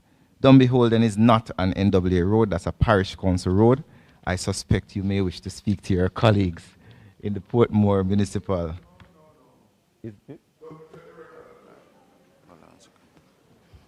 It's not an NWA road. Remember, we have a list of all the roads in Portmore which are, and I can send you, it's a public document, it's in the Gazette. A large number of the roads that persons in Portmore think are NWA road are not NWA roads, they are parish council roads.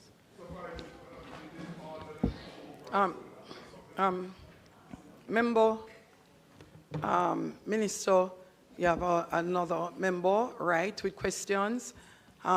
Minister, it would be good to share with all the members of Parliament the link to be able to find the NWA, what they call control sections. It's in the National Gazette. Across, and it's on the NWA's. It's in the National Gazette.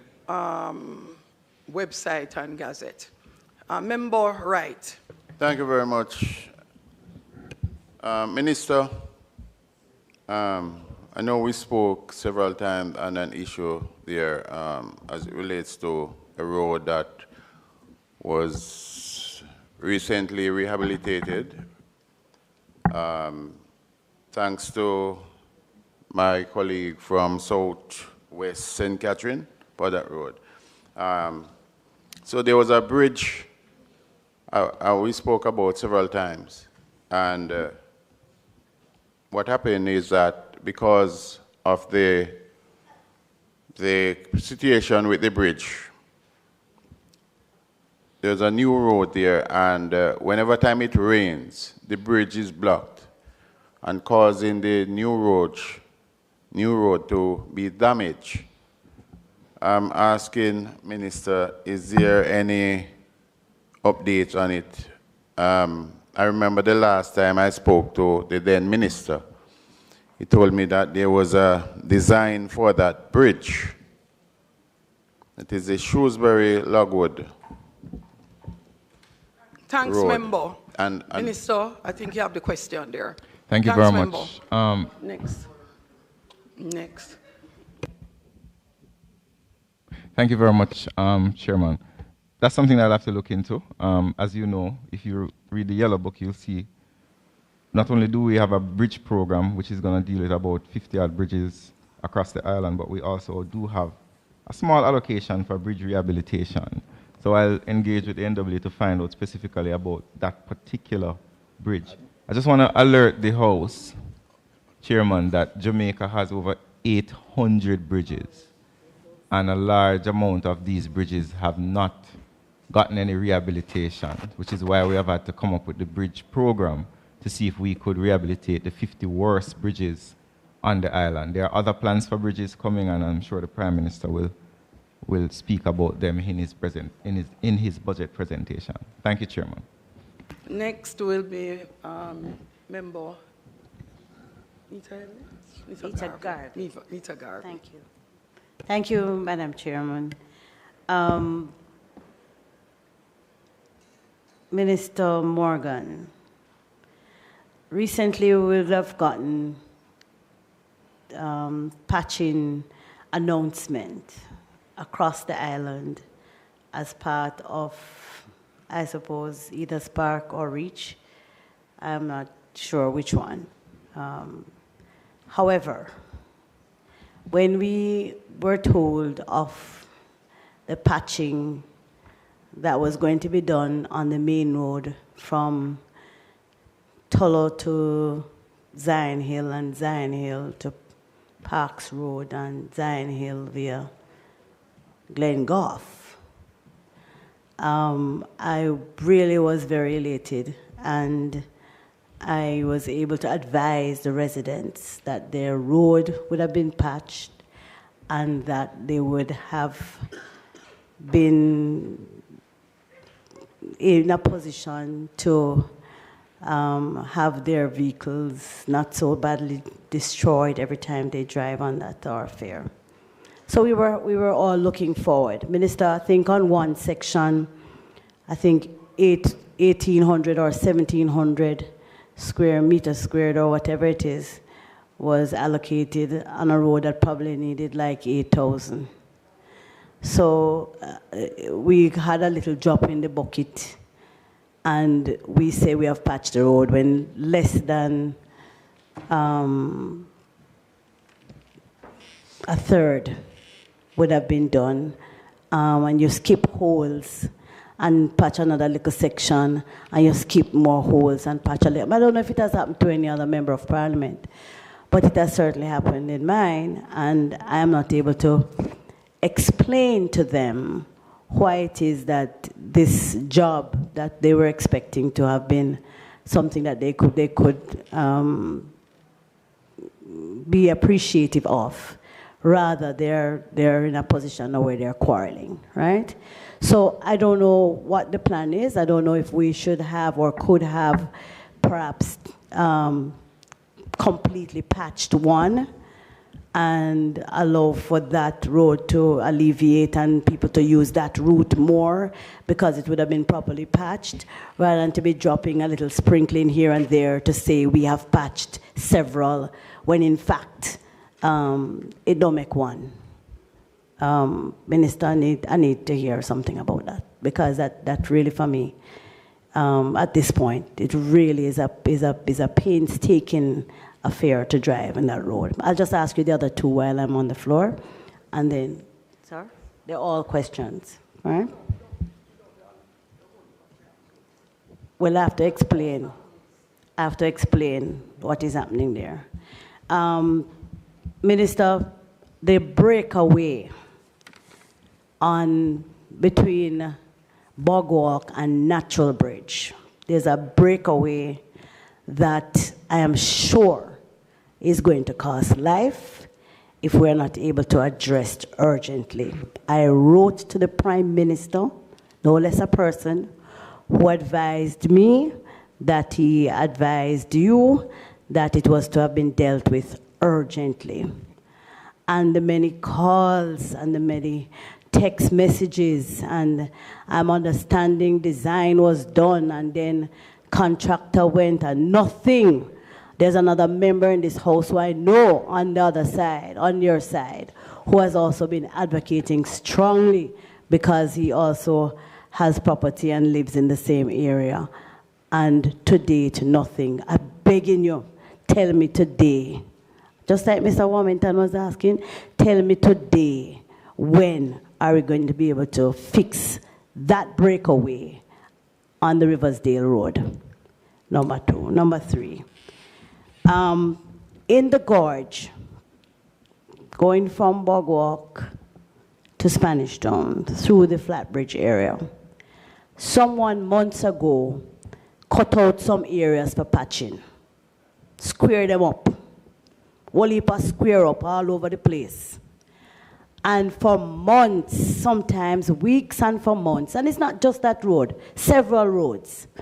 I don't know how it is done. I'm not sure how it is that you align the program or what is the policy, but you square up the road and they're left there for weeks and months, a nuisance and a danger for the commuting public, and then nothing for months. Sometimes they throw a little mall in there, and then the mall wash out, and I just don't understand. If you're not ready for patch it, no square it up. not cut it out, because what you're in fact doing is making it worse. So there must be a plan, a policy that states we don't prep the work until we are ready to do the work, and that must not be for more than 2 days or a day, or if there's rainfall or some other mitigating circumstances. But other than that, you really shouldn't be cutting out it, because all you're doing out there now is creating mayhem, especially for the traffic that is there, because people are trying to avoid these holes, which are bigger than the potholes themselves, when they square them up. So I'd like to know what is going to be done about that flatbridge area, because the person who now has it to be patched doesn't have the amount of material to complete all of what the previous contractor had squared up. Thank you very much, Okay. Member. So your first question related to the reach allocation. While as minister, I would have loved to be able to allocate enough money in the last quarter of the financial year to patch every single road in the parish of St. Catherine. I was not able to do so. So we allocated $100 million to Northern St. Catherine, which included your constituency. There is more coming in this financial year to deal with rehabilitation of roads, and I suspect some of the gaps that have been left under the $2 billion program, those will also be addressed. Just to remind colleagues that over the last 6 months, the government would have spent upwards of $8 billion on road rehabilitation across the island, including the REACH, including the last mitigation program that we had in December, including the REACH emergency, including some of the burial money that we spent. That is an unprecedented amount. We have never spent so much money on rehabilitation of roads in the history of Jamaica. But yes, 1 second, Minister, if just for clarity, I'm not suggesting that I'm not appreciative. What I'm suggesting to you is that you complete one road and do it properly, and then move on to the next. So I can assure you, member, That's all I'm you have suggesting. raised the concern, and I acknowledge the concern, and I respect the concern. And I will inquire as to why it is that, one, there are still squared out holes in Gorge. I never heard of that one before. So I'm happy that you brought it up. Terrible. And two, the road that you mentioned. The other question you raised was regarding the Riversdale breakaway.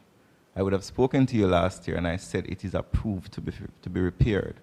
Now, a minister saying that something is approved to be repaired is the extreme beginning of the process. We would have had to do assessments of the breakaway. We are currently in the design phase. And when the design is complete, we're going to have to tender it because it's a significant amount of money. So I can assure the residents of Riversdale and yourself as their representative that the commitment of the Prime Minister has value. And he made that commitment, and it will be executed. When? I cannot tell you when, because I do not control the procurement process. No, Minister. he has I'm only actually doing what answered. Member Southwest No, did and what some today. members are doing, don't follow them. It is inappropriate. Do you have another question? Yes, I have a member? question now. And member, no. I will actually be able to answer your question as Yeah. chair. It is not appropriate that I do so here. But in terms of the audit process of government and their procurement procedures, I would have spent the time with NAA to have a fulsome understanding so I could tell my own constituents. So of this medium, I will explain exactly why you will have different contractors working on the same leg of road.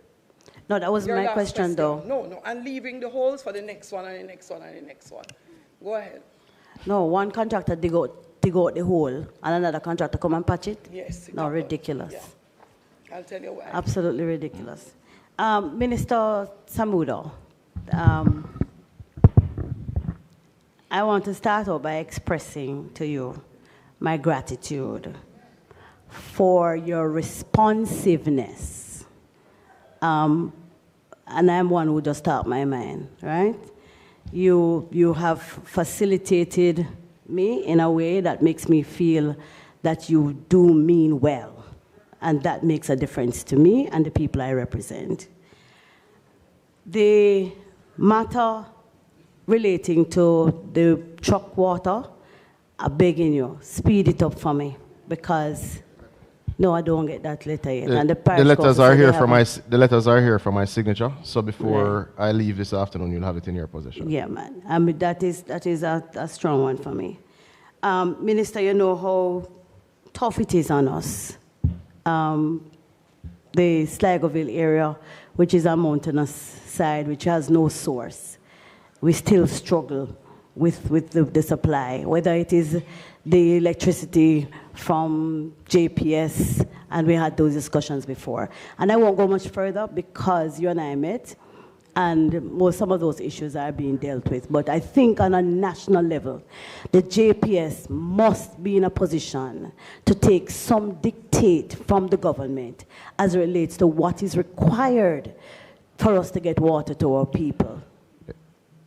And just for the benefit of others who will ask related to issues of single phase, there's no greater point of frustration to me as minister personally when the infrastructure on the water side is put in place and the accompanying infrastructure is either not maintained or not in place from our partners elsewhere, and that triggers single phase. Our pumps run on triple phase power, and especially because of the hilly nature of an area like Sligoville, absolutely require that size pump if we're to, it is why we use so much energy. So, member, I assure you that very soon we'll also, as the Prime Minister would have announced post-burial, speak in greater detail as it relates to our plans for secondary generation, as well as for solar for many where appropriate related to the NWC. But I assure you that the matter has my highest consideration, and we're working towards a resolution. Chairman. Next, yes, Yes. Member Paulel. Yes. And after that, then Member Phillips. Yes, Chairman, I had reserved earlier 2 questions on climate change. So I just want to, and they're brief questions. As the Minister knows, we had, and we still do support the appointment of Ambassador Weber. And you did promise, and we want to ensure it happens, that the information sharing process takes place so that this can be a uniting effort between both opposition and government in terms of what is happening. You are no longer going to be the person actively involved in those negotiations. So I think it's reasonable that the opposition spokesperson is given as much information as possible through that vehicle. Secondly, and you could deal with them both, the adaptation efforts. I'm aware that the DBJ has been singled out as the national institution that will negotiate through the Green Energy Funds funding. Green Climate Fund. Green Climate Fund, Sure. yes. Yes, I'm speaking more about energy. But yes, and that substantial funding has or will be approved through the DBJ. I'm also aware that JCIF is going to be a key institution in assessing projects and making recommendations. But sometimes I'm confused as to the role of each and whether or not we're going to have, as so many countries complain, of the bureaucracy that is involved in accessing these funds that are not derived from the budget, but from external sources. And probably as you answer that question, you could indicate, have we done any projects from any of these funds to date? And as you know, we are very concerned about one major country, which is now the elephant in the room, and probably you could explain whether or not commitments that were given previously are being maintained. All right, thank you. Thank you, member. I would have spoken to senior members of staff related to both climate change and indeed the environmental risk management branch, and Ambassador Weber, over the past few days. The negotiations that require national consensus, I would say, are the ones for COP30 in Brazil this year, along with the INC for a binding plastics treaty because of the trade implications, and both the biodiversity and land protection ones because of the long-term impact of these treaties on Jamaica and governments long in the future. I've asked them to put together a brief and to make that briefing session to the opposition, both yourself and the spokesperson on environment and land, because the issues are so cross-cutting. So that commitment stands, member.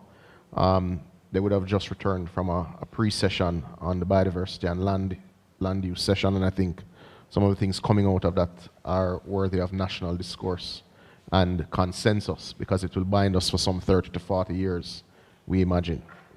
That consensus, I don't think, is up for negotiation regardless which minister sits in the seat.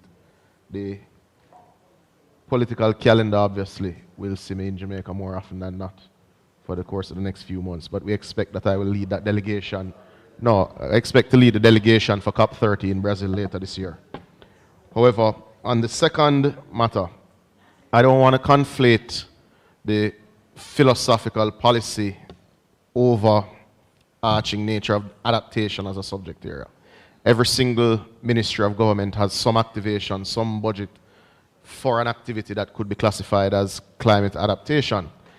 JSIF and the Development Bank of Jamaica are both accredited entities under the Green Climate Fund, meaning they're able to access funds for projects that they write, that they put together, or access funds for other agencies or MDAs within the government. Now, obviously, DBJ has its particular skill set and is a development bank, and JSIF is a particularly strong implementing entity.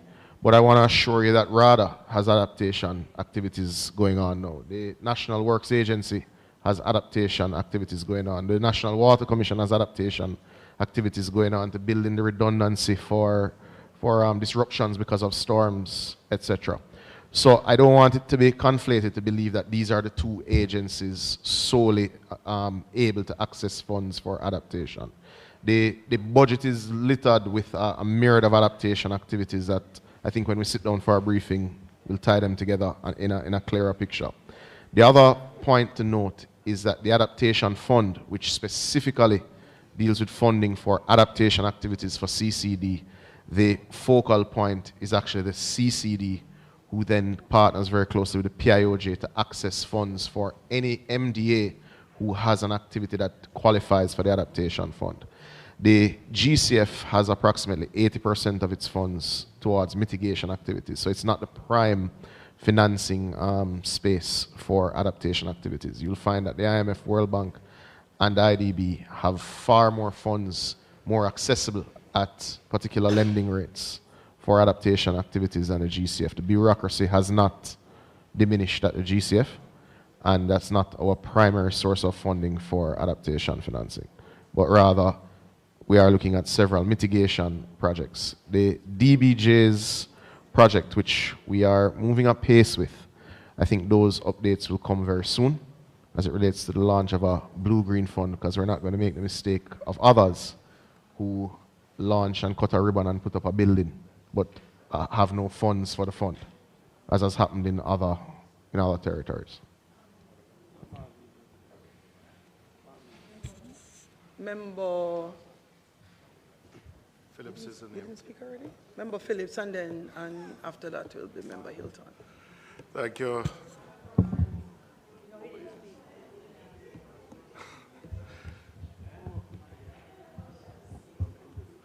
Thank you, Madam Chair. Minister, on page 19,005, having to do with National Water Commission, there's a project that was announced some years ago, which is a Greater Mandeville water supply.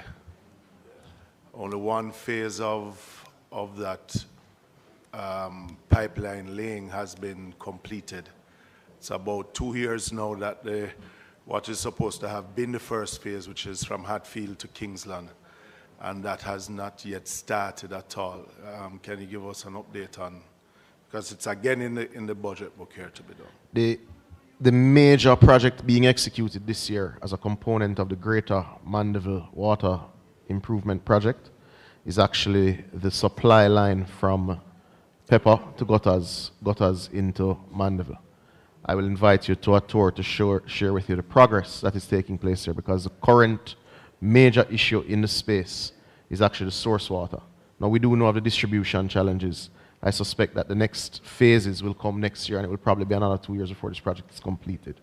But the reality, though, is that the source, because you'd know that we'd have upgraded the pumping facilities at the gutters pumping facility, and we've also completed the work at the well in Pepper. So the next component now is just to connect all the sourcing and distribution lines with that source water this year. The reason why I raise it is because that section from Hatfield to Kingsland falls basically in my constituency on the border with South, the Spur Tree Road. Community meetings were held. The Prime Minister and the Minister and the member from Central Manchester have stood up in here on many occasions talking about additional water supply. But that phase has not yet been touched at all. And residents within that area, which we had community meetings upon community meetings about that work, contract was signed and everything, but no work. So you're saying to me now that that section will be delayed? I'm saying that section was delayed to allow for the completion of the gutters pipeline, which is being installed now. We expect that work to be completed in another couple of months and to be able to start the additional phases. But even the additional phases, including the section that we're speaking about, will last in excess of a year, meaning it will go into next year's budget as well. So, but that work will start this year. So we won't see that work starting right that work will start until... That work will start upon the completion of the gutters line going into Mandeville to ensure that we also have the commensurate increase in revenue from the additional So there's supply. a delay in that starting of that section. But it will start this budget year. Not a problem. The second one is, which was announced even before the Greater Mandeville Water Supply, the Union to Balaclava scheme, because that also, we had multiple community consultations. That project is probably, we had the consultations probably before the 2020 elections, and we have not seen anything on that program. Can you give an update on that one? So the project unit for that suite of projects is now in place. The technical work is being done to allow for procurement this year. That is a part of the CDB funded project. The loan agreement is with the Ministry of Finance for signature. I think it's awaiting final comments from the SG, which we expect this week.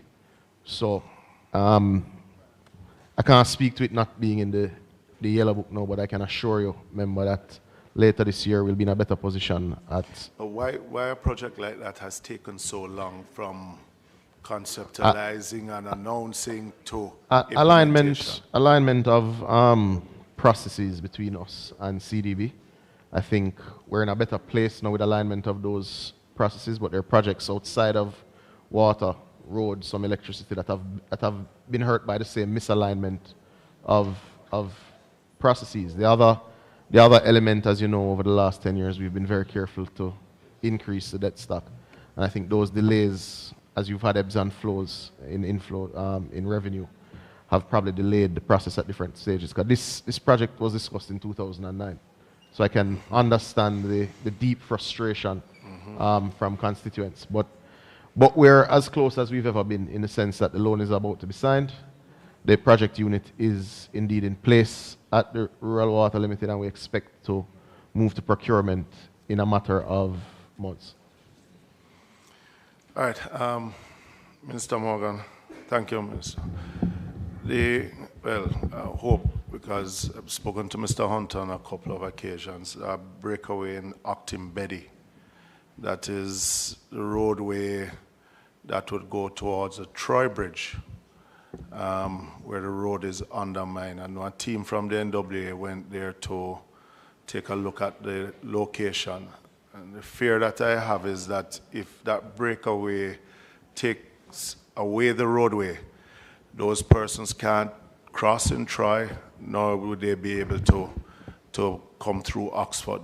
So I don't know if you have an update on it now, but please, I'm asking you to... It's been scoped.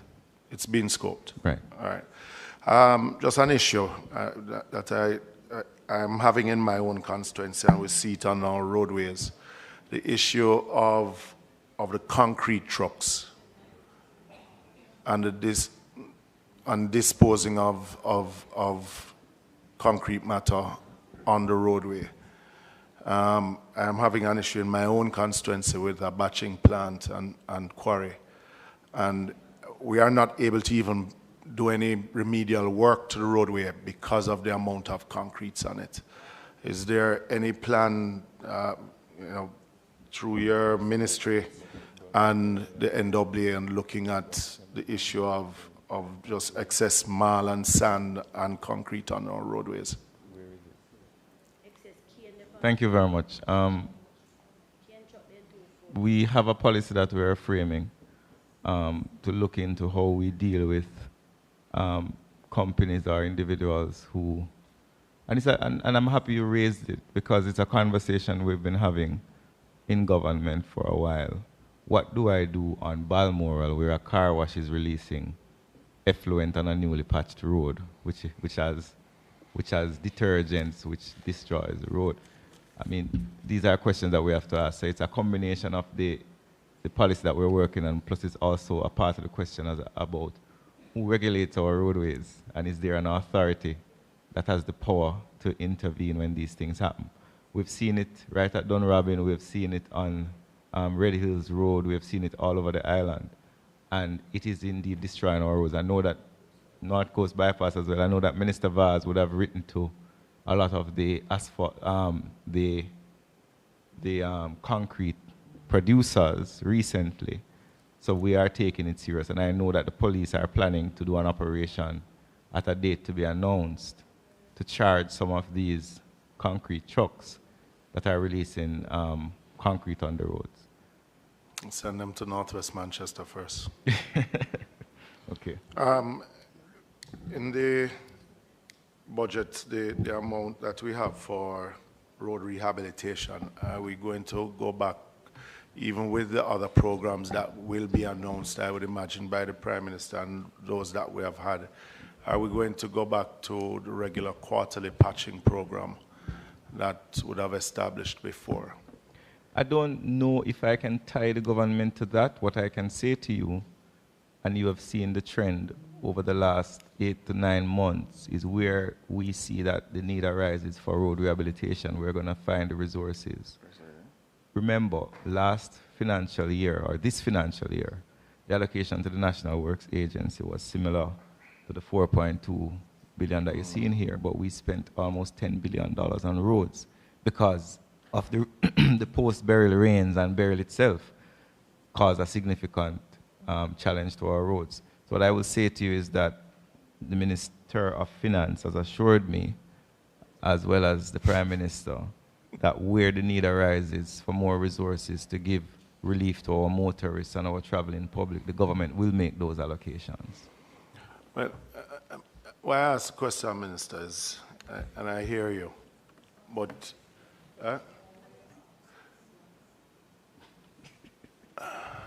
no more preambles and post-ambles. Question. So it's straight to the question, then to the next member. We are actually going way beyond and around in somewhat a circuitous way. Thank you so much, member. Kind of you. Member Hilton, I think the last question is yours. Thank you, Madam Chair. I've left this last question for the reasons that both agencies are implicated in this, which is NWA and it's about the Sandy Gully and the breach. The NWC has actually done some emergency work to shore up, to attempt to reestablish the water, the sewage pipe, but that work is in jeopardy because the breach in the wall is still there. And the walls are breached and the floor of the standard gully is breached. So all the work that has been done so far is at risk. Plus, where the work has not been done on the wall, on the western wall, threatens the community of Washington Gardens. So we're talking about significant challenges there. And I've seen an allocation for a slew of projects, and I am unclear as of now what are the prospects of those serious risks being addressed. And I'm not expecting the answer now, but I'm serving notice that I'm expecting that this issue, this Sandy Gully, that threatens communities in a very clear and present danger, that will prioritize, even in terms of the expenses that are already been made to protect. Member, do you have another question? Yes, I've asked a question. No, man, you have asked a question and you have gone with additional information. That's not the question. I have asked the question. So the Sandy Gully was My the last first point. question in terms of where we are. You can go ahead. And if you have an additional question, Member Hilton. You have an additional question? Minister, please answer Mr. Hilton's question. Thank you very much. So you would see in the budget that there's an allocation of about $4 billion, which includes North-South Gully, it includes Sandy Gully, and several other projects. Now, the Sandy Gully is a very significant call on the budget, and a piecemeal approach to repairing the Sandy Gully is not going to provide us with value for taxpayer money. So a large portion of the money that you see in that $4 billion is actually to do the studies. Because remember, it's not just the Sandy Gully, it's the Sandy Gully and the entire ecosystem that the tributaries. So what the government is planning to do, and the Prime Minister will give us a more detailed outline of it. Thanks, Minister. Head 19,000, Ministry of Economic Growth and Job Creation. I put pages. No, Chairman, please, I beg you for a second. Thought you were finished. No, because the member said something that could mislead the public. I don't know if the public heard. Go ahead, Minister. The $4 billion is not for studies. I did outline a list of major projects. What I said to you is that in the last time the Sandy Gully was repaired was under the Bruce Golding administration, where $700 million was allocated to Sandy Gully. We are planning to allocate a significant sum, but this is going to have to be a capital project, which is going to have to go to the public investment management system. So the money that you see in the budget, some of it has to do the studies, some of it has to be looking at the design and so on. We are going to do emergency repairs on the Sandy Gully. We are going to do some desilting on the Sandy Gully. But what I'm saying to you, member, is that we are planning a more fulsome, long-term, sustainable repair to the Sandy Gully. Thank you very much.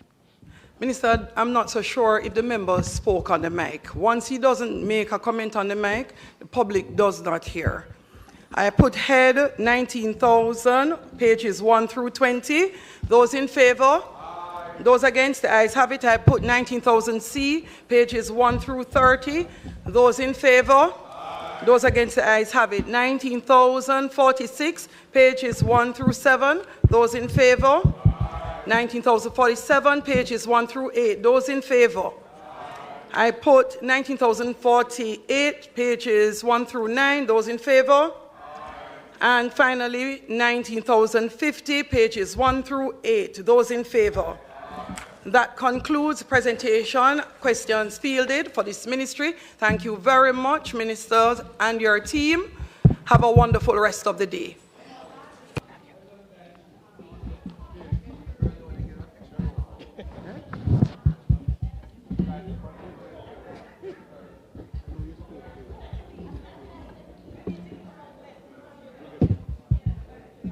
Yes, ask them for the letter, let us sign it before I go. I think this case is up.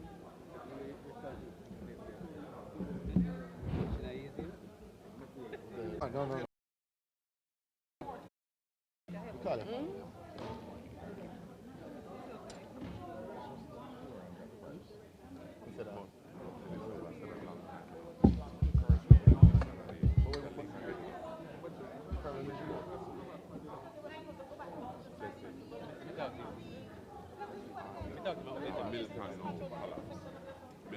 fix a couple more months ago.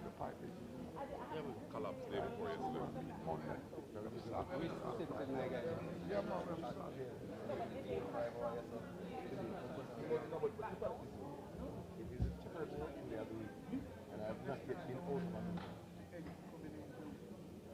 I hear you, know. I hear you. I've been a long time. What's that? Where do you? Let me get Long it. So which issue I see? Members, we are now going to have the Ministry of National Security. I notice almost everybody going for lunch break. We can't all have lunch break at the same time. Minister Samuda, a moment, please. Yes, ma'am. I don't think we'll need this, you know. But I'll keep it anyway.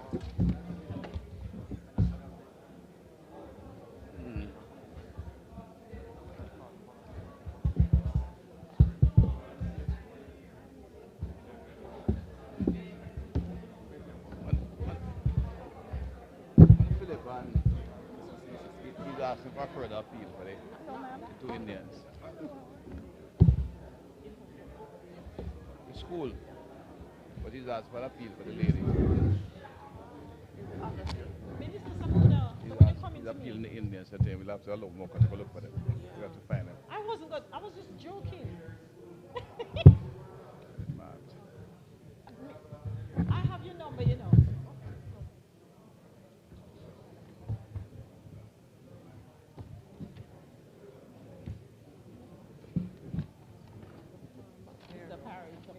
They'll get you. We're not going to have too much question in the place.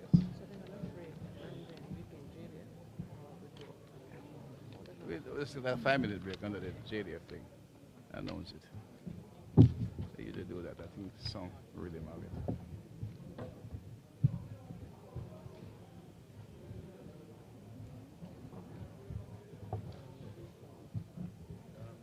How far?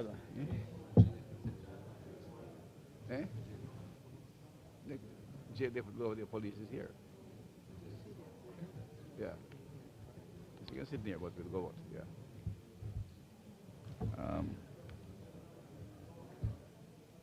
So, that's all right, yes.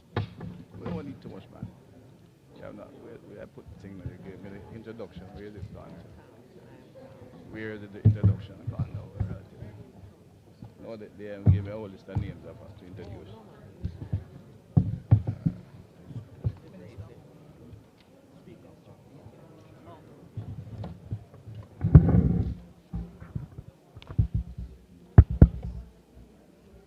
Julian, you come to give me. The member from Southeast St. Andrews should remain in lunchroom.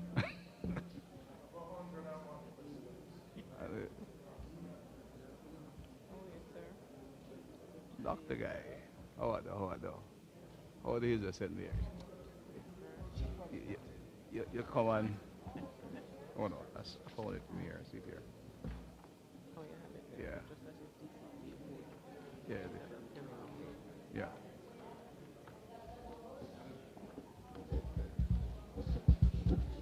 I'm sure you'll emphasize the reduction in our murder and crime and yes. with everything.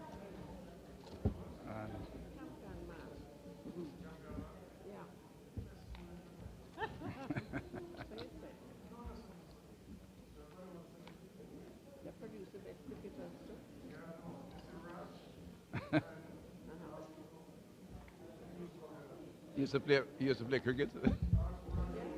Madam Chair, just ahead of the Minister of National Security making his opening statements and having the question and answers therefrom, I beg to move that a special subcommittee comprising the Honorable Horace Chang, Mr. Norman Dunn, Mr. Tova Hamilton, Mr. Xavier Main.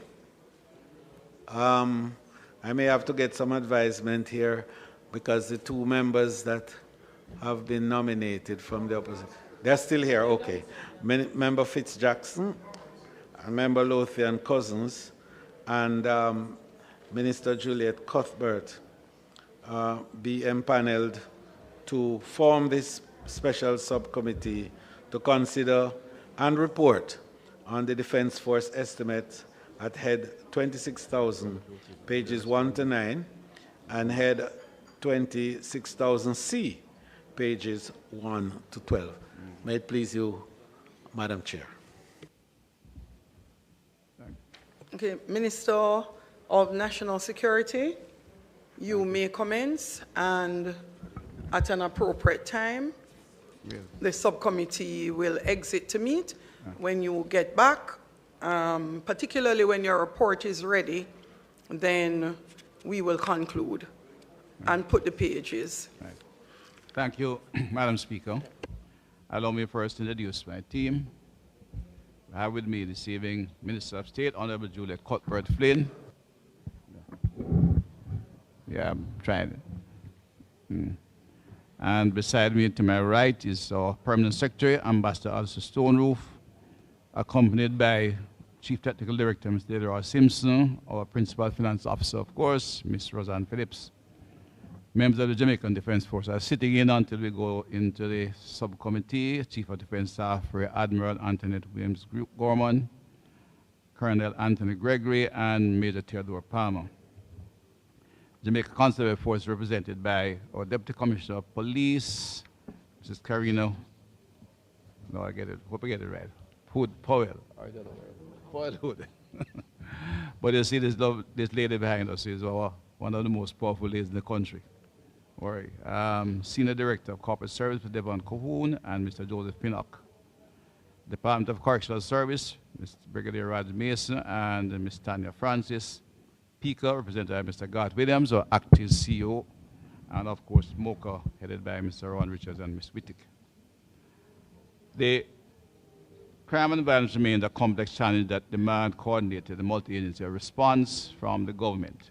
In this regard, the Ministry of National Security remains steadfast in its commitment, actively forging partnerships with the citizenry, private sector, key government entities, including the Ministry of Education, in crime prevention and violence control, the Ministry of Labor, and Social Security, the National Housing Trust, as well as regional and international bodies. These collaborations are central to our strategy in confronting serious security challenges facing our nation. It's important to highlight one or two of the tangible results. Comprehensive data on crime fighting strategies are producing significant and measurable results after years of significant investment.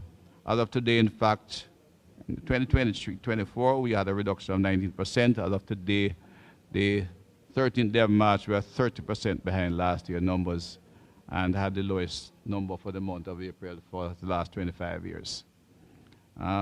This trend we expect to continue as the police officers in their reorganization and deployment are showing significant gains and disruption of gangs, while simultaneously monitoring the disputes in various areas. Madam Chair and members, this is no coincidence. These results are the direct outcome of the strategic data-driven and targeted initiatives spearheaded by the Ministry and the JCF. They reflect the substantive investment we have made to reinforce our security apparatus, enhance law enforcement capabilities, improve their border control, and strengthen our crime prevention and rehabilitation progress.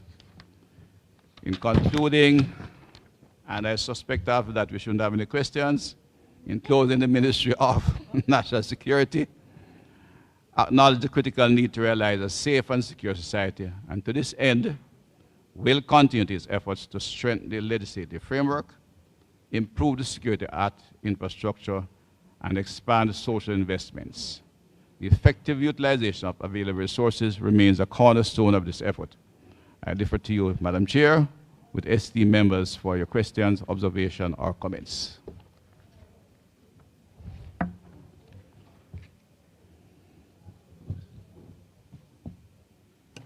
Thank you very much, Minister. Member Paulwell? Yes, I believe we could put the pages. Okay. So we will not put the pages as yet, Member Paulwell. I would ask that you exit to your in-camera meeting first.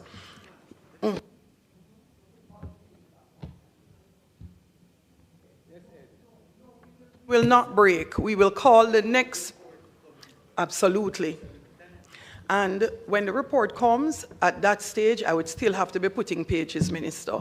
So it is better that we move on with another ministry while you do your in-camera meeting and get the report done as quickly as possible. And it's most efficient to put the pages as one at the end and close. Is the Ministry of Justice ready? Beautiful. Thank you so much. That's how we like it. So, Minister of National Security, Deputy Prime Minister, would you be so kind to exit with your team? If there are any additional members,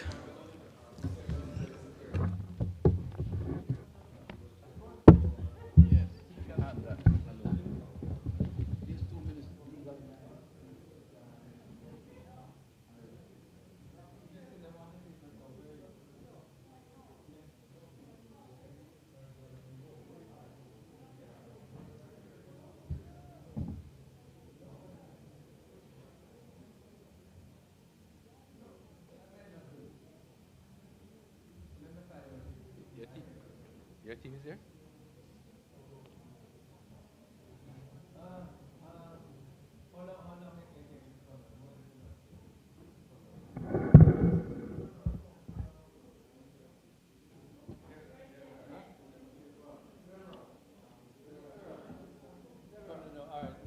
Come down as quickly as possible. Yeah, come down as quickly as possible. Huh? Absolutely. But then I shouldn't go without it. I can't. I would be prepared, but let's.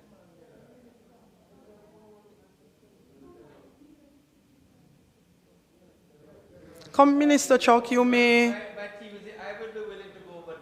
Is your team here?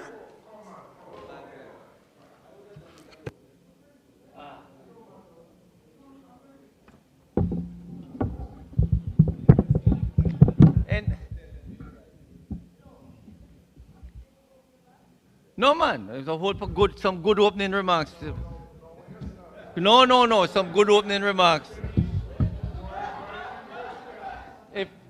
If I'm not doing opening remarks, I'm not staying. Minister opening Malahoo remarks. Ford? Minister, may I have a moment of your time, Minister Malahoo Ford?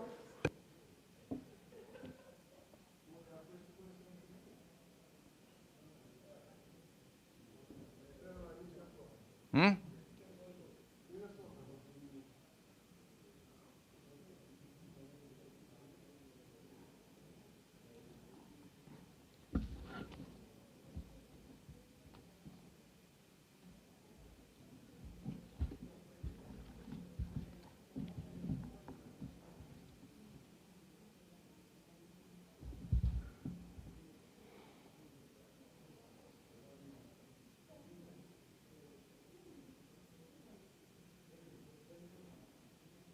Okay. Minister Chuck, you may proceed. Yes, I'm sorry. My team might be on their way. They might, if in case of any questions I can't answer, which is unlikely,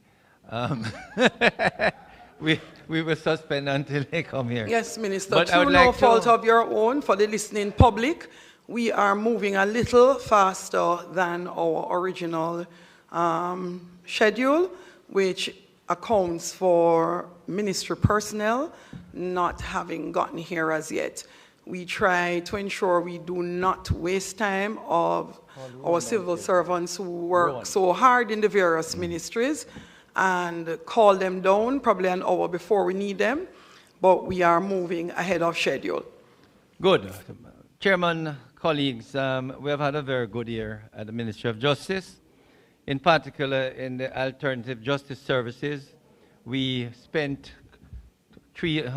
approximately $350 million on mediators, RJ facilitators, child diversion, and justice stores. We did several justice stores, 7 in all, in Hanover, Westmoreland, St. Elizabeth, including the legal affairs in Manchester, St. Mary, Kingston, St. Andrew, Clarendon, and Westmoreland. The idea was to bring justice to the people. In respect of RJ conferences, colleagues, we had 994 RJ conferences. 801 of them, the participants actually signed agreements. So it's an 80% success rate in the RJ conferences. And we catered to over 2,400 victims of crime, with mentoring and consoling a number of these victims of crime, and many of them went to RJ conferences. Another success story is the child diversion. During the course of up to September 2024, 6 months of the fiscal year, we mentored 583 children. Chairman, colleagues, the legal aid we got over 460 million for legal aid. We satisfy all the claims by attorneys for legal aid. All the claims that were put in, and in fact we have about 50 odd million, and we're asking attorneys who still have bills to put in before the end of March. This is about the third year in a row. And we spent 410 million out of the 460 million. So we have about 50 million. So attorneys who still have certificates, put them in, because we don't want you to hear about the Ministry of Justice owes anything. In terms of infrastructure, Chairman, even though sometime after burial we heard about physical infrastructure being in a deteriorating condition, it is a fact that Linstead Court was damaged by burial, and also the Balaclava Court. But my friend Delroy Stowe will tell you that the Balaclava Court now is first-class facilities. We spent 50 odd million to fix it. And the Linstead Court, I visited there last week Friday. When I went there about after burial, it was in a atrocious condition. Members will recall that Linstead Court was where a judge fell through. I saw the floors, wood, and I insisted that they should be removed. And they not only have the Linstead floors been removed, new roof, but you have 2 first-class courts. Any attorneys have visited those courts and are so happy that at least they are now in tip-top condition. The next thing, Chairman and colleagues, all the judgment debts have been satisfied again. 1.1 billion of judgment debt have been satisfied. And what is more, we have another 300 million. If any more judgment debt can be settled, we can satisfy all the judgment debt. So I can tell you, colleagues, we are extremely happy with the fact that, you know, all our mediators are being paid, facilitators, everybody, in fact. If they have not been paid, it's because of some bureaucratic hold-up or inefficiency. But funds are there to satisfy all the obligations of the Ministry of Justice. I'm happy to report that also that the Administrator General's Department is working assiduously. Some time ago, you heard about a case, 14 years, and not completed. And when you check on it, it was a normal case. Because what happened is that a child, when the testator died, the child was 4 years old. And you can't close the file until the child is 18 years. So it went on for 14 years, and it's still going on so that the child can be taken care of. And that is something that happens regularly, that the file is at the Administrator General's Department. On all these justice tours, the Administrator General has been really urging persons to make wills, because it avoid, going to the Administrator General's Department. What is amazing, during the course of last year, they disposed of properties to beneficiaries valued $682 million. But we have over $45 billion, not million, $45 billion in properties that can be disposed of if beneficiaries could just come together, settle the matters, and more than half of that could be disposed of. We also have $3.57 billion in cash that is sitting there waiting for beneficiaries to settle their matters or for us to pay out. And what is, I must say, we are hoping to put a mediation department at the Administrator General's Department where beneficiaries can get together and hopefully settle their differences so that the monies and properties can be settled. But we are happy to report that a most important thing that Parliament passed last year, which has just started to take up some progress, but we are hoping that members could also tell persons who have died or their family members have died and left money in the banks, or many times they leave a car and the car can't be transferred. But if the personality is less than 1.5 million, the Administrator General can take control and pass on the personal property to the person. So you have monies left in the bank by a person who has not made a will. For the person to get a lawyer, to take out a couple $100,000, it doesn't make sense. But what happens now, if they go to the Administrator General's Department, they issue an instrument of administration, may charge 5%, you know, and whatever the figures, I don't know the percentage. And in no time, the personality can be retrieved from the bank or a car transferred to a member of the family. And this is what I'm hoping that members of the public who have persons who have died without a will, but may have personality that they can't retrieve because it's costly, please go to the Administrator General's Department and they can assist you in having that personality put in place. There are other very useful information that we can put in, but all of that I will detail in my sectoral presentation. These are some highlights of what we have done this year. In terms of expenditure, as I said, we have improved a number of courthouses. We got over 500 million to improve courthouses. We have spent only 300, just over 300. We have over 100, which we are hoping to continue to improve the courthouses. But procurement has been a problem to get a number of these improvements done. But we're hoping that some will be completed before the end of the fiscal year. So these are the highlights, Madam Chairman. And if colleagues have any question, I'm willing to respond. You have a question from Member Madam Chairman, it's a suggestion that we put the pages. There's one other thing I should have made. All right, no more. Wonderful.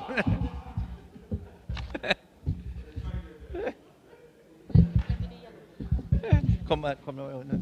Minister, don't move, Minister. Minister is not accustomed to such a wonderful Can you imagine? And smooth process. It is testament to the work you have done in the ministry. Very well, thanks, man. Yes, it is. And the significant improvements that have been brought to bear, which renown to the benefit of the people of Jamaica. So, Minister, I now put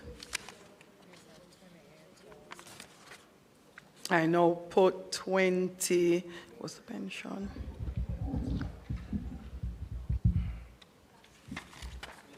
Here, 28,000 pages 1 through 8. Those in favor? Those against? The ayes have it. I put 28,000 C pages 1 through 6. Those in favor? Those against? The ayes have it. One moment.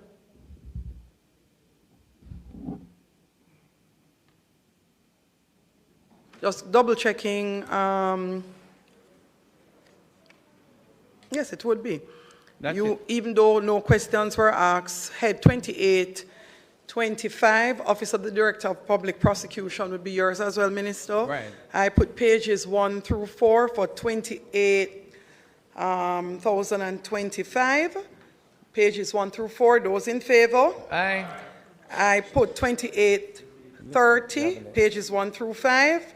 Administrator General, exactly. Those in favor? Those against? The ayes have it. Pages, head 28,031, pages 1 through 4. Those in favor? Those against? The ayes have it. 28,058, For the judiciary, pages 1 through 6, those in favor? Those against? The ayes have it. I believe that concludes the Ministry of Justice. Minister, I'm sure you're already delivering the good news that the persons coming down from your ministry can go home early today. Thank you, Minister. Good, thanks.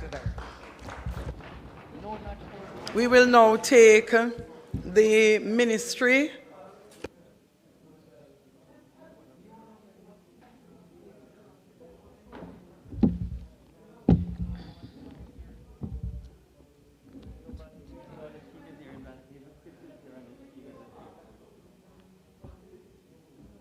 No, yes, what we have found efficient House Leader, the only person needed for the head, and really is just the Minister of Finance, but the Minister of National Security, once the Minister is here, we are able to just close in terms of the vote. So it's more efficient to take it all at once. Now we have the Minister of Legal and Constitutional Affairs, Minister Malahoo Ford. You may go ahead, Minister.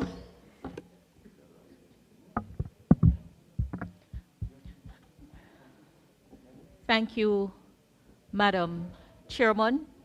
The Ministry of Legal and Constitutional Affairs appears at head 27,000 of the Yellow Book. I'm pleased to indicate that have been established to take charge of and give focused attention to the government's legislative agenda and its legal and constitutional reform aspirations. The ministry has been working assiduously to achieve the goal. We have before the Parliament the Constitution Amendment Republic Bill, which is a major delivery for the ministry, and much of the activities of the ministry turns on the constitutional reform program. Madam Chair, we also have responsibility for the protection of human rights through a responsibility framework, and we have been working to protect the rights of all Jamaicans and to sensitize them on their rights and responsibility. During the 25-26 financial year, we will continue this work focusing on our schools, the conduct of legal affairs, and other outreach activities. A key strategy employed by the ministry is the sensitization and engagement of government and also students on their constitutional rights and responsibility with a view to closing the knowledge gap. For the upcoming year, we will again partner with the Jamaica Association for Debating and Empowerment to host the second staging of the National School Debating Competition to commemorate International Human Rights Day. The real essence of these activities is to raise awareness on human rights within a responsibility framework. And we have already scheduled a final for December 10, 2025, and it will be aired on television. Madam Chairman, we have been working also to improve efficiency in drafting, reform, and publication of the laws of Jamaica. Our efforts to make the law reform process more efficient, thereby improving the quality of legislation and the speed with which they are promulgated, is ongoing. This committee is reminded that by way of Cabinet Decision 20 of 2022, each ministry was mandated to establish a legislative team comprising policy officers, legal officers, and chief technical directors. And Madam, we have been working to improve the capacity of the ministry's legislative team.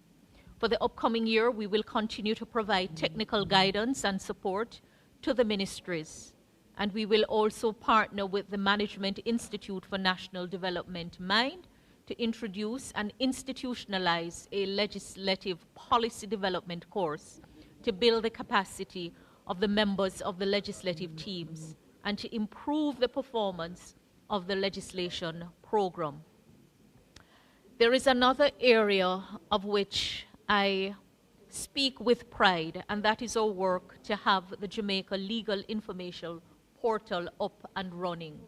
Madam Chairman, not many know of the disinvestment in the legal infrastructure for many years, resulting in a lot of the challenges that we face. And there is currently no official website that provides information on a wide range of legal literature.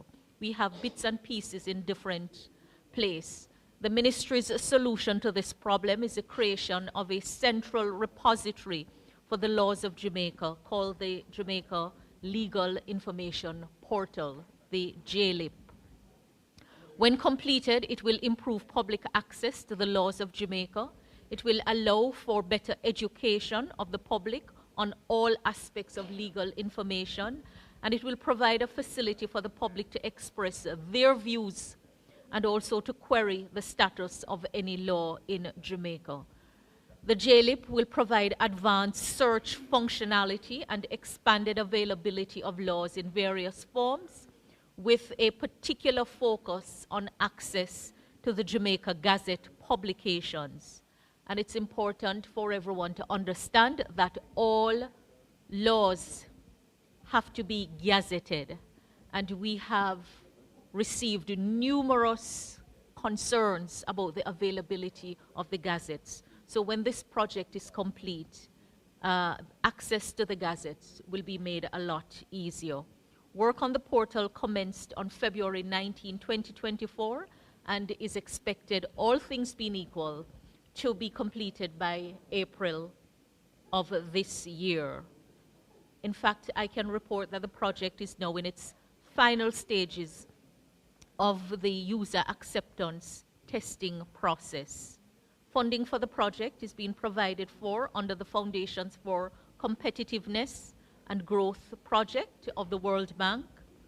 The contract, valued at just over Jamaican $31 million, was awarded to Softigen. This is a European firm, and the work to finalize the project is far advanced.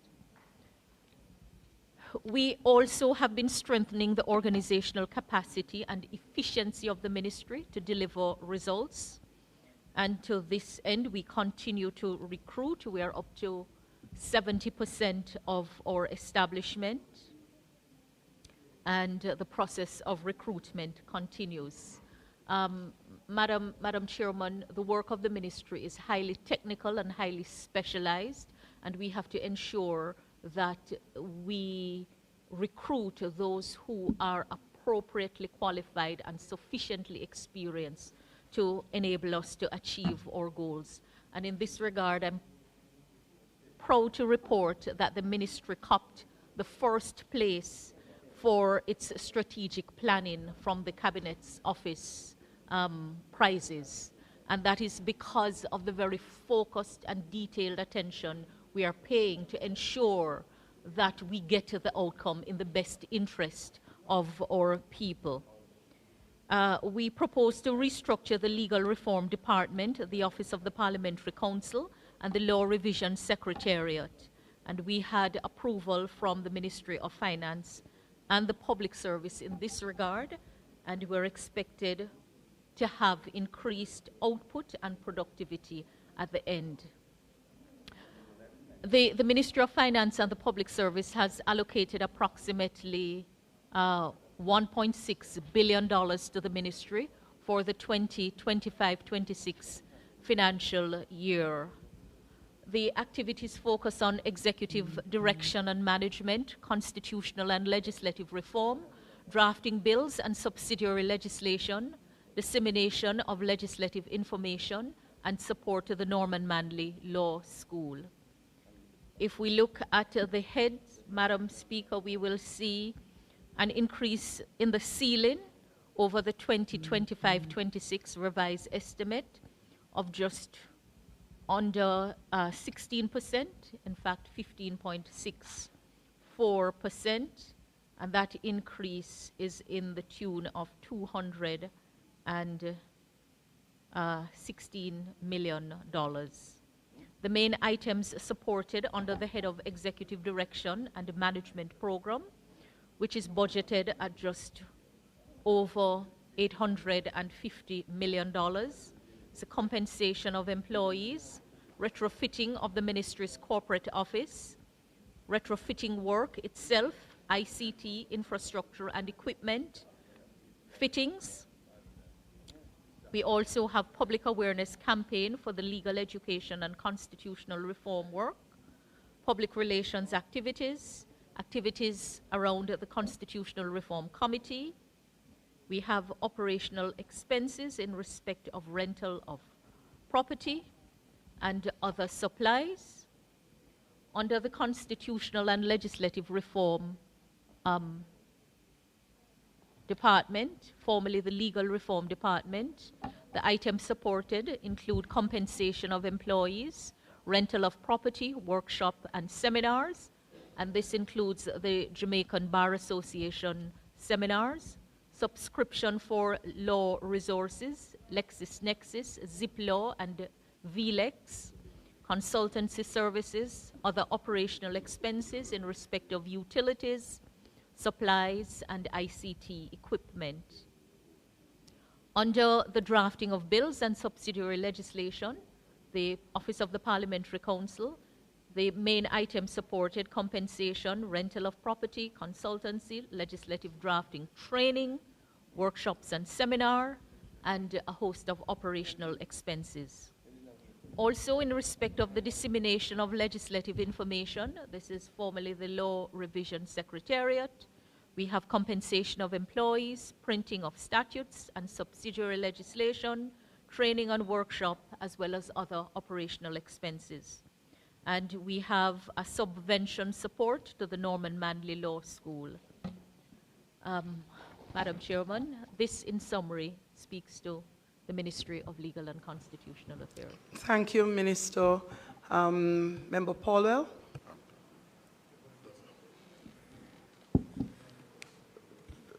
Madam Chairman, I suggest that we put the pages. Okay. We will put the pages for head 27,000, and that's from pages 1 through 6. Those in favor? Aye. Those against? The ayes have it. Minister, thank you very much for your presentation. Thank you, Madam Chairman. We have the report back for the Ministry of National Security.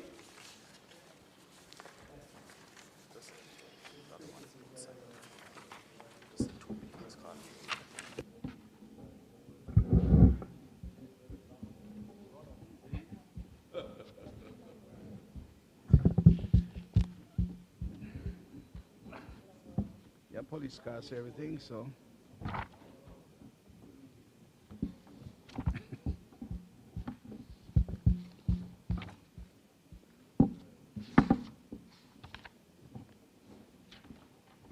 Madam Chair.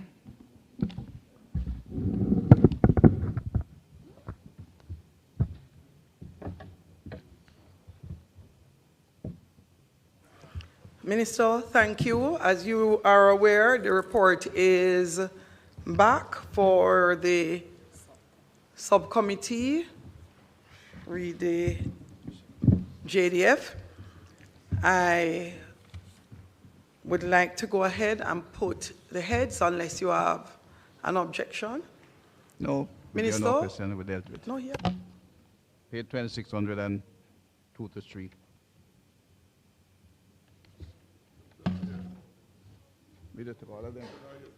Yeah, go ahead. Yeah. Yes, he was finished his ministry.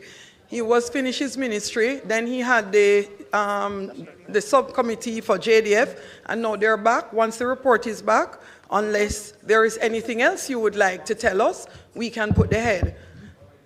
So we'll circulate the report. Once you have complete signing, you'll have it back. I think. I've signed. Yes, Member Jack. The only thing that the minister would want to tell you is that he detained me there so that I could not sit in the Justice Ministry to ask a question. I am And he sure Minister wouldn't do that. He succeeded. He succeeded.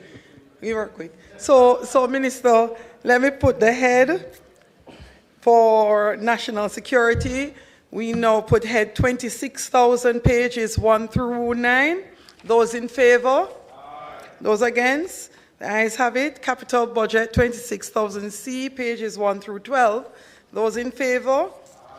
Those against? The ayes have it. 26,022, pages 1 through 9. Those in favor? 26,024, pages 1 through 6. Those in favor? Those against? The ayes have it. Pages, head 26,053, pages 1 through 8. Those in favor? Those against? The ayes have it. 26,057. Those in favor? Those against? The ayes have it. And finally, page for head 26,059, major organized crime and anti-corruption agency, pages 1 through 6. I put the pages. Those in favor? Those against? The ayes have it. That concludes the presentation and fielding of questions by the Ministry of National Security and the team. Thank you very much. Have a wonderful rest of the day. Thanks for being here with us today. Have a good evening to you, too. And You are thank all excused. my colleagues for their kind cooperation. We'll make sure all the police stations have a car. Wonderful.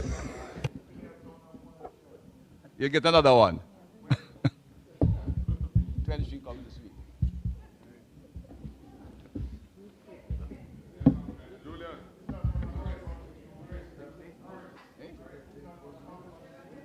No, we're not. Bobby will say the two.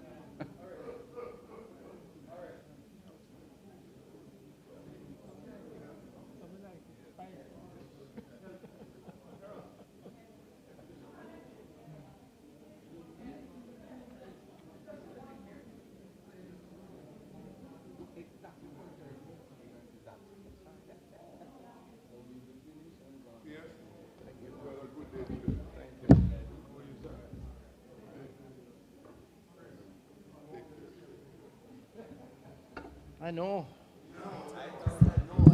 Ministry of Health. My friends treat me the worst. Where is, no, you sit on over here, so Mr. Davis sit on over here. So.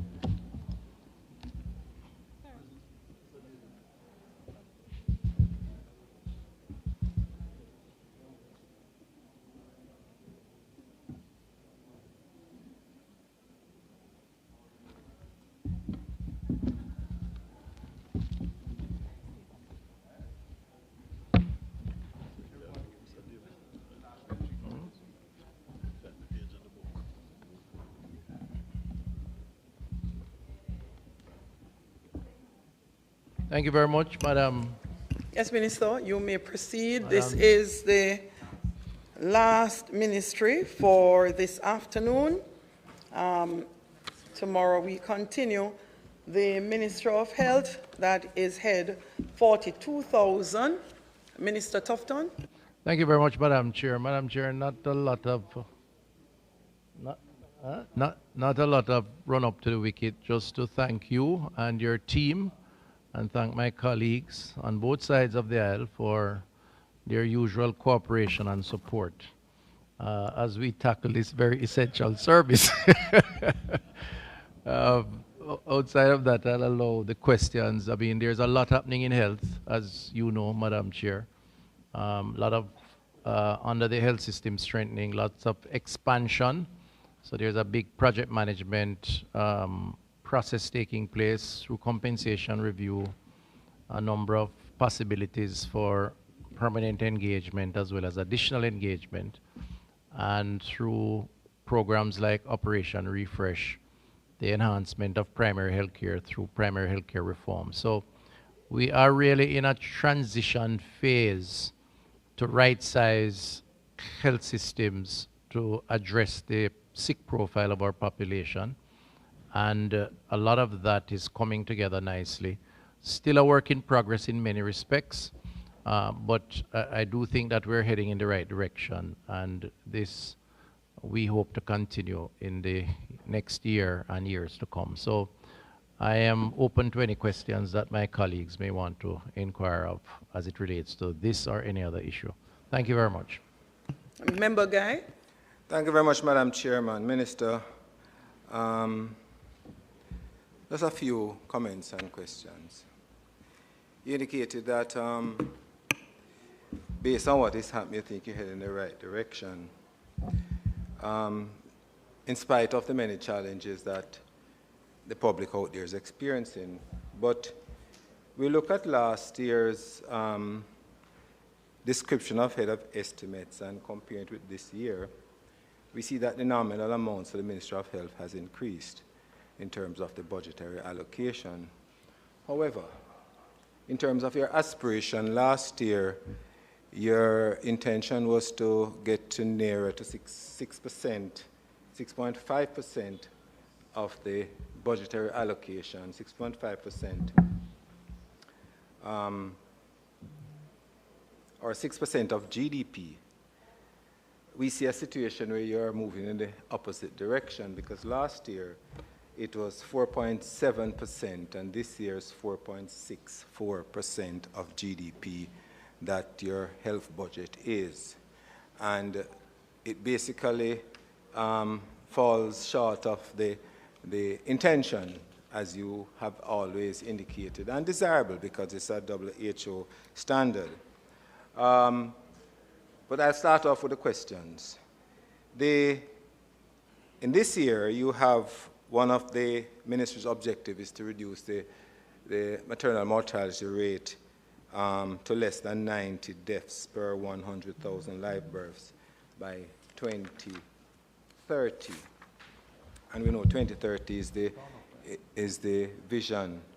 But we have seen where, based on data that has come from the ministry, and the last one we had was in Vitals in 2023, that the maternal mortality rate trend in Jamaica from 2000 to 2022 had been hovering just a little over and a little under 100 until we went up quite significantly in 2020 and then 2022. And we know that's the COVID period that caused some of this. How positive you are in terms of our achievement less than 100 by 2030, which is another 5 years. And I know that you have indicated that there's a lot of expansion going on. So basically, that's my first question. All right, I don't want to forget the question. Should I respond? It was yes, man, sure. A fairly long-winded question. So the first issue of the contribution of GDP to health, I would say the marginal difference means more that we are not increased. However, it's always a working target.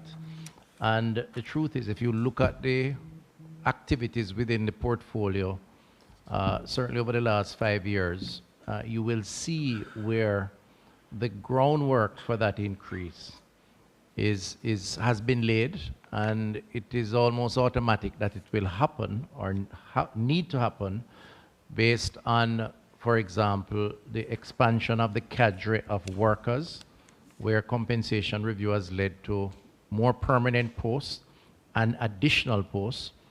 The addition of beds, we're building out in Spanish Town and Western Child, which we have not yet populated, but will be by the end of this year, will mean more staff, more equipment, more operations. So I think, remember, it's hard to, you would have to look at that contribution in the context of what is happening on the ground. And if that number doesn't improve, as I believe the government intention is so to do, it means that some of the additional infrastructure and build-out taking place would not be able to be funded. So I am not, while I would like to see more, as we all would, I'm optimistic that we're moving in the right direction, and based on what is happening, it will only lead to better things to come. Secondly, on the mortality rate, I think you have to look at the mortality rate in context. Every death is regrettable, of course. We were plagued and affected by the period of COVID, which I've made that point before. But to understand the mortality rate, again, in context, firstly, you have to consider the birth rate.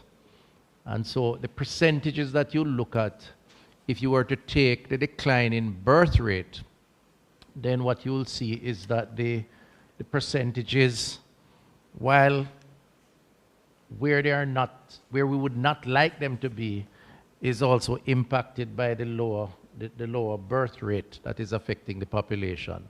But more importantly and more substantively is the fact that since COVID, we have actually seen an improvement.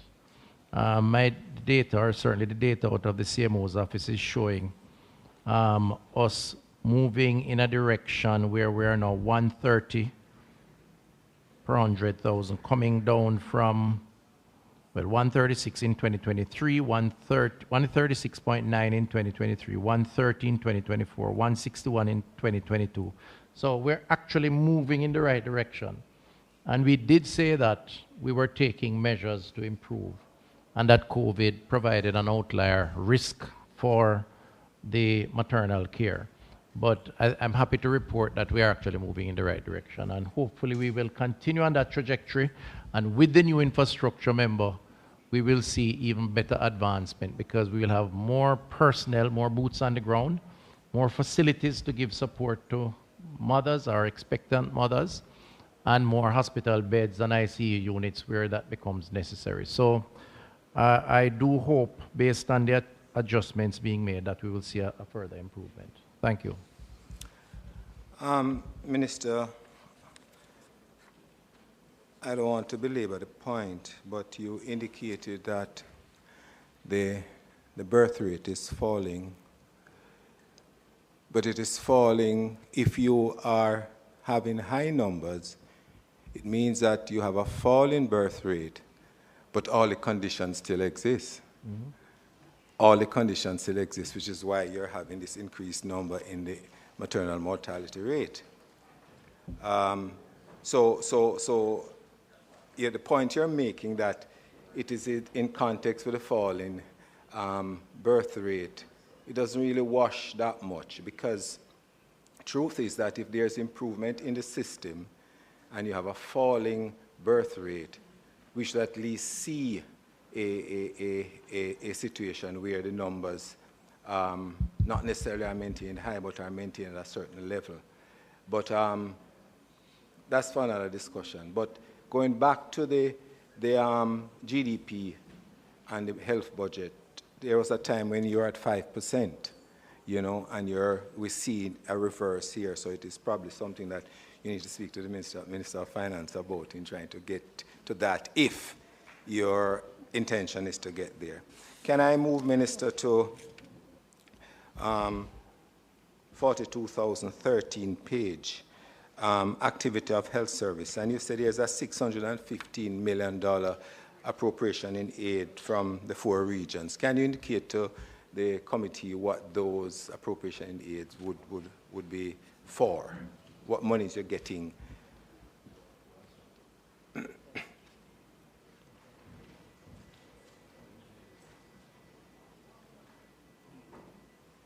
Collect fees, that is, you know? Goods and services. You mean what the money is for? No, what you get it for. What do you collect in it for? What goods and services? Oh,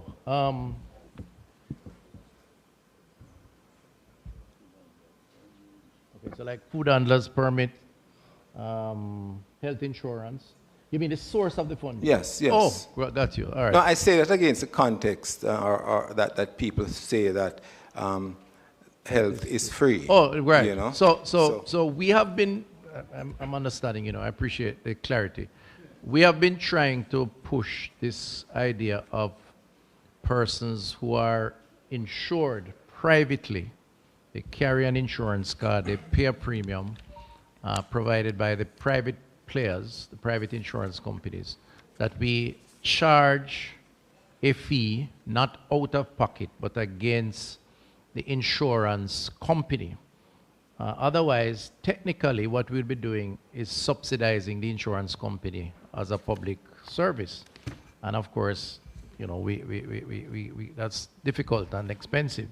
So whenever what we have asked the regions to do is when persons come for services, we normally ask them if they have private insurance, where they say yes and provide the insurance card. We charge against the card, not out of pocket. So nobody pays out of pocket. And frankly speaking, I think it's appropriate and we need to do more of it. And those resources are then put back into strengthening the health system. And as said earlier, the other fees would be things like food handlers permit. But that's a substantial one. Thank you, Minister. Can we move to page 15, 42,015? We see where immunization numbers in terms of percentages coverage for DPT3. I see you have some numbers coming from 23, 24, 93, 95, 95, 95, and your projection is that up to 28, 29 to be at 95%. Can you reconcile that against Economic and Social Survey Jamaica 2023, where it indicated that you have, in terms of DPT3, 100% coverage?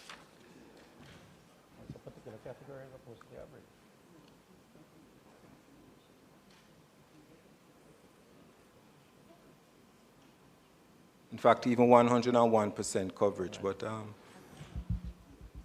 what's 1% among? I have to get some medical lingo to report back to you, so I have to consult with my CMO. Huh? All right, we can await that. I'm not the right kind of doctor. No, what the CMO is saying, is explaining, is that the numbers tend to lag in terms of reconciliation. So you report a particular number as you have it, but then you have to get the final figures from RGD. So it has Which is where RGD got, this is from RGD. Right, so it's, but Minister, no, let's look at it. Yes. The reconciliation has to be at your ministry as well, because this data that you're giving to us, this book was printed for some time now, and in 2023, RGD had that. You should have had that at your ministry as well. So it shouldn't be a lag. Well, you can accuse us of not being as efficient in reconciling, but the point still remains that there has to be a reconciliation. So maybe what your criticism should be is that we must reconcile quicker and more efficiently, which I'll be prepared to look into, member. Please. Thank you. I want to move on to your blue pages, Minister. And the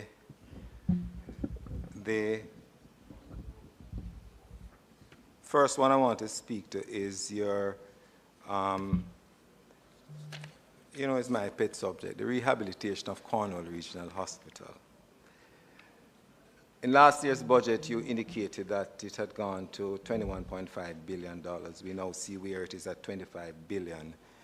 And you did indicate at the sectoral presentation, as well as subsequently, that by 2026, that the project would have been completed.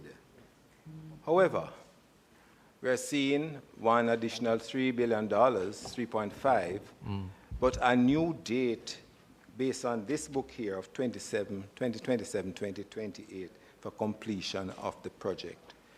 Now, a lot of expectations have gone by the people in the Western region, in particular Montego Bay, with an expectation that by 2026, that the entire facility would be up and running. I know you have indicated phasing in of the services at the building, but can you explain to us why we are now going to 27, 2028? Okay, so you raised 2 points. You raised the 25 billion as opposed to 21 plus. When the discussions around cost, having done the review and the rescoping of the project was being had, there was a conversation of an intention to waive the taxes on the imported inputs. Because remember, as we said, we're building a new hospital. All equipment will be new, and therefore all will be imported, because clearly we don't manufacture these sophisticated equipment here. So there was an intention to request and hopefully favorably receive the granting of the waiving of those taxes.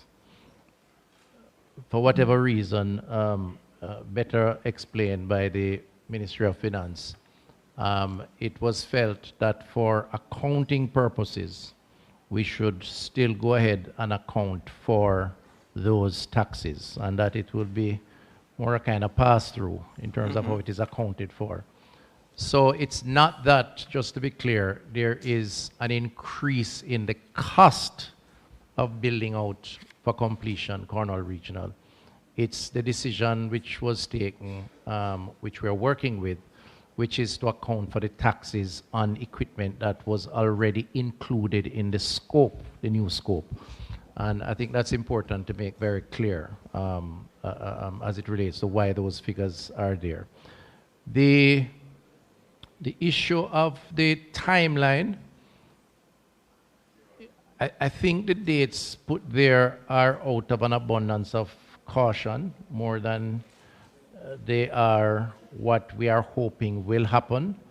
There is going to be the start of the phasing of the opening of the facility. Last week I was there, and the administrative wing is now complete, nicely furnished, really, really looking good, and is reflective of the new facility that's going to be in place. In fact, I'm extending an invitation to you, member, to attend, which hopefully will happen within the next 2 weeks or so.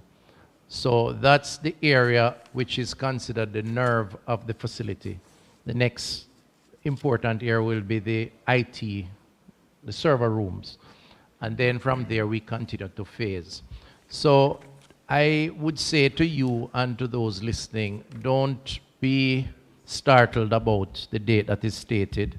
Cornwall Regional's main building, which is really what we're talking about, as opposed to services which are already happening and has continued to happen, is going to be in operation, or certainly parts of it, and I dare say the greater parts of it, long before that date. It will start that phasing in another week or two.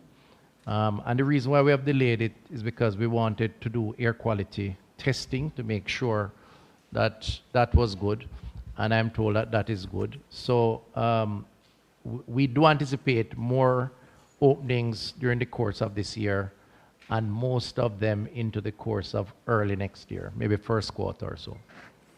I can understand your desire to be, you indicated, out of an abundance of caution, because in the past you have been burnt by many dates you have been given in terms of it. So you're extending it and giving us. Very much so. I can very much so. I have no issues in identifying with the once bitten, twice shy scenario. It's more than once, though, but it's all right. Minister, the Western Children Adolescent Hospital, I see where here the local component has increased by 1.4 billion. Can you give us an idea as to why this is so? Because all the years that it has been at the 576. Right. So the Western Child and Adolescent Hospital, they are now putting in the internals, so the partitions and the ward space and so on. The project, which is a gift, as you know, from the Chinese government, did not, as part of its full scope, account for all the equipment to be placed in the building.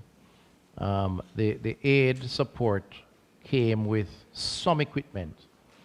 And what we are doing now is rescoping or scoping the additional equipment that is required for the building. We had done the we had done as you know, we had done some initial preparation, the GOJ that is, expenditure, like the clearing of the site, putting in the water, the electricity, that sort of stuff. The Chinese and their contractors have done the build out of the main building and are now putting in the windows, doors, and the internals. What we have to start looking at now is what would make the facility complete. And it was never accounted for 100%. So that's what we're trying to rescope and deal with. And you can assure us that that $1.4 billion includes the taxation for those? To be honest with you, I'm not sure. I'll check. It's an aid project as opposed to a well, I'd have to check. Because this is, yeah, this I'd is have additional. To check. It may, I would have to check. All right. Yeah. Minister, can we look at the prevention and care management of non-communicable disease program? And this is 42,000 C6. And at the bottom of the page, component 2, implementation of electronic health records complete at 12 of 13 sites, and tele-echo program piloted in 6 health centers and equipment distributed and installed. Can you indicate where these are? The sites. The electronic health records? The electronic as well as the bottom one with the tele-echo program. Right. So the electronic health records infrastructure is going fairly well. We have installed through a contract with the cable and wireless company, Flow, I think is the new name, Flow, the networking of 105, I believe, health centers and hospitals across the country, which allows for the connectivity. We have installed, in terms of hospitals, the electronic system, which involves both the hardware and the software, so the tablets and so on, and the software to support that. In Maypen Hospital, so they're fully now online. In Spanish Town Hospital, they're fully online. And the health centers in and around those institutions, which provides for the connectivity between the primary healthcare institution and the hospital. So, for example, Spanish Town has, I think, 3 health centers that are connected to Spanish Town. So a patient that goes to those health centers, once you upload their information, if they go to the hospital, you can retrieve it electronically. Spanish Town has St. Diego, Portmore, and Old Harbor. And there are 3 in Maypen, which I can't recall all of them right now. We are now installing the same system in St. Anne's Bay, which was the next phase. So that is now being done. I'm not sure how far it is. Mr. Clark isn't here.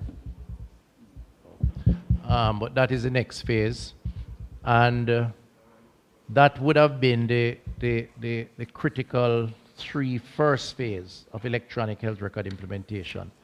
Now, accompanying that, by the way, is a lot of training. So we have had to train the staff, reorient them to using the iPads as opposed to a paper-based system. And they have been very receptive. So I think we're doing fairly well on that. The telemedicine component, I'm going to need to check on that. I know we had done some pilot sessions. It's supposed to accompany those, the connectivity, but I'm not sure exactly where it is now, but I know that it was a work in progress, that they were working on it. But I can check feedback. I was specifically asking, Minister, and probably could ask your medical technocrats, the tele-echo, is it related to echocardiograms that is done?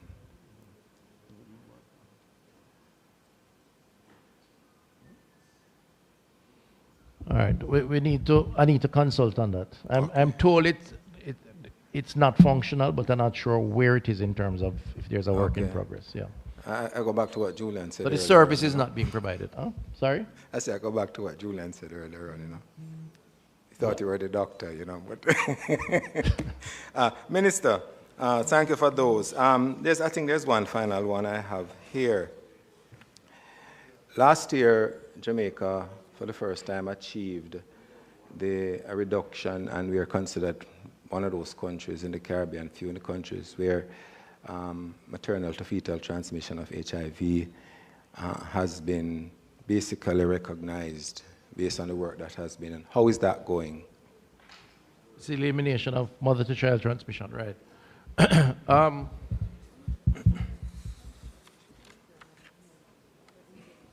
And have there been any hiccups? I'm being told, clearly, well, first of all, I believe you want to say that it's a monumental achievement by the government. We recognize that because we're on a lot of effort. We were on that way between Thank 2012, 2013, and Right. then the ball was dropped. Okay, well, the ball is fully rolling. But right, so it's a big achievement and tribute to the healthcare workers and the administration of the process, and our key partners, by the way, because we've had a lot of help.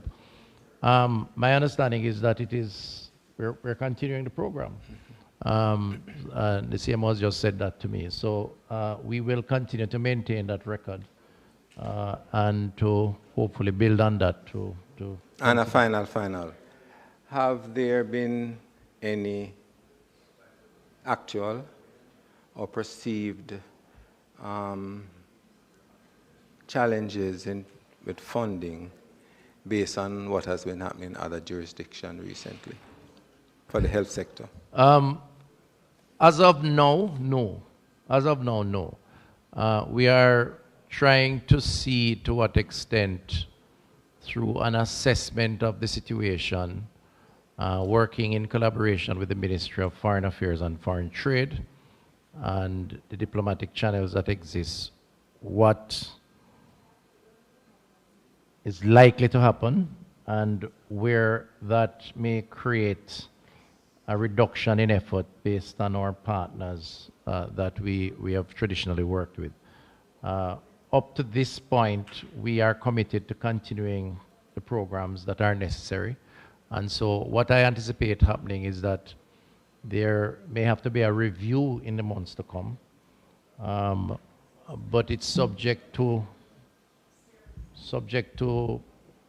an understanding and implementation of what has been announced by our significant partner up north. And having regard to that, are there any potential contingencies that have been thought about outside of reducing the programs? Yes, of course. The intention is not to allow any gaps that would diminish our effectiveness or certainly the programs that have been working for us. And so the review would of necessity include where there's potential fallout, how we fill those gaps.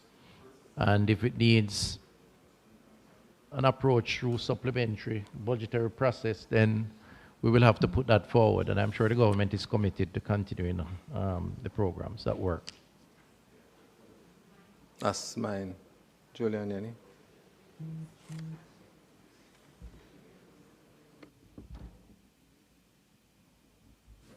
Member Guy, you're finished? I believe next is Member Hilton, then Jackson, and then it would be you next after that. Well? I was here Oh, first, your mic man. was Yeah, on. man, I was on first. Minister, I want to probe the Cornwall regional expenditure. I can't say I fully understand the total, so you can just walk with me. You had 21 billion was allocated. You said 21.5. You said the additional 5 relates to... At 5, 3 point little. 3 point some relates to taxes that you made an appeal to be waived, but you're saying they were not waived, so you have to pay them. But then you said there is some mechanism for recovery of that? No, I didn't say There's that. no mechanism for recovery. No. Well, I'm told in financial terms that it's really a pass-through, if you will. What do you mean by that? That's what I'm trying to understand. Right. So once we get it, we pay it back. So we get it from finance and we pay it back over to TAJ. The idea was that given the nature of the project, And indeed, there is a provision now where some taxes are waived for diagnostics and so on coming in, whether it's by a private player or otherwise. So when the submission was made, there was a request, to put it no stronger than that, for those taxes that would be accumulated on the build-out to be waived in the interest of, obviously, not having those on the books, because there's some precedent for it. But the decision was taken otherwise, so we're now just accounting for it. What is important to note is that these funds are not anything to do with additional cost in the build-out, or some would like to describe the rescoping as cost overruns. It's not. It's not even a rescoping. What it is the taxes on the existing cost that have been made, that a decision was taken. That and these, again, just for clarity, the costs we're talking about would be what, GCT on equipment that you would have been bringing in from abroad? GCT. And duties? GCT. Just GCT. And that wouldn't be, would that be applicable to services that are being provided, No, or it's just primarily equipment? Just equipment. And the point must be made, and I have no issues. I think it's a good thing to probe it, because what it proves is that the equipping of Cornwall Regional is based on an assumption that is being actioned, that it is all new equipment. So everything that will be placed in that building, except for the concrete and mortar that is there originally, which has been reinforced, will be new. So that sizable tax. So what, figure, could I ask you then, yes, of the 21.5 billion, what portion of that relates to equipment versus the construction element of it? I'll have to get that. You have that figure with you? I'll have to get that figure, but it's substantial. I suspect, I believe I'd seen, and I stand corrected, that the equipment cost was somewhere in the region of about 5 or 6 billion, because it was quite advanced equipment. And then the rest of it are additional, you know, the specialized types of flooring, for example, that's important for infection and prevention control. So it's, as you know, it's not a typical building. So a lot of what is used in the process are specialized equipment to avoid or to ensure best practices. In fact, a team from Jamaica, including the project management team and the medical team, actually went to China, and I believe they're there now. They're there now on their final tour to inspect all the equipment that's going to go into the building. So the tax is a function of the value of the equipment. That's why I wanted to know what that figure was, because I'm trying to work backwards if it's... I can provide that. 3.5 billion for, on average, GCT 16.5% suggests a much larger number in terms of what the equipment cost is. I can do the calculation backwards. But but don't underestimate the value of equipment. They're quite No, I know. That's why I want to know what percentage of the 21.5 is equipment. Yeah. You said there is precedent for waiving. Is it that in previous build-outs that we have had, we have been granted that waiver of hospital equipment? Well, I know that private entities or otherwise bringing certain types of equipment in the country are entitled to some waivers on some of the taxes. Yes. I mean, they're right to the ministry. It's really the Ministry of Finance that grants that. But there is a special benefit to encourage the importation of specialized equipment for purposes in the health space. Huh?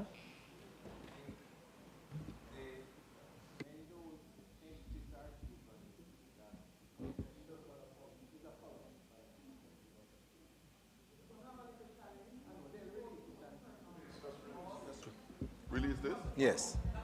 Tony, thank you very much. Member Guy has a follow-up? Yes, just on the so point that we'll turn Minister off is and then go back on in sequence. Go ahead, Member Guy.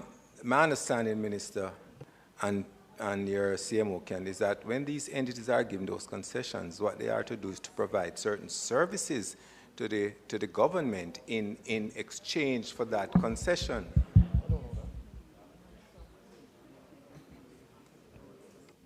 Oh, I'm told that they usually have some arrangements, either for reduced cost or otherwise. But clearly, the ultimate there would be Cornwall Regional, but that's another issue. Yeah, my final question. So the figure that we are at now represents a hard total in terms of the completion to get it to be in a position where patients can occupy. There's no anticipation at this stage that we're going to come back to have additional costs related to Cornwall Regional. I don't see or anticipate additional costs. This is the figure that has been provided to me by the technical team. I think we have a good technical team. Once the rescoping was done, which moved the figure from just a ventilation problem to a rebuild, those costings were calculated on that basis. And like I said, even while that was being proposed, the taxes were calculated, but there was a request for that to be waived. We are now accounting for that. So I don't anticipate any additional cost. But again, I'm working with my team and the technical team, but I don't anticipate it. I think we're very clear now in terms of the final lap that we're running. And as I said, we're starting to open up, or will shortly, and the work there is looking good. I think the country will feel good about it once it's finished. I mean, there are a lot of lessons learned. When you look on the figure, quite frankly, you could have built 2 hospitals for that money. And I want to disabuse your mind of that, member. If you may indulge me a little bit, Madam Chair, because it's misinformation that some people have promulgated around the figure and whether or not a new hospital could be built for that figure. Based on size and benchmarking of hospital cost, that is not true. In fact, recently we had a team from Hartford Health Systems who came to look at a collaboration in the West, and when they toured the facility, they are building in their system new buildings. And they indicated to us, to me certainly, that the cost per square footage for a comparable hospital would be close to $800 US. We're building at probably 300 or less.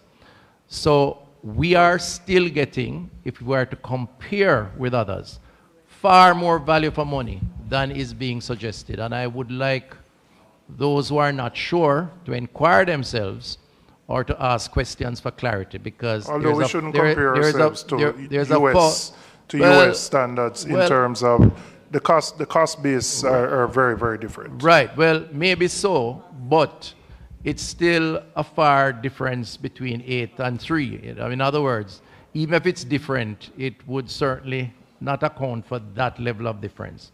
So, I agree with you that there are a lot of lessons to be learned from Cornwall. I mean, I've learned some myself, and I've had to absorb a lot of the criticisms, and I've done so because I'm the man on the bridge. And we have to improve in terms of how we project manage. But I'll state some critical facts. One is that the cost differences is not so much a result of overrun as it is a result of rescoping. And there's a big difference between the two. And secondly, managing a renovation as opposed to building out a new facility is very, very different, because you really don't know what you have until you deep dive. And that is what we have had to do with that facility. And thirdly, I repeat again, some of that 21 billion is linked to the billion, right? Is linked to the build out of services around the main building, because there's a misinformation being put out there that it all goes into that 10-story building. It's involved in the conversion of Mount Salem Clinic into an A&E, the building of a new diagnostic center, the equipping of Falmouth to deal with elective cases, the building out of dialysis centers, the conversion of the nurses' quarters into inpatient care. So a large portion of that was to preserve the retrofitting of the the Seventh-day Adventist auditorium into an outpatient clinic that sees 500 people per day, 5 days a week. Some of those resources were used to ensure that the services of Cornwall were preserved, not necessarily building out the 10-story building. And we have not yet spent a large portion of that money. There's another misinformation to suggest that somehow we have already spent that money. People banding the figure about to suggest that we've spent that money and the building not finished. That's a projection of what we will spend based on the technical assessment. So I think once that clarity is had, there's some context to understanding why we're doing and what we're doing, and the length of time, the 3 years of COVID that interrupted the flow. And the proof of the pudding is in the eating. I know it's been a long wait, but when it's finished, I believe the public and the people of Western Jamaica will be in a much better place because they'll literally have a new hospital. Thank you.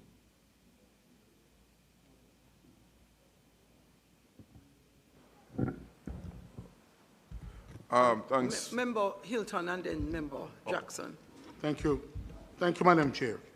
Minister, recently there's been an announcement by the U.S. Government about the medical mission to Cuba. That's a program that we know has been integrated or integral to the sustenance of our medical sector, our health sector.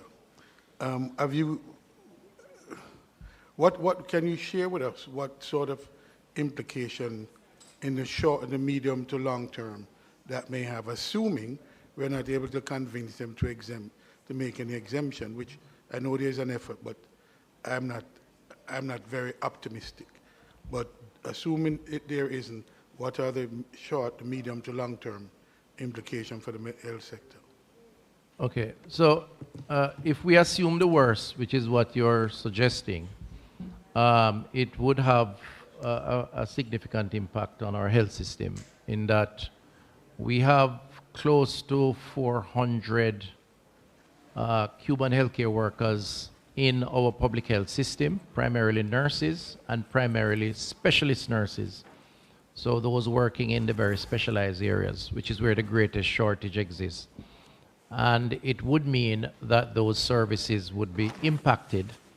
So the consequences of a suspension or termination of those arrangements would mean maybe some suspension or at best rearranging of some of those services as to where they could be accessed. This is something that we would prefer not to have, as you know, because lives depend on it. The Cuban eye care program, for example, at St. Joseph's, they do almost 20 surgeries a day, and thousands of Jamaicans benefit from the program. So it would be a challenge. It would be a challenge. The conversations that are taking place now are attempting to firstly understand the problem a little more and to see to what extent we can work around it with our bilateral partner, both Cuba and by extension the US. And those conversations are being led by the Ministry of Foreign Affairs with the support and advice from this ministry. It's early days yet, so we'll see what happens. In the meantime, I think it's important to note that we have done the assessment internally and through consultations, and we are now assessing what the options are, both internally as well as other types of arrangements that can be put in place. You know, there are bilateral partners that we have traditional relationships with in terms of certain services, in terms of personnel, and some of those conversations were going on before, to be totally frank, because even with the Cuban support, we have significant gaps otherwise, and we are expanding our cadre, and HR is the bottleneck, largely because we lose most of our people to North America, coincidentally, and to a lesser extent, the UK and Canada.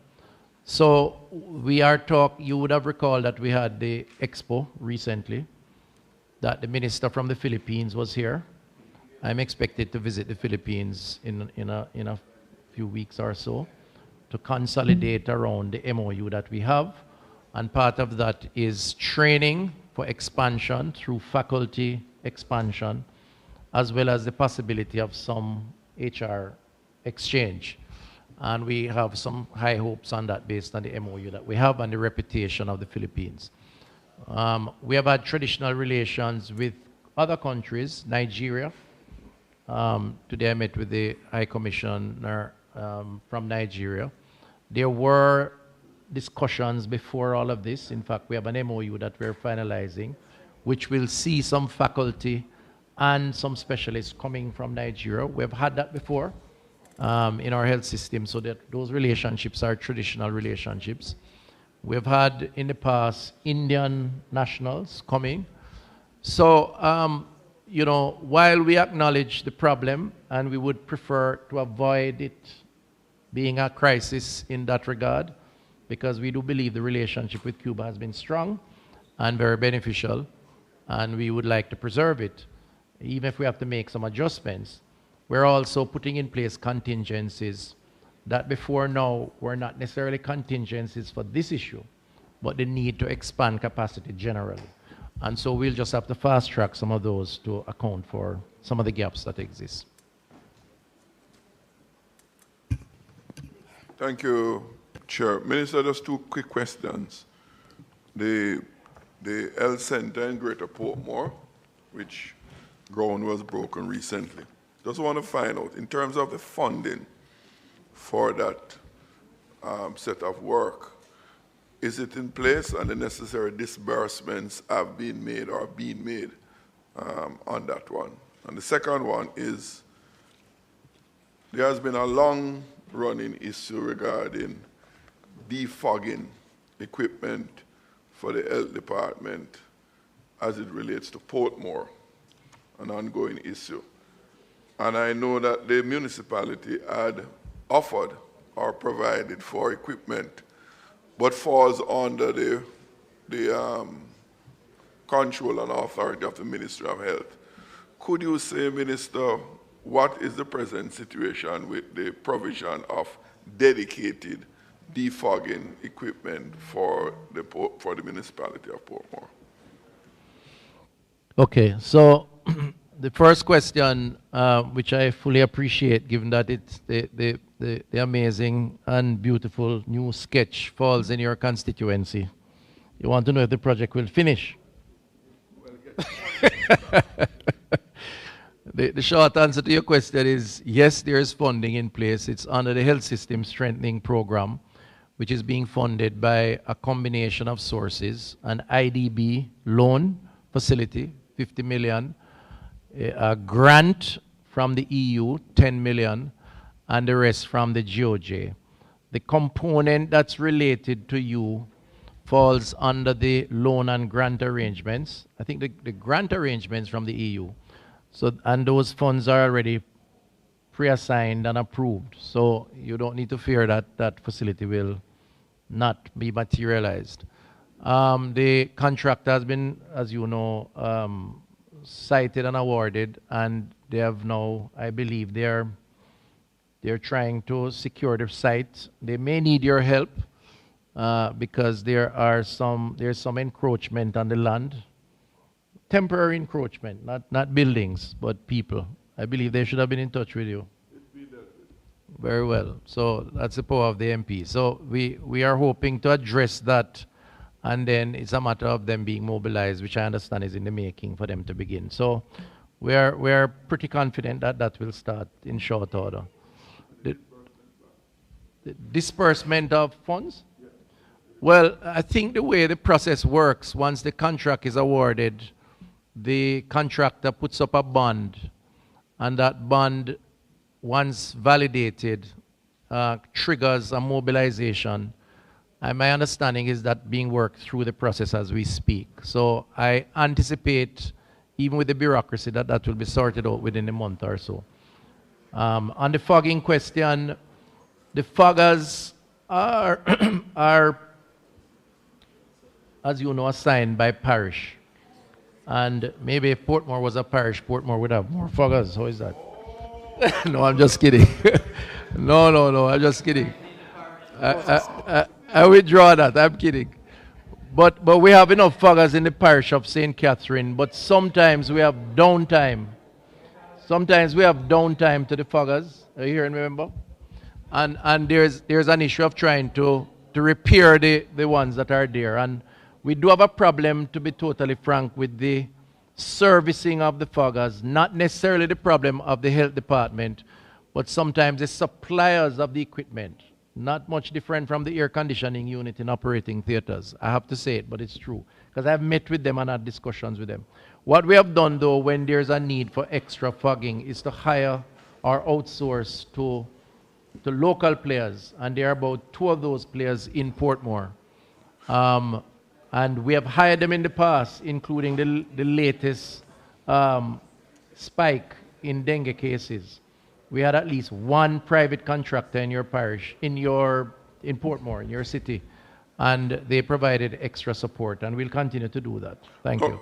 Minister, really what I'm trying to get at, I know that there's usually a challenge for the parish health department to allocate the equipment and the personnel sufficiently to cover the demand.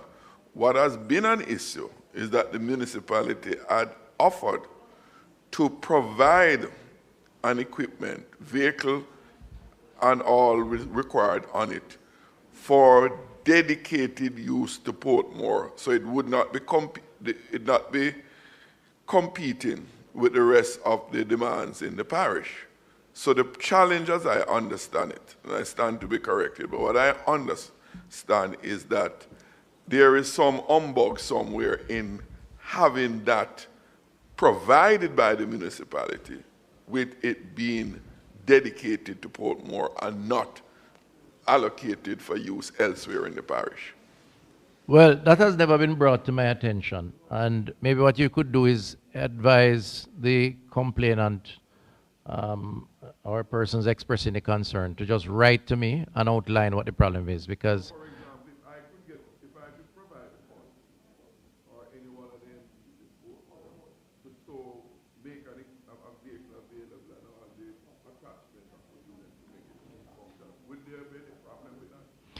well, it depends. It depends, because this is a specialized function, as simple as it appears. There are times when you spray, there are times when you don't. There's a mixing of the chemicals, which has health implications if not properly administered. There are a lot of technicalities to administering fogging. And as you know, sometimes neighbors, even with that, people complain and stone the foggers and so on. And some of that happened over in Portmore also. We have evidence of that. So the point I'm making is we embrace partnership and responsible partnership. So if they bring that challenge to us and offer, then under appropriate guidance, I don't see why that would be refused. Thanks, Thank Minister. you. I now put head 42,000, pages 1 through 18. Those in favor? Those against? The ayes have it. 42,000C, pages 1 through 12. Those in favor? Those against? The ayes have it. 4234, 1 through 6 pages. Those in favor? Those against? The ayes have it. Put 4235, 1035, pages 1 through 5. Those in favor? Those against? The ayes have it. And finally, 42062, pages 1 through 4. Those in favor? Those against? The ayes have it. That concludes the Ministry of Health. Thank you very much, Minister and the team. Have a great rest of the evening. House Leader. Thank you. Thank you, Madam Chair. Madam Chair, I beg to move that the committee's activity be suspended until Friday, March 7 at 9:15 a.m. May it please you, Madam Chair. Members, those in favor? Those against? The ayes have it. Members, if we start promptly at 9:15 tomorrow morning with a proper quorum, we will, I'm sure, conclude fairly on time. So I'm encouraging everyone to please, let's all come out tomorrow morning at 9:15 and close off early. Thank you very much, members. You are dismissed.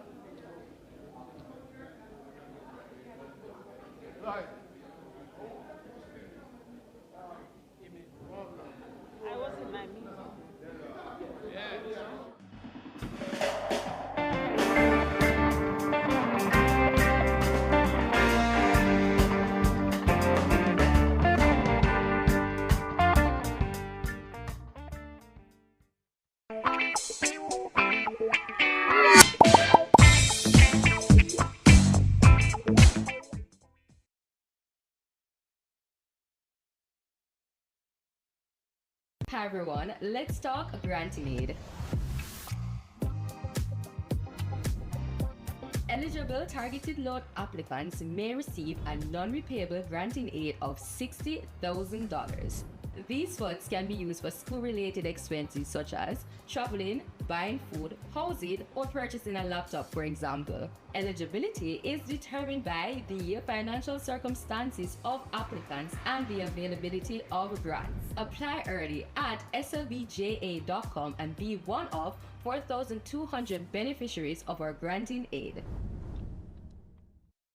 The following is brought to you by the Office of the Prime Minister. To fight crime and violence in your country, your government has invested over $9.7 billion into national security systems. This includes the construction and renovation of dozens of police stations, the acquisition of critical security equipment such as patrol vessels and police vehicles, the recruitment and training of more police officers, and the build-out of the Jamaica Defense Force. Your government is investing in your safety. We are building Jamaica. The proceeding was brought to you by the Office of the Prime Minister. Jamaica's currency has a fresh new look. Introducing the new $50 note.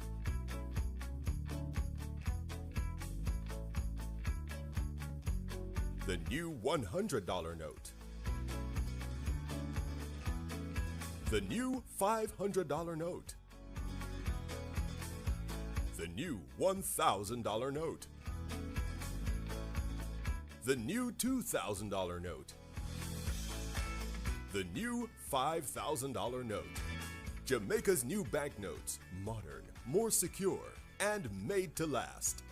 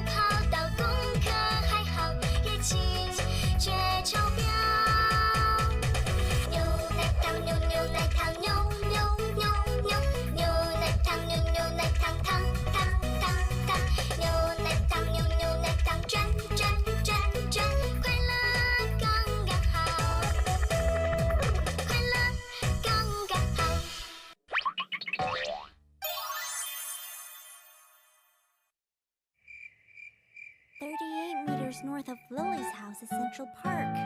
43 meters north of that is the exhibition hall. How far does Lily need to walk from her house to the exhibition